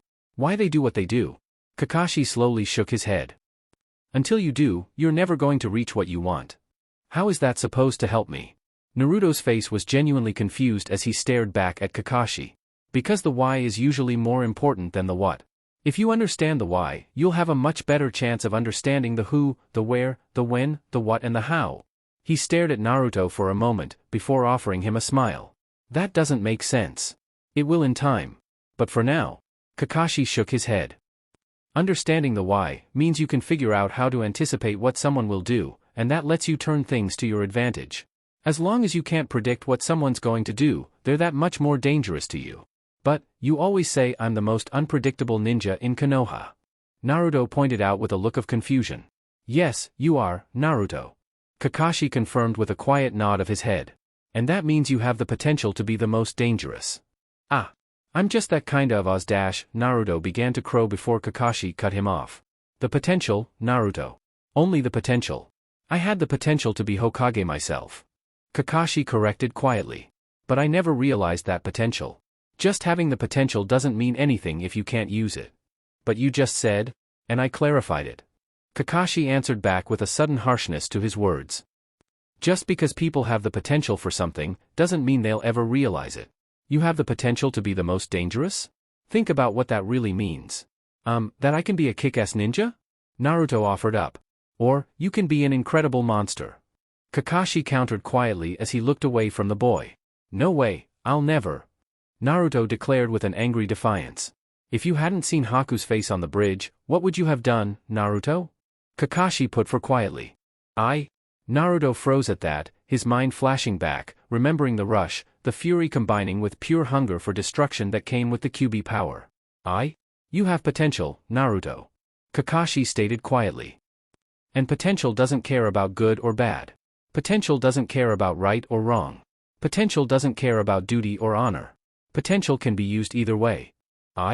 Naruto struggled for the words, suddenly feeling a weight on his chest, finding it so hard to breathe as he shook his head, before suddenly his eyes flashed as he stared, defiantly back at Kakashi. No. I won't be a monster. Everyone has a point, Naruto. Kakashi spoke the words so softly, the boy had to struggle to hear them. A point where they can cross the line and become one. He turned and stared out into the distance. I've seen good people become monsters before. I'm sure I could see it happen again. It all comes down to the choices we make. It won't be me. Naruto insisted vehemently as he glared back at Kakashi. Just remember then, Naruto. Just because people intend to do things for the right reasons, it doesn't mean that you can't become a monster. Kakashi stared away. In fact, it's often the men and women who have every intention of doing the right thing that become monsters. And I told you, I won't become one. Naruto insisted as he huffed up. Then always be careful about the choices you make, Naruto. It's a very, very fine line. Kakashi shook his head quietly. And as long as you're reaching towards greatness, towards power, towards prestige, there's always that chance to fall if you don't take the care to keep yourself in check. How would you know? Naruto finally snapped back as he glared back at Kakashi. You're lazy, perverted, you never want to train us seriously, you. Because I've seen the path, Naruto. I started to walk down it. Kakashi shook his head as he looked back at the boy. And I knew I wasn't strong enough to make it. Humph. Naruto glared back at Kakashi. And you don't think I'm strong enough? I don't care what you think. No, Naruto. Kakashi cut off quietly as he shook his head. I've seen the men that can walk that path. They aren't men like me, they aren't men like Sasuke, or Orochimaru. They're men like Minato-sensei, Sarutobi-sama, Jiraiya-sama, and Obito. Men who were boys like you. Obito? There was a note of confusion in Naruto's voice at that name. My best friend. Kakashi shook his head a bit before he looked out into the distance, invariably finding the direction of the memorial monument. My teammate. He died to save me. And I've never seen a more unequivocal trait in my life. If things had been as they should have, it would have been me who died to save him, and him here, today to teach you. But, Naruto froze at that, struggling to comprehend exactly what it was his teacher was trying to tell him. Finally, he hung his head in dejection. I don't understand. He would have been a much, much better teacher. Kakashi stated simply. And a much better man. Like I said before, Naruto? I owe you many, many apologies. I just hope I live long enough to give them to you. Naruto stared back at Kakashi for a moment, feeling the uncertainty gnawing at him, before a smile forced its way onto his lips.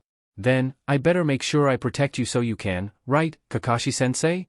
For a moment, Kakashi stared back at Naruto, before he reached down and quietly ruffled his head. That's right, Naruto. That's right. The wind blew, uneasily through the air around them, filling the void of silence between their words. Oh, man, what am I supposed to do while the brat's off running around? Enko whined softly as she sprawled out in the restaurant's booth and glanced over at Kurenai. I don't know, what you did before you started training him? Kurenai with the vaguest wave of her hand as she slid into the booth in a graceful shift of her body. You know, missions and the like? But they're boring. Enko huffed a bit as she sank back into her coat. Stab this, poison that, gut here, strangle there? Blah blah blah. If I didn't know any better, I'd almost say you've grown up, Enko. Kurenai smiled slightly as she shook her head. Finding missions boring all of a sudden. They're just not fun anymore. Enko countered with a huff as she paused, before brightening considerably when she saw Kin and Ino walking down the street, in heated debate. Oh, play tuis. Kurenai followed Enko's gaze, before her hand went up to her face and she let out a long suffering sigh. They're ninja, Enko, not. Bah, other people have pets, or toys or stuff like that. Gimme ninja any day of the week. Enko snapped back before suddenly vanishing for a moment, only to return an instant later, depositing Kin and Ino in the booth next to her. What the hell? Kin already had a senbon rising up and heading towards Enko's stomach when she found her hand caught in a vice-like grip. Now, that wasn't very nice, bitch-chan. Enko's tone was syrupy sweet as it dripped past her lips. You'll make me think you don't like me anymore. You just grabbed us and dragged us over here, what did you expect me to do?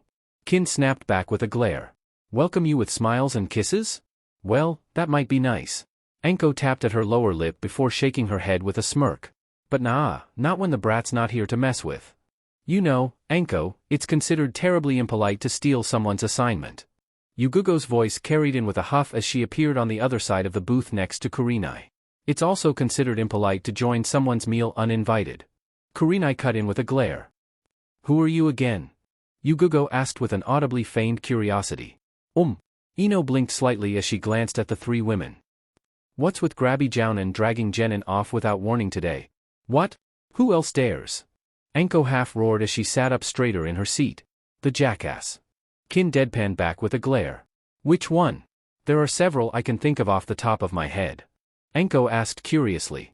I'm going to guess you don't mean her. As Enko gestured towards Yugugo, Kin shook her head with a look of irritation on her face. You know which jackass I'm talking about. Ido? Enko considered the statement before looking over a cold-faced Kurenai. Really, Kurenai-chan? You went and stole the brat? And you didn't invite me along for the fun? I thought we were friends. Are you calling me a jackass, Enko? Kurenai's voice was dangerously thin. I was more calling you a kidnapper honestly. Enko shrugged her shoulders before looking back at Yugugo before Kurenai could respond. So, Kakashi? Kakashi-senpai. Yugugo agreed with a sour note to her voice. Pulled one of his famous, will you look at that, ploys. It's sad that we keep falling for them. Enko agreed with a reluctant nod of her head. Kurenai rubbed at her temples for a moment, before letting loose an audible sigh. You know, I used to be able to take you nice places, Enko. Oh, relax, Kurenai-chan.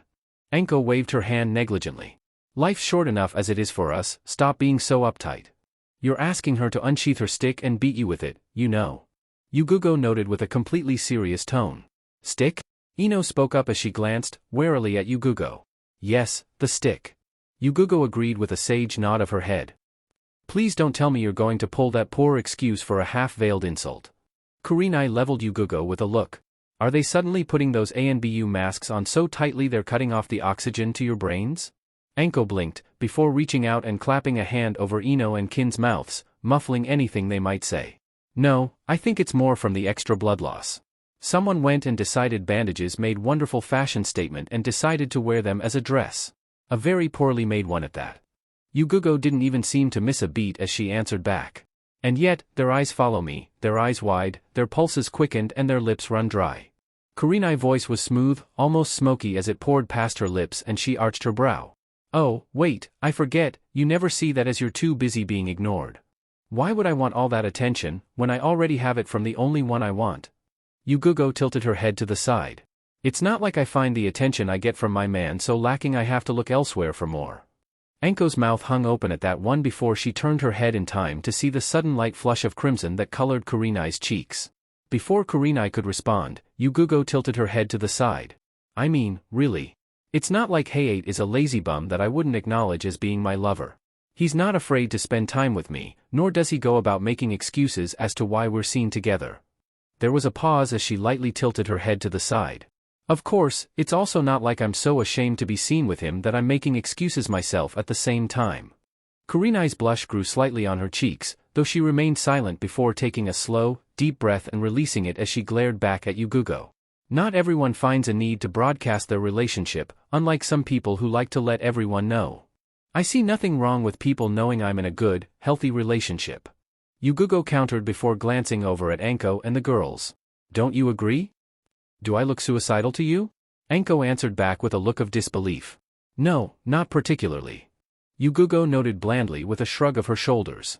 Then what in the hell makes you think I'm going to answer that question in anything resembling an affirmative? Enko paused a moment, before suddenly ripping her hand away from Ino's mouth. And do you know how disgusting that is?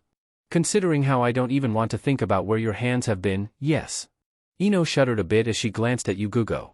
Why do you not like Kurenai-sensei so much? She sucks. Yugugo stated simply and unapologetically with a shrug of her shoulders. That doesn't really answer the question. Ino frowned slightly as she looked more closely at Yugugo. Ow! Enko ripped her hand away from Kin's as she brought it back to her chest. You little bitch. Duh.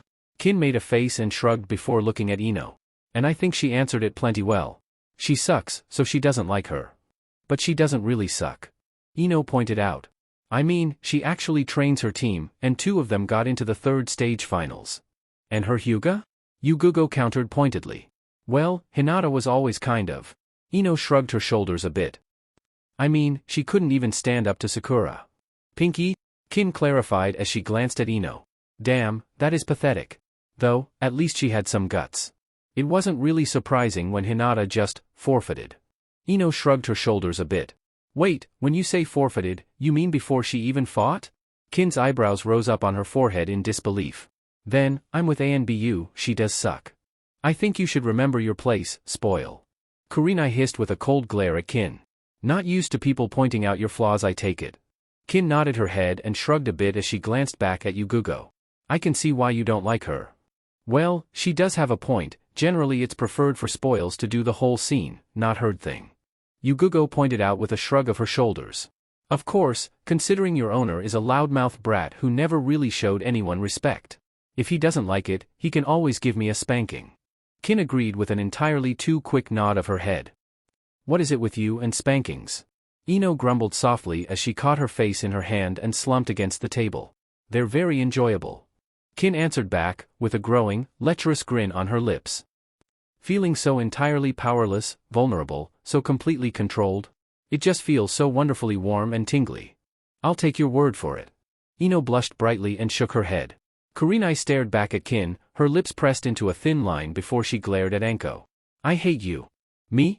What did I do? Anko blinked innocently back at her. You brought them here. Kurenai stated flatly. So? They're amusing. Anko wrapped an arm about Kin. And she's like the little sister I never had. Ino groaned softly and looked back at Yugugo warily. You're not going to try to pull that with me, are you? Do I look like a mentally unstable, loudmouthed sadist? Yugugo asked blandly as she focused her attention onto Ino. I don't think you're a loudmouth? Ino offered hopefully. You're not going on the mission with Jiraiya, are you? Yugugo noted as she lightly tapped the portion of her mask that covered her mouth.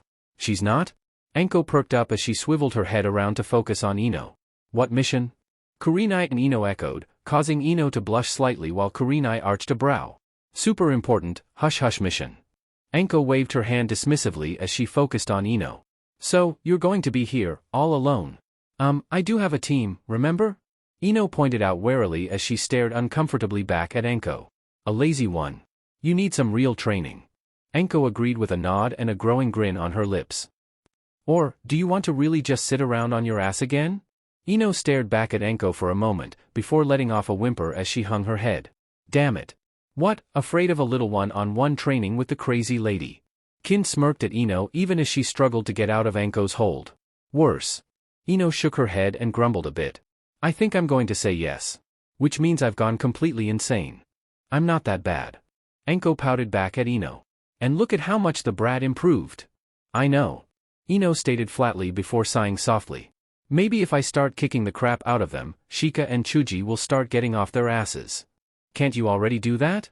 Kin asked curiously as she arched a brow. I mean, you've been training with us for a month already.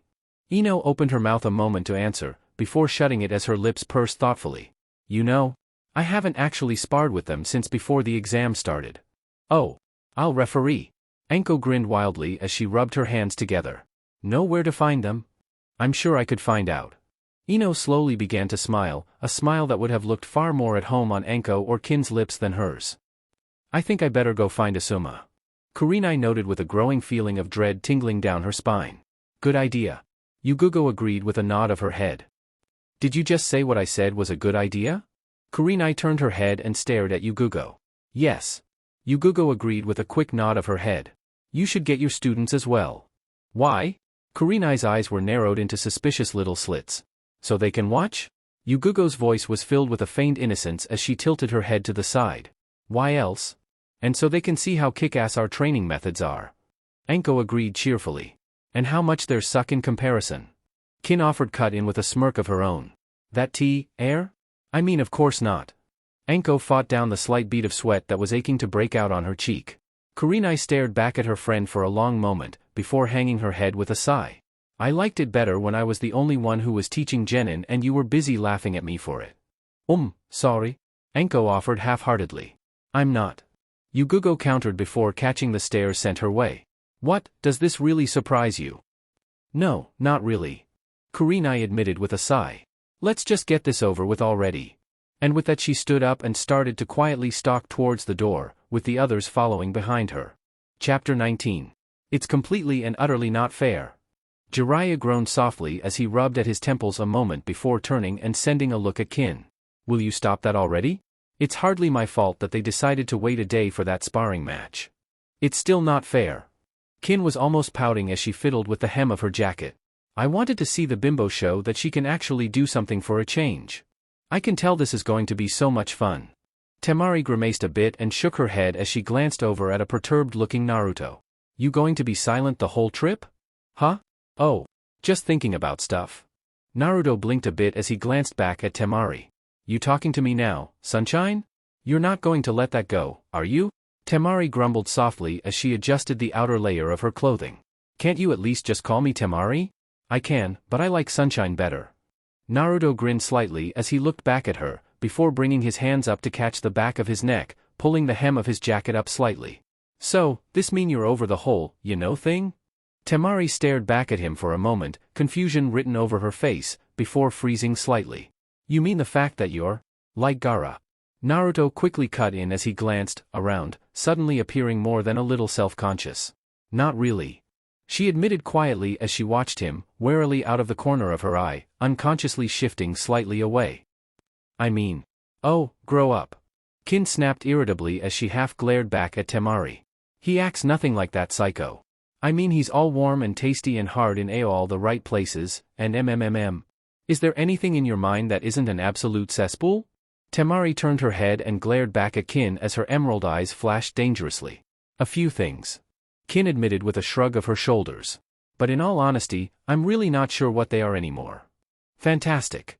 Temari's voice was a sour hiss as she took a moment to glare back at the unapologetic Kin before turning her attention to Jiraiya. So what exactly are you planning on teaching us on this trip? Oh, I'll think of something. Jiraiya waved his hand negligently before he glanced at Kin. Though, first thing will probably be to have Naruto teach you the shadow clone technique. Yes.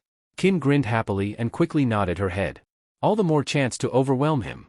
As the rest of them paused and turned to stare at the girl, she frowned beneath her mask. Wait. That means I'd have to share him too. Damn it. You'd be sharing him with yourself. Jiraiya pointed out carefully as he flatly stared back at Kin. Still sharing, she repeated firmly with a nod of her head. With yourself. Jiraiya himself repeated his earlier statement as he stared back at the girl. Still sharing. Kin stubbornly stuck to the point as she crossed her arms about her chest. Naruto stared at her for a moment, before he turned and looked towards where Temari's expression seemed to almost match his own with sheer disbelief. You're not going to start acting like her, are you?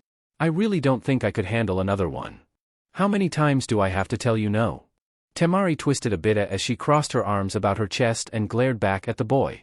I don't even really particularly like you. Huh? Why not? Naruto blinked slightly as he tilted his head to the side. You seriously have to ask? Temari stared back at him for a moment, before lifting up her fingers. 1. You publicly humiliated me in our match. 2. You tied me up on your bed and left me there.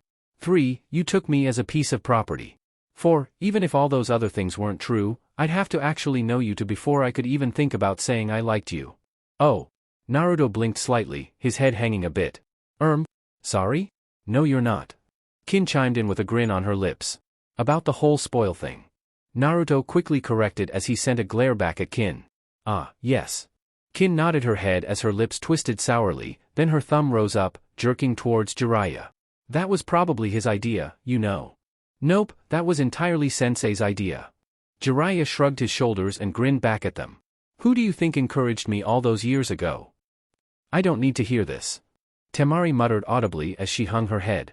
I seriously don't need to know about how the god of shinobi was really a pervert well, why do you think they call that technique of the brats a Kage killer? Jiraiya grinned, unabashedly back at Temari. I don't want to know.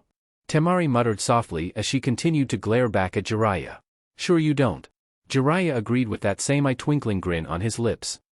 Sure you don't. Not all of us are irredeemable perverts like the two of you. Temari huffed softly as she glared from Kin to Jiraiya and back. The pair blinked a bit, glanced at one another, before shrugging a bit as Kin spoke up. I'm a hot girl who knows what she wants and is willing to go for it. Not my fault you're a prude. I'm Jiraiya. The white-haired man answered as if that was answer enough in and of itself, before his eyes took on a particularly devious twinkle. Besides Uyake never had any complaints about it. As Naruto and Kin watched, Temari's face went blank, then flushed a brilliant crimson as she glared, angrily back at Jiraiya. You? Yes. Me. He agreed with a cheerful nod of his head before straightening up. Well, as I'm still figuring out exactly how I want to get you training, so while she's getting to learn the shadow clone technique, might as well work on the basics. The basics. Temari repeated as she stared, incredulously back at Jiraiya. Yup, the basics. Jiraiya agreed with a cheerful grin on his lips before he set a coin on his knuckles and it suddenly began turning end over end from one side of his hand to the other, all without him moving a muscle. Unless you can do this? It's a parlor trick. Temari muttered softly as she glared back at Jiraiya. Can you do it though? He countered back with a knowing smirk on his lips. Huffing lightly, she snatched the coin off his knuckles, or at least tried to. She found, to her annoyance, it stuck in place. Every tuck she gave, it never gave an inch beyond the slightest of give in his arm itself. I'm not going to be able to try if you don't give me the coin. The glare in her eyes only grew as it bore into the growing smirk on the man's lips. Oh, how could you be so cruel? Trying to steal the last Rio of a poor old man. Have you no shame, no decency? Jiraiya's face was comically overdrawn as he looked over at Naruto and Kin. Alas, however will I survive with such individuals out to rob me of what meager possessions I have? That's not what your bank book says. Kin smirked a bit as she wrapped her arms about Naruto's. I'm gonna need my arm, Kin-chan. Naruto offered up, before pausing slightly as he blinked. Wait, you've seen his bank book? He's loaded. Kin confirmed with a quick nod of her head. Hey, that was private. Jiraiya muttered softly as he glowered back at her. So? Kin pouted back at Naruto, though reluctantly released his arm. Humph. He glared back at her before reluctantly releasing the coin on the back of his hand, causing Temari to suddenly fall flat on her ass. Oh, whoops. Bastard. Temari growled softly as she stood up, then promptly slapped the coin on the back of her hand and began to focus her chakra. For a moment, it seemed to slowly turn up, onto its side, before suddenly it launched back, striking Temari on her nose before bouncing onto the ground. Ow! Damn it! Temari snarled softly as she turned around and glared back at a suddenly grinning Jiraiya. You knew that would happen. Well, you could have been a chakra control prodigy that grasped it reflexively and knew exactly how much chakra to use. Jiraiya offered helpfully, before pausing as he grinned. But, honestly? Yeah, the odds were on that happening eventually. Growling. The growl burned past Temari's lips as she gave the man a long, hard glare, before lifting her chin, and bending down to pick up the coin to try again. As Temari focused on getting the coin to dance, Jiraiya turned his head and glared at Kin. How did you even get your hands on my bank book? Oh, I didn't. Kin waved her hand dismissively before stretching back. But you said? Naruto stared over at Kin, his mouth opening to protest. Elite. The two words caused Naruto to blink as he stared back at the girl, mouth opening to comment before she continued. I just figured it was true enough for it to seem believable. And his reaction? Humph. Jiraiya's face twisted sourly. And the reason for it? I wanted to make sure I was right? Kin shrugged her shoulders a bit and smirked back at the man. Humph. Jiraiya grunted again before looking at a confused Naruto. Hurry up and teach her that technique? I've got something special I want you to learn. Oh? How special? Naruto perked up as he stared eagerly up at Jiraiya. Just an A-rank technique created by that student of mine. Jiraiya offered casually as he glanced off into the distance. Unless, you don't think that's cool enough, Awesome. Naruto whooped eagerly, practically leaping into the air. Take that, Sasuke, you stuck-up bastard. Kin looked oddly towards Naruto for a moment, before her eyes fell back on Jiraiya, a brow arched up. Grinning, Jiraiya winked back at her. Nodding her head slightly, she turned back to Naruto and let an amazingly soft smile curl over her lips. So, Naruto-sama, about that technique? Oh. Sasuke ran for everything she was worth. He was nearby. So close she could practically taste him. Behind her, her sensei was being taken to the hospital for treatment from Itachi's assault. Mangekyo Sharingan. It echoed through her mind, eating at her thoughts as she remembered the hell Itachi had inflicted on her when he'd unleashed its power upon her. 3 days, experiencing whatever that man desired.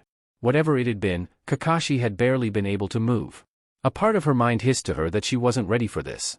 It told her she wasn't up to it. It reminded her about Kakashi, how he'd already failed. How, if he didn't have the power to stop Itachi, what hope did she have? But she didn't care. All she needed was an instant, one shot to shove a Chidori straight into that monster's chest. He wanted to see hatred? Oh, she'd show him hate. So, she ran, her Sharingan a crimson burn in her eyes focusing, following the faintest of trails that she could only just barely make out. He wouldn't escape her. Not this time. She would hunt him down. She would avenge them. She would end him. Oh. Ugh, stupid old pervert, why'd he have to go and run off like that? Naruto grumbled softly as he glanced around the otherwise empty room they found themselves in after they'd stopped for the day. I mean, we've barely left Konoha and he's already off perving on some random woman. He tells me that story, and what does he do the first time he sees a pretty woman? Temari was muttering next to him, still trying to focus on slowly moving the coin across her knuckles. She's not even that pretty. Kin took a moment, glancing from Temari to Naruto, then back again before her lips twitched just slightly. You know, if I didn't know any better, I'd swear you two were related. Both figures turned their heads, first towards Kin, then towards each other before twitching visibly. What? Kin grinned at them both. You've both got the same hair color. Admittedly, Sunshine's more sadistic, which isn't saying much all things considered, and Naruto-sama is much better looking, but you're calling the runt better looking than me? Temari twitched slightly as she suddenly oriented her foul look onto Kin. Would you really want me to find you better looking? Kin countered back blandly, before pausing as she lightly rubbed her chin. Though, that would explain a few things. Temari flushed lightly as she opened her mouth, as if to glare back at Kin, only to snap it shut with a growl. Naruto looked between the two of them, before he buried his face in his palm. Do you two have to fight all the time? Yes. Was echoed in unison as they both turned their heads and glared at Naruto. Suddenly, an insistent knocking rapped against the room door, causing the group to turn their attention towards it. Frowning slightly, Naruto turned towards the girls. Ha, do you think the old pervert is finished already? Kin snickered, audibly at that as she looked back at Naruto. Oh, damn, that was. Ha ha ha ha. Temari's own lips twitched a bit as she nodded her head. Well, you know what they say about guys who are always bragging about things like that. Oh yeah. Kin agreed, nodding her head before frowning a bit as the knocking only grew louder. Ugh, they really want us to open up, don't they? When the others were looking at her expectantly, she blinked lightly and quickly crossed her arms about her chest. Hey! I didn't volunteer to open it or anything. You brought it up. Temari pointed out with a cold smirk on her lips. You expect me to do it? Naruto arched a brow and smirked, smugly as he crossed his arms about his chest. Damn it. Kin muttered softly as she started to stand up, only suddenly a muffled shout reached them through the less-than-thick walls. Itachi! Wait, wasn't that? Kin blinked slightly as she turned to stare at the door. Sasuke! Naruto's eyes widened as he suddenly shot up, and threw the door open, just in time to feel Sasuke's body slamming into him and throwing them both back into the room. Humph. Well, I guess that's one way to find him. A massive figure in a billowing black cloak, decorated in red clouds grinned down the four figures with sharp, triangularly shaped teeth and a blue-skinned, shark-like face. I thought you'd be harder to track down, Nine-san. Naruto froze at those words as he reflexively held Sasuke protectively about the chest. Wha? Who the hell are you? Itachi. Sasuke hissed, struggling up against Naruto's grip as her eyes locked on the slim figure standing behind the first. You know, that one looks kinda like you, Itachi-san. The much taller figure noted as he adjusted his grip on the bandage-covered sword in his hand almost as long as he was tall. I didn't think you were the type to leave a job unfinished. Sasuke. Itachi stepped forward, his face masked by his cloak save for the dull boredom in his eyes. I see you've taken to a lowly existence after all. Kin's eyes were wide as saucers as she stared at the two figures. Or, more specifically, she stared at their cloaks. Akatsuki. Oh, we've been recognized. I'm blushing, really, I am. The tall figure noted with a smirk as he casually hefted his sword up. So, Itachi-san, unless you really want to object? I was thinking I'd simply cut off Nine-san's legs off so he couldn't run away. Naruto Uzumaki. The red, whirling Sharingan eyes slipped over to the figure Sasuke had landed on. We've been looking for you, Naruto-kun. Are you going to behave and come quietly, or will we have to be forceful? What? Sasuke frowned slightly, as realization slowly soaked back into her mind and she remembered what that Jounin had said in a flash of clarity. You're after? Naruto? Well, it sure as hell isn't you, kid. The blue man chuckled softly and shook his head as he lifted his sword. I mean, a runt like you wouldn't even be a snack for Samahata. Kisame. Itachi glanced towards his companion. Don't bother wasting your time with my sibling. Ah, come on, Itachi, Kisame's voice was cut off as suddenly his sword was covering his face, deflecting two kunai with a dull impact. Oh ho ho. Looks like the kid's got some spunk after all. Good. Naruto was pulling himself back off of Sasuke, his eyes narrowed into wary slits as he held another pair of kunai in his hands. I don't know who you guys are. Obviously. If you were, you'd be shitting yourself, kid. Kisame chuckled softly as he cracked his neck from one side to the next. Oi, Itachi-san, why don't you see to your little family reunion? This kid looks like he might actually be somewhat entertaining. He's my prey, Kisame. Itachi warned the man neutrally, before turning his attention to Sasuke. Remember that. I was just planning on warming him up for you. Kisame stated dismissively before grinning down at Naruto as suddenly his sword was slamming down towards the boy. Kisame's eyes widened in shock when the blade hovered in the air for a moment, the bandages covering its length suddenly bursting into tatters as a number of what looked to be sharp scales flew off its surface in a slight trail of blood. Then, it resumed its fall and it was Naruto's turn for his eyes to widen as he reflexively scrambled back. The instant just enough to bring him clear of the sword's impact, shattering the floor he'd been standing on only moments before. "Whew, you are something special, aren't ya?"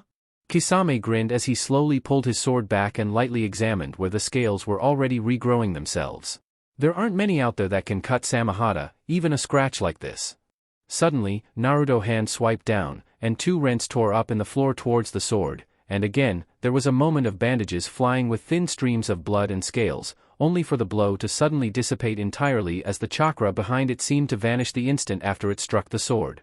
His eyes widening again, Naruto jumped back, to where he thought was out of range of the sword, wheeled his back almost to the wall.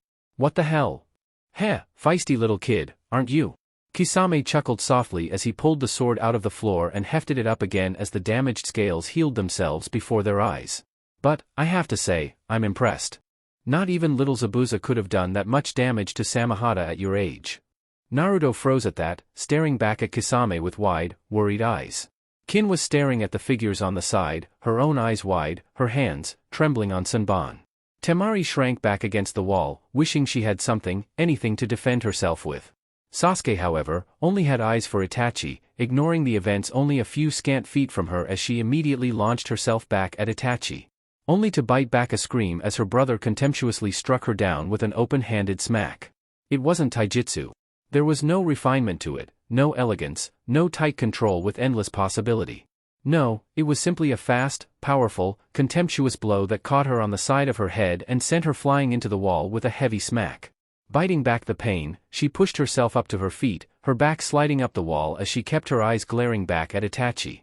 Only, she found herself grabbed by the back of her hair and thrown back out into the hall, again slamming into a wall with a heavy thud. "Sasuke!" Naruto's eyes widened as he saw his teammate thrown out of the room, moving towards her only to find himself suddenly barred by the heavy length of Samehada. "Tsk. Now you wouldn't want to be interfering with their family reunion, now would you, Uzumaki-san?" There was a pause, before Kisame's grin grew even more shark-like. "Almost a shame we have to take you here and now? I always wondered what it would be like to fight in Uzumaki."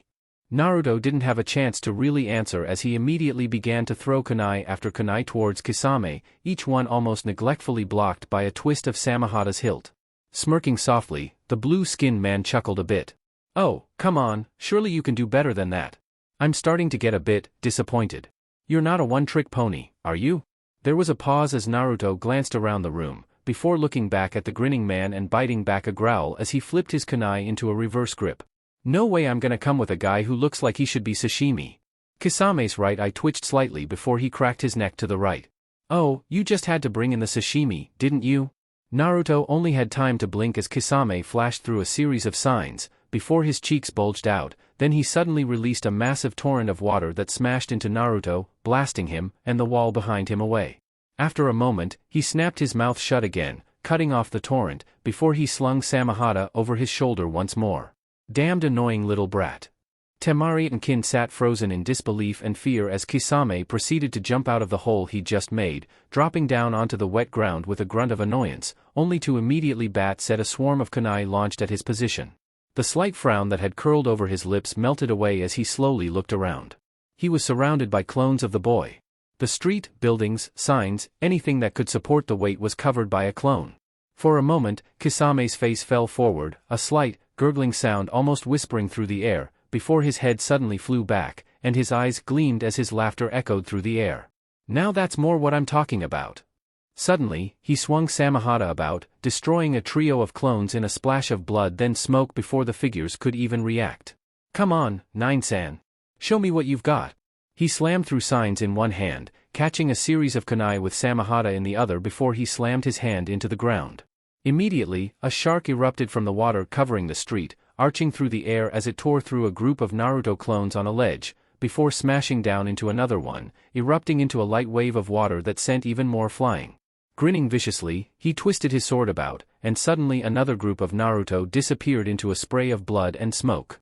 Another followed them a moment later as Kisame's elbow slammed down, catching the head of a clone trying to sneak up on him, smashing it, shattering its skull before it too would vanish.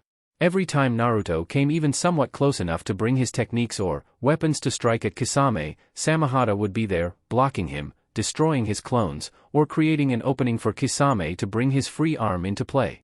Then, he apparently decided to mix things up. Clones found themselves disarmed, occasionally literally as their weapons were then turned back onto themselves. Several fell to the ground long enough to twist in agony at being impaled by their own kunai before dispersing. Others never made it, as in one occasion, as Kisame managed to grab hold of one clone's elbow, then shove its hand through the chest of another before smashing the surviving one's head beneath his heel. Still grinning, he grabbed one clone by the back of its neck, then slamming its face into another clone with enough impact to snap both necks. Naruto flinched back as he could feel the memories pouring into him of the numerous, vicious and efficient ways his clones were being dispatched, before he suddenly shot straight up. "Hey! What are you, some kind of pervert? Just trying to answer the age-old question, will someone's head fit up their ass?" Kisame was grinning back at him, before his head canted back, and he suddenly expelled a bullet of water out of his mouth, the action, throwing the clone that was falling towards him another 30 feet into the air before dissipating. "Of course, they keep going poof before I can really figure out, try to have a bit more stomach, kid. You're insane." Naruto helped as he felt the street crack from another water bullet shot out of Kisame's mouth, reflexively throwing another, apparently easily deflectable kunai at the man. "I mean, seriously. Zabuza wasn't this crazy." "Oh?" Kisame paused after blasting another water bullet at Naruto, only for this one to split in two and splash harmlessly around him. "Met little Zabuza, did you? How is he doing anyway?" Naruto paused a moment, frowning lightly as he crouched, warily down, another kunai brought up defensively in front of him. "He's dead." "Really? Damn, that's a pity. He had potential." Kisame actually looked disappointed as he shook his head. "Who did it then, you?" "I only saved Kakashi-sensei from him the first time he attacked us and fought Haku the second." Naruto shifted back, his body coiling in preparation. Kisame's smirk dimmed for an instant as he suddenly flicked his wrist and one of the Naruto clones' throats disappeared in a splatter of crimson. "Huh, you actually did meet him then. Go figure, I thought the rumors of his death were just him going into hiding again." Naruto glanced away a moment before looking back at where Kisame had pulled his arm back, ready to use Samehada in a backhand swing against another clone. Then, there was a sudden explosion of black fire, writhing out of the wall of the inn. A moment later, Itachi was suddenly standing next to Kisame. "We need to leave. Now." Itachi's voice was calm, even as he turned his head to glance back towards the inn, then back to Kisame. "Why?" It was getting interesting. Kisame cocked his head to the side as he looked back at Itachi curiously. "And I thought you were going to be dealing with your little family reunion." "Dealt with," Itachi stated flatly as the black flames suddenly vanished from the hole they'd burned through. "That isn't the problem." "What did you do to Sasuke, you freak?" Naruto demanded with a glare at Itachi. "What is then?" Kisame asked curiously as he ignored Naruto's outburst, before suddenly jumping back as Jiraiya slammed into the spot he'd just been standing in, a spiraling sphere of chakra eating into the street. "Oh, him." "Yes. Him." There was a slightest tinge of irritation in Itachi's voice. "You thought he wouldn't notice you knocking out the wall and fighting Naruto-kun out here in the middle of the street?" "Oops." Kisame shrugged slightly as he brought Samehada up to block a trio of kunai Naruto had launched at him. "Sorry, wanted to see what the brat could do. Besides, it's just one old man." "One old man?" Jiraiya huffed as he stood up, his hands suddenly spread wide as he took up a kabuki-esque pose. "I am the great Jiraiya. One of me is worth an entire army." "Kisame, look back up at the inn." Itachi spoke very carefully, as if speaking to a young child as he suddenly faded away from the blow Jiraiya had launched as soon as he finished his speech. "Do you notice anything missing?" Weren't there Amaterasu flames there a second ago?" Kisame blinked a moment. "I thought those wouldn't go out without you making them for 7 days and nights? Apparently, it's never been tested against perverted toad hermits." Itachi noted blandly as he blurred away from another strike from Jiraiya. "Now, can we please go? I used Tsukuyami again and then had to use Amaterasu to escape." "Hey! Quit ignoring me!" Naruto shouted out, before yelping as Kisame appeared in front of him, Samehada blocking his reflexive defense yet again as he could feel the chakra pulled out of his body. "It's been fun, kid, but, next time? Try to put a little spirit into it." Kisame grinned, before vanishing again, just as he batted Naruto into the air with his sword, sending him flying back towards the inn. Naruto bit back a scream as he could feel the way Samehada's scales shaved through his clothes, reducing them to tatters on his chest. He struggled to twist himself around, but he was just moving too fast, the blow leaving him dazed and disoriented. Then, suddenly he could feel someone catching him, before the momentum stopped in a sudden almost jarring way. Looking up, he could see Jiraiya holding onto him, staring grimly off into the distance. Biting his lower lip, he looked at the man a moment, before looking away. Are they gone? Yeah, kid, they're gone. Jiraiya frowned as he examined Naruto's chest. Come on, let's get you bandaged up. Dynamic entry, take 2. Guy suddenly struck down into the earth in front of the pair as he stood legs spread wide. Konoha's beautiful green beast has arrived. Too late. Jiraiya muttered as he started walking back towards the inn with Naruto. Hey, what did Itachi mean by he'd settled things? Is Sasuke? Naruto shifted nervously as he looked up at Jiraiya. Sasuke's alive. Jiraiya answered back quickly. Beyond that. Well, we'll see. Itachi used a particularly nasty genjutsu. Oh? And the girls? Naruto shifted again as he fought to ignore the pain burning across his chest. They're fine. Those two just ignored them, completely. Jiraiya shook his head and frowned a bit. Though, I don't think we're getting the deposit back on the room. Naruto stared up at Jiraiya for a moment, before looking away. I couldn't do anything to him.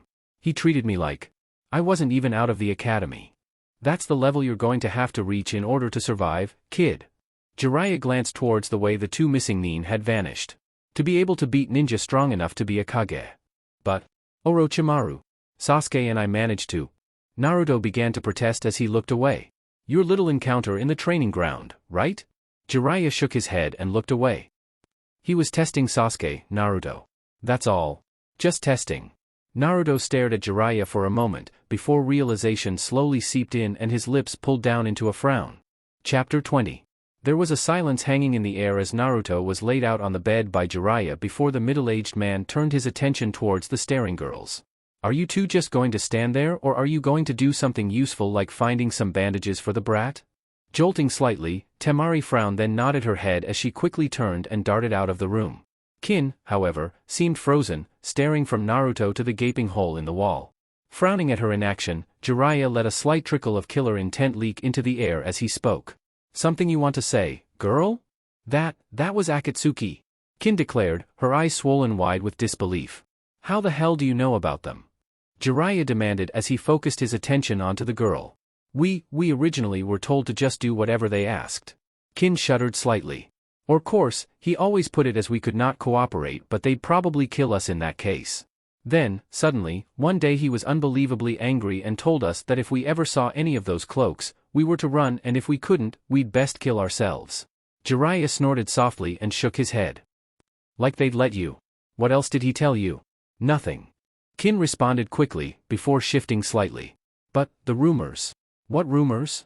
Jiraiya cut in as he narrowed his eyes into slits. That they scared him. That they were a group of ninja strong enough that he was only a member, not the leader. That he had to run from them, to hide from them in order to stay alive. Kin shifted uncomfortably as she looked away. They said? A lot of things. Yeah, sounds about right. Jiraiya shook his head and glanced back towards a wide-eyed Naruto. Those two that were here? Both of them are considered two of the most dangerous nin alive. Itachi Uchiha, well, he killed his clan. Kisame Hashigaki? Killed Mist's Damo and a lot of others. And those are just two. There are rumors that there were 10 of them total before Orochi's parting of ways. Naruto started to speak, only to have Jiraiya cut him off with a snap of his hand. You're lucky he just wanted to play with you. From what I understand, Kisame in particular is almost perfectly suited for taking on Jinchuriki. Straight on power won't work against him. Shaking his head, Jiraiya reached down and carefully began to remove the tatters of Naruto's shirt and jacket. They know who I am. Naruto stated quietly as he shifted uncomfortably. His torn flesh was already visibly beginning to heal. Well, yes, with Itachi joining them it was expected. Jiraiya nodded his head slightly in acknowledgement. No, I mean they know about the Kyuubi. He kept calling me Nine-san. Naruto twitched a bit even as he glanced away. That's what I meant. Jiraiya nodded his head a bit and shrugged his shoulders slightly. Like I said, to be expected. An unfortunate side effect of high-ranking ninja going rogue, they take the information they knew with them. Naruto stared back at Jiraiya for a moment before letting his head fall back with a frown. Well, that's no fair. Life ain't fair, kid. Jiraiya drawled out with a shake of his head. You should know that better than anyone. Naruto flinched lightly at that none too subtle reminder before looking away. How's Sasuke? Sasuke will be fine. Jiraiya stated simply before wincing just a bit. Eventually. The sooner we find Tsunadeheim, the sooner we can get your friend fixed up. Fine. Naruto nodded his head as he stared off into the distance. Do I need to go back to Konoha and add NBH to our little party? Jiraiya asked mildly as he glanced down at his fingernails. Naruto instantly froze, then turned to look at Jiraiya in absolute horror. Seeing the look, Jiraiya smirked back at him. What, you think I wouldn't do it? You're moping. You know how she feels about moping. If it gets me more naked, Naruto-sama, I'm all for it. Kin offered with a shaky grin. I was not moping. Naruto struggled to come up with the right words before he was saved from it by Temari's return with a metal box. This is all they really had, bandages and the like. Temari shifted slightly as she caught sight of the bloody mess that was Naruto's chest, before looking away. Will it be enough? It'll be fine. He just needs it bandaged enough for his healing to take over. Jiraiya nodded his head as he took the box. Good work. There was a pause then before he turned his smirk back at Temari. Do you want to bandage him up and help nurse him back to health? Not in the way you're implying. Temari grunted softly and shook her head as she walked over to the wall and leaned back against it, arms crossed as she looked away. Who were they, and what did they want? She said something about Akatsuki. They're a group of S-ranked missing nin. Jiraiya answered her as he proceeded to carefully dab at Naruto's chest with disinfectant, ignoring the hissing winces of discomfort. They're after the bijou and, by extension, their containers. Naruto's important enough to warrant those two. What's so special about them? Temari blinked when they all turned and stared at her incredulously. What? If they're all S-ranked, what makes those two so special? Itachi Uchiha and Kisame Hashigaki. Jiraiya stated flatly before pulling out a book and tossing it at her. Look them up yourself. This is a Konoha bingo book.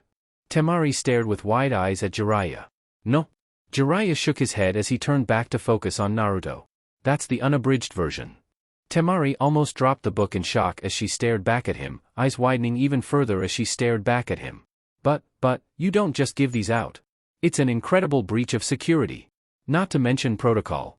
And, what's that collar on your throat and the symbol on your back mean? Jiraiya asked flatly as he gave the girl a look. Temari flinched at the blunt reminder as her fingers tightened about the book. Still, there's no reason to. One of you three needs to know that information. Jiraiya stated simply as he turned his attention back to Naruto. Obviously that's not going to be Naruto. Hey! Naruto protested as he glared at Jiraiya. And Kin over there would get bored too quickly. Not to mention she has other things to focus on for now. Jiraiya continued without skipping a beat before pausing, glancing at Kin for a protest. Well, you do have a point. It is a bunch of boring information. Kin admitted with a wince as she shrugged her shoulders. So, that leaves you. Jiraiya concluded as he looked back at Temari. You're supposed to have a working brain behind that pretty face, time to prove it. But what about the training? Temari protested again as she stared back at Jiraiya. Who said you were going to stop? Jiraiya paused before grinning viciously back at her. I want you to be able to be reading a report, while moving a coin, and then recite it back to me. All while never stopping. That's... Temari's eyes widened in shock as she stared back at Jiraiya. Admittedly, you won't be able to reach that point until you're able to use the shadow clones properly, which won't be for a month or so, but it'll give you something to work on. Jiraiya chuckled softly before smiling sweetly at her. I expect you to be able to tell me everything about Itachi and Kisame by dinner. But, you might want to start reading, Jiraiya noted blandly before he refocused his attention back onto Naruto's chest. Temari stared back at the old man for a moment before growling softly as she cracked open the book and began to read. Oh, how in the hells did you get all this information? Temari stared at Jiraiya as she sat across from him at the table, the book still resting firmly in her hand. Most of this stuff has to be beyond classified. I'm Jiraiya. He shrugged his shoulders a bit as he brought a pickle up to his lips with his chopsticks. That he is. Kin agreed with a nod of her head. He has the hot spring peeping spyglass to prove it. Damned right I do. Jiraiya agreed with a nod of his head. Pervert. Naruto muttered darkly as he glared over his bowl of rice at Jiraiya. Super pervert, he corrected with a gleaming smirk and a twinkle in his eyes. Again, what does you being a super pervert have to do with you having all this information? Temari demanded as she glared back at him. Very little, Jiraiya admitted with a grin as he brought a piece of beef to his mouth. Then, how do you know this? Temari almost screamed in frustration as she stared at the man. I told you. I'm Jiraiya. He countered back before chuckling as he continued his explanation just as she seemed on the verge of exploding. I also happen to be a super pervert. The two are not mutually exclusive, nor do they always relate. Oh. Temari deflated lightly as she stared back at him. Then, how does you being Jiraiya explain this? I'm just that awesome. Jiraiya admitted with a grin and a twinkle. Get used to it. That doesn't explain anything. Temari huffed lightly as she glared back at the man with narrowed eyes. You want to know? He tilted his head to the side, smiling serenely back at her as he brought another bit of food up to his mouth. You know I do. Her glare only grew in intensity as her arms crossed about her chest. Then figure it out. Jiraiya smirked at that, before turning his head away and glancing towards Kin. So, have you figured out the shadow clone technique yet? I'm getting there. Kin grumbled quietly as she mildly glared back at Jiraiya. I really don't get what's so hard about it. Naruto grumbled lightly as he shrugged his shoulder. I mean it's just, well, shadow clones. Yes, well, not all of us can just take to high-level techniques like ducks to water, Naruto-sama. Kin muttered lightly as he glowered back at the boy. Sorry? Naruto shrugged his shoulders a bit before grinning lightly back at her. If it makes you feel any better, I can't make a regular clone to save my life. Kin and Temari stared incredulously back at him while Jiraiya merely arched an eyebrow questioningly. I'm serious. Naruto quickly held up his hands in protest before frowning lightly as he made the appropriate sign. Well, let me show you. Instantly 3 extremely sickly-looking clones popped out, each groaning as if on their deathbeds as they weakly attempted to raise their hands with green-tinged skin. Blushing lightly, Naruto reached up and scratched the back of his head. See? Jiraiya reached out, and lightly poked a finger through the head of one of the clones, watching as it poofed away into smoke even as the finger moved through it. Damn, you do suck at them. NBH. Naruto grumbled lightly but stayed silent for the most part as Temari and Kin both stared at him. Finally, Temari carefully cleared her portion of the table and then deliberately brought her head down against it 3 solid times. I got beat by a brat that can't even do a simple clone technique. And yet throws the advanced versions around like candy. Kin couldn't help but point out with a smirk. Joy, an idiot savant. Temari muttered a bit and palmed her face. I think I've just been insulted, again. Naruto muttered softly as he lightly rubbed at his bandaged chest. Why do you always have to insult me? Why do you always have to ask me to do it? Temari countered back with a huff. I don't. Naruto immediately began as he narrowed his eyes into slits as he looked back at Temari. She's just upset, kid. Give her time and she'll eventually cool down. Jiraiya chuckled as he brought a saucer of sake up to his lips. Now, before I go and take care of my research for the evening. You're going peeping again? Naruto grumbled lightly as he crossed his arms about his chest and glared back at the man. Depends, have you managed to pop a balloon yet? He paused a moment, then pointed his finger towards Kin. Have you mastered the first principles of layering or the shadow clone technique? He shifted his finger over towards Temari. Have you memorized that book yet? No? Then yes, I'm going to go peeping until you need some extra instruction. How am I supposed to have popped one if you won't tell me how it's done? Naruto grumbled a bit as he glared back at Jiraiya. I already showed you. Now you get to practice it and, based on your progress, I'll give you a hint on the next step. Jiraiya grinned back at him. But for now, practice. And that leaves me free to go get what I need to do myself, done. Jerk. Naruto huffed slightly before starting to stand up. Fine, I'll get your stupid balloons popped. Finish your dinner first, Jiraiya cut in, chiding him lightly. You'll need the extra energy. For a moment, Naruto seemed to be staring back at the man, his eyes narrowed again, before he plopped back down and picked up his bowl again. Fine. As Naruto began to shovel food into his mouth, Jiraiya nodded his head and rubbed his hands together. Good, now if you'll excuse me, there are some lovely ladies who don't know they're missing my company. Cackling softly, Jiraiya turned and quickly vanished out of the room, leaving Naruto and the girls to glare at the empty door frame. I think I hate him a little. Naruto noted sourly. Only a little? Temari asked with a dry chuckle while she nonetheless pulled out the book and began to read as she continued to eat. Well, yeah, he is still teaching me cool stuff. Naruto admitted with a grunt before making a sign and 5 clones appeared in a puff of smoke. You guys know what to do. Each clone nodded his head, pausing a moment to glance nervously towards where Kin was suddenly leering at them, before one spoke up. Boss? You're gonna keep her away, right? Naruto paused a moment, staring from the clones to Kin, then back to the clones before returning to Kin. Leave him alone, Kin-chan. But not until you learn what you have to learn. Naruto nodded his head sagely. Hurry up and finish eating so you can teach me then. Kin grumbled slightly as she eyed Naruto a bit, then dug into her food. Twitching lightly, Naruto stared at her for a moment, and considered, just how badly did he want to get back to that training. Oh, come on. Naruto grumbled angrily as he stared at the expanding and flattening balloon his palm, fighting back the urge to scream in frustration. What am I doing wrong? That doesn't really look like it did when the old pervert did it, you know. Kin, or at least a Kin, looked up from where they were working on dissolving leaves into dust. His was more, all kinds of bumpy and basically spherical. Naruto frowned as he attempted to remember exactly how Jiraiya's balloon had looked, just before it burst. How the hell am I supposed to dash? He paused a moment before frowning again as he focused on the balloon. I don't know. Kin admitted with a shrug before focusing back on her leaf. Ugh. Naruto frowned a bit as he stared back at the balloon before he stood up and stomped over to where Jiraiya was staked out in a window that just happened to open towards the hot springs in the distance. Hey, old pervert. How about some hints here? Jiraiya blinked a bit before glancing back at Naruto, frowning before he sighed and faced him. Where are you having trouble? I keep spinning it, but it won't break. Naruto lifted up the balloon, demonstrating as it swirled out, wider and wider, until the balloon almost flattened completely. See?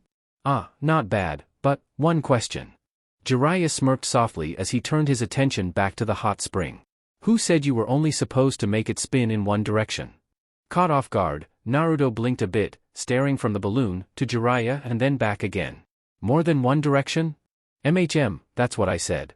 Jiraiya agreed with a nod of his head, even as he leered down his spyglass. Now, shoo until you've made more progress. Pervert.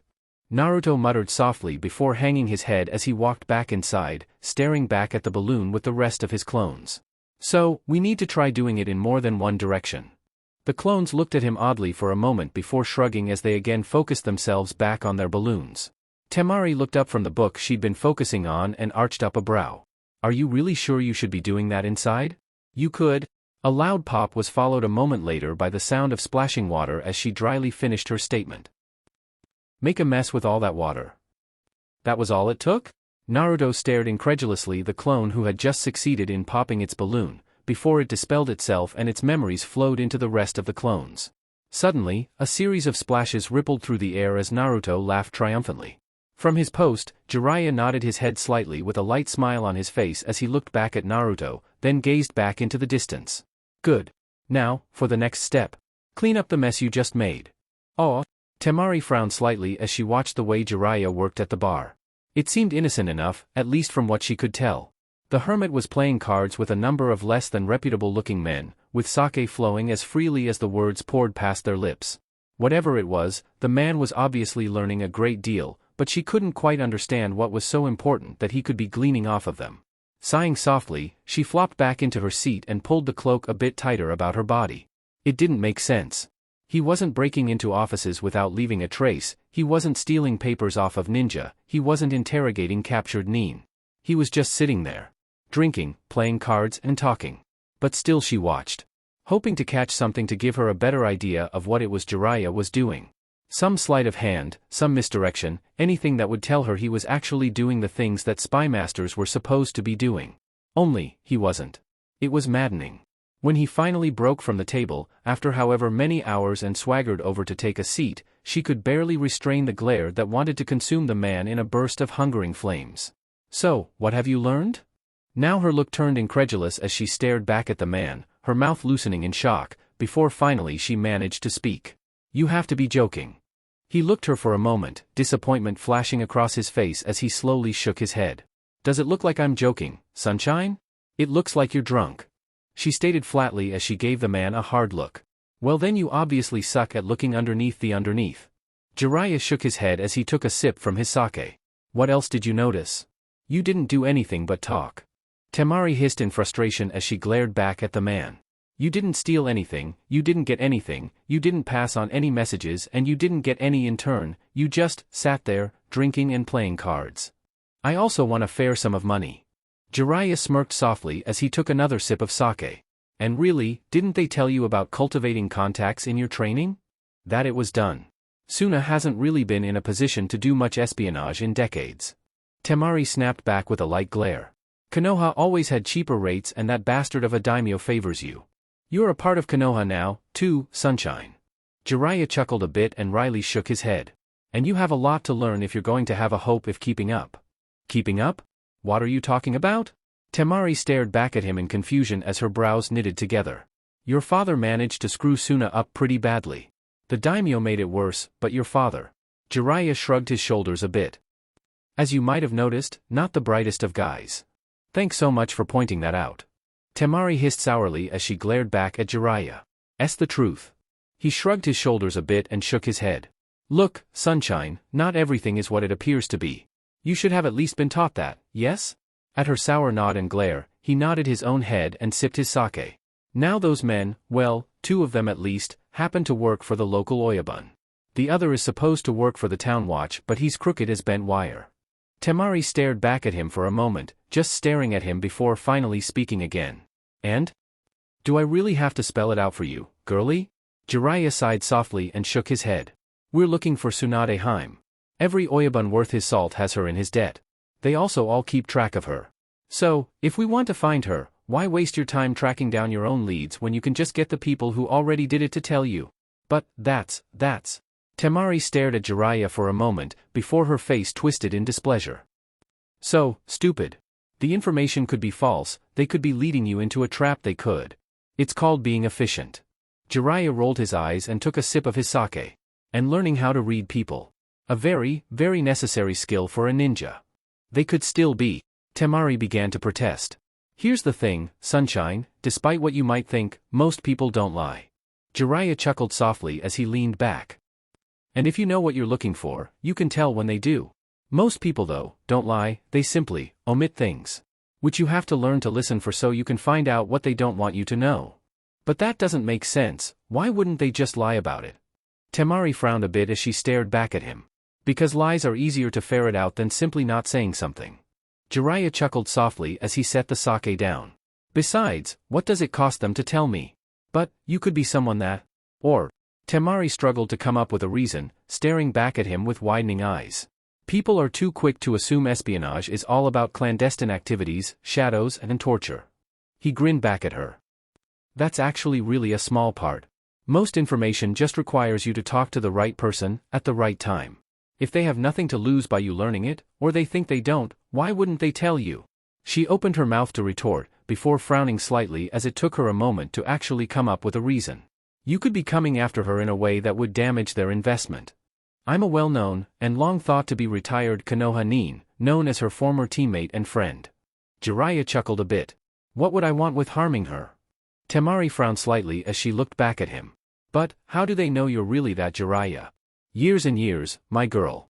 Years and years. Jiraiya chuckled softly as he tapped the side of his nose. A good network takes time to build up. A lot of trust, a lot of familiarity.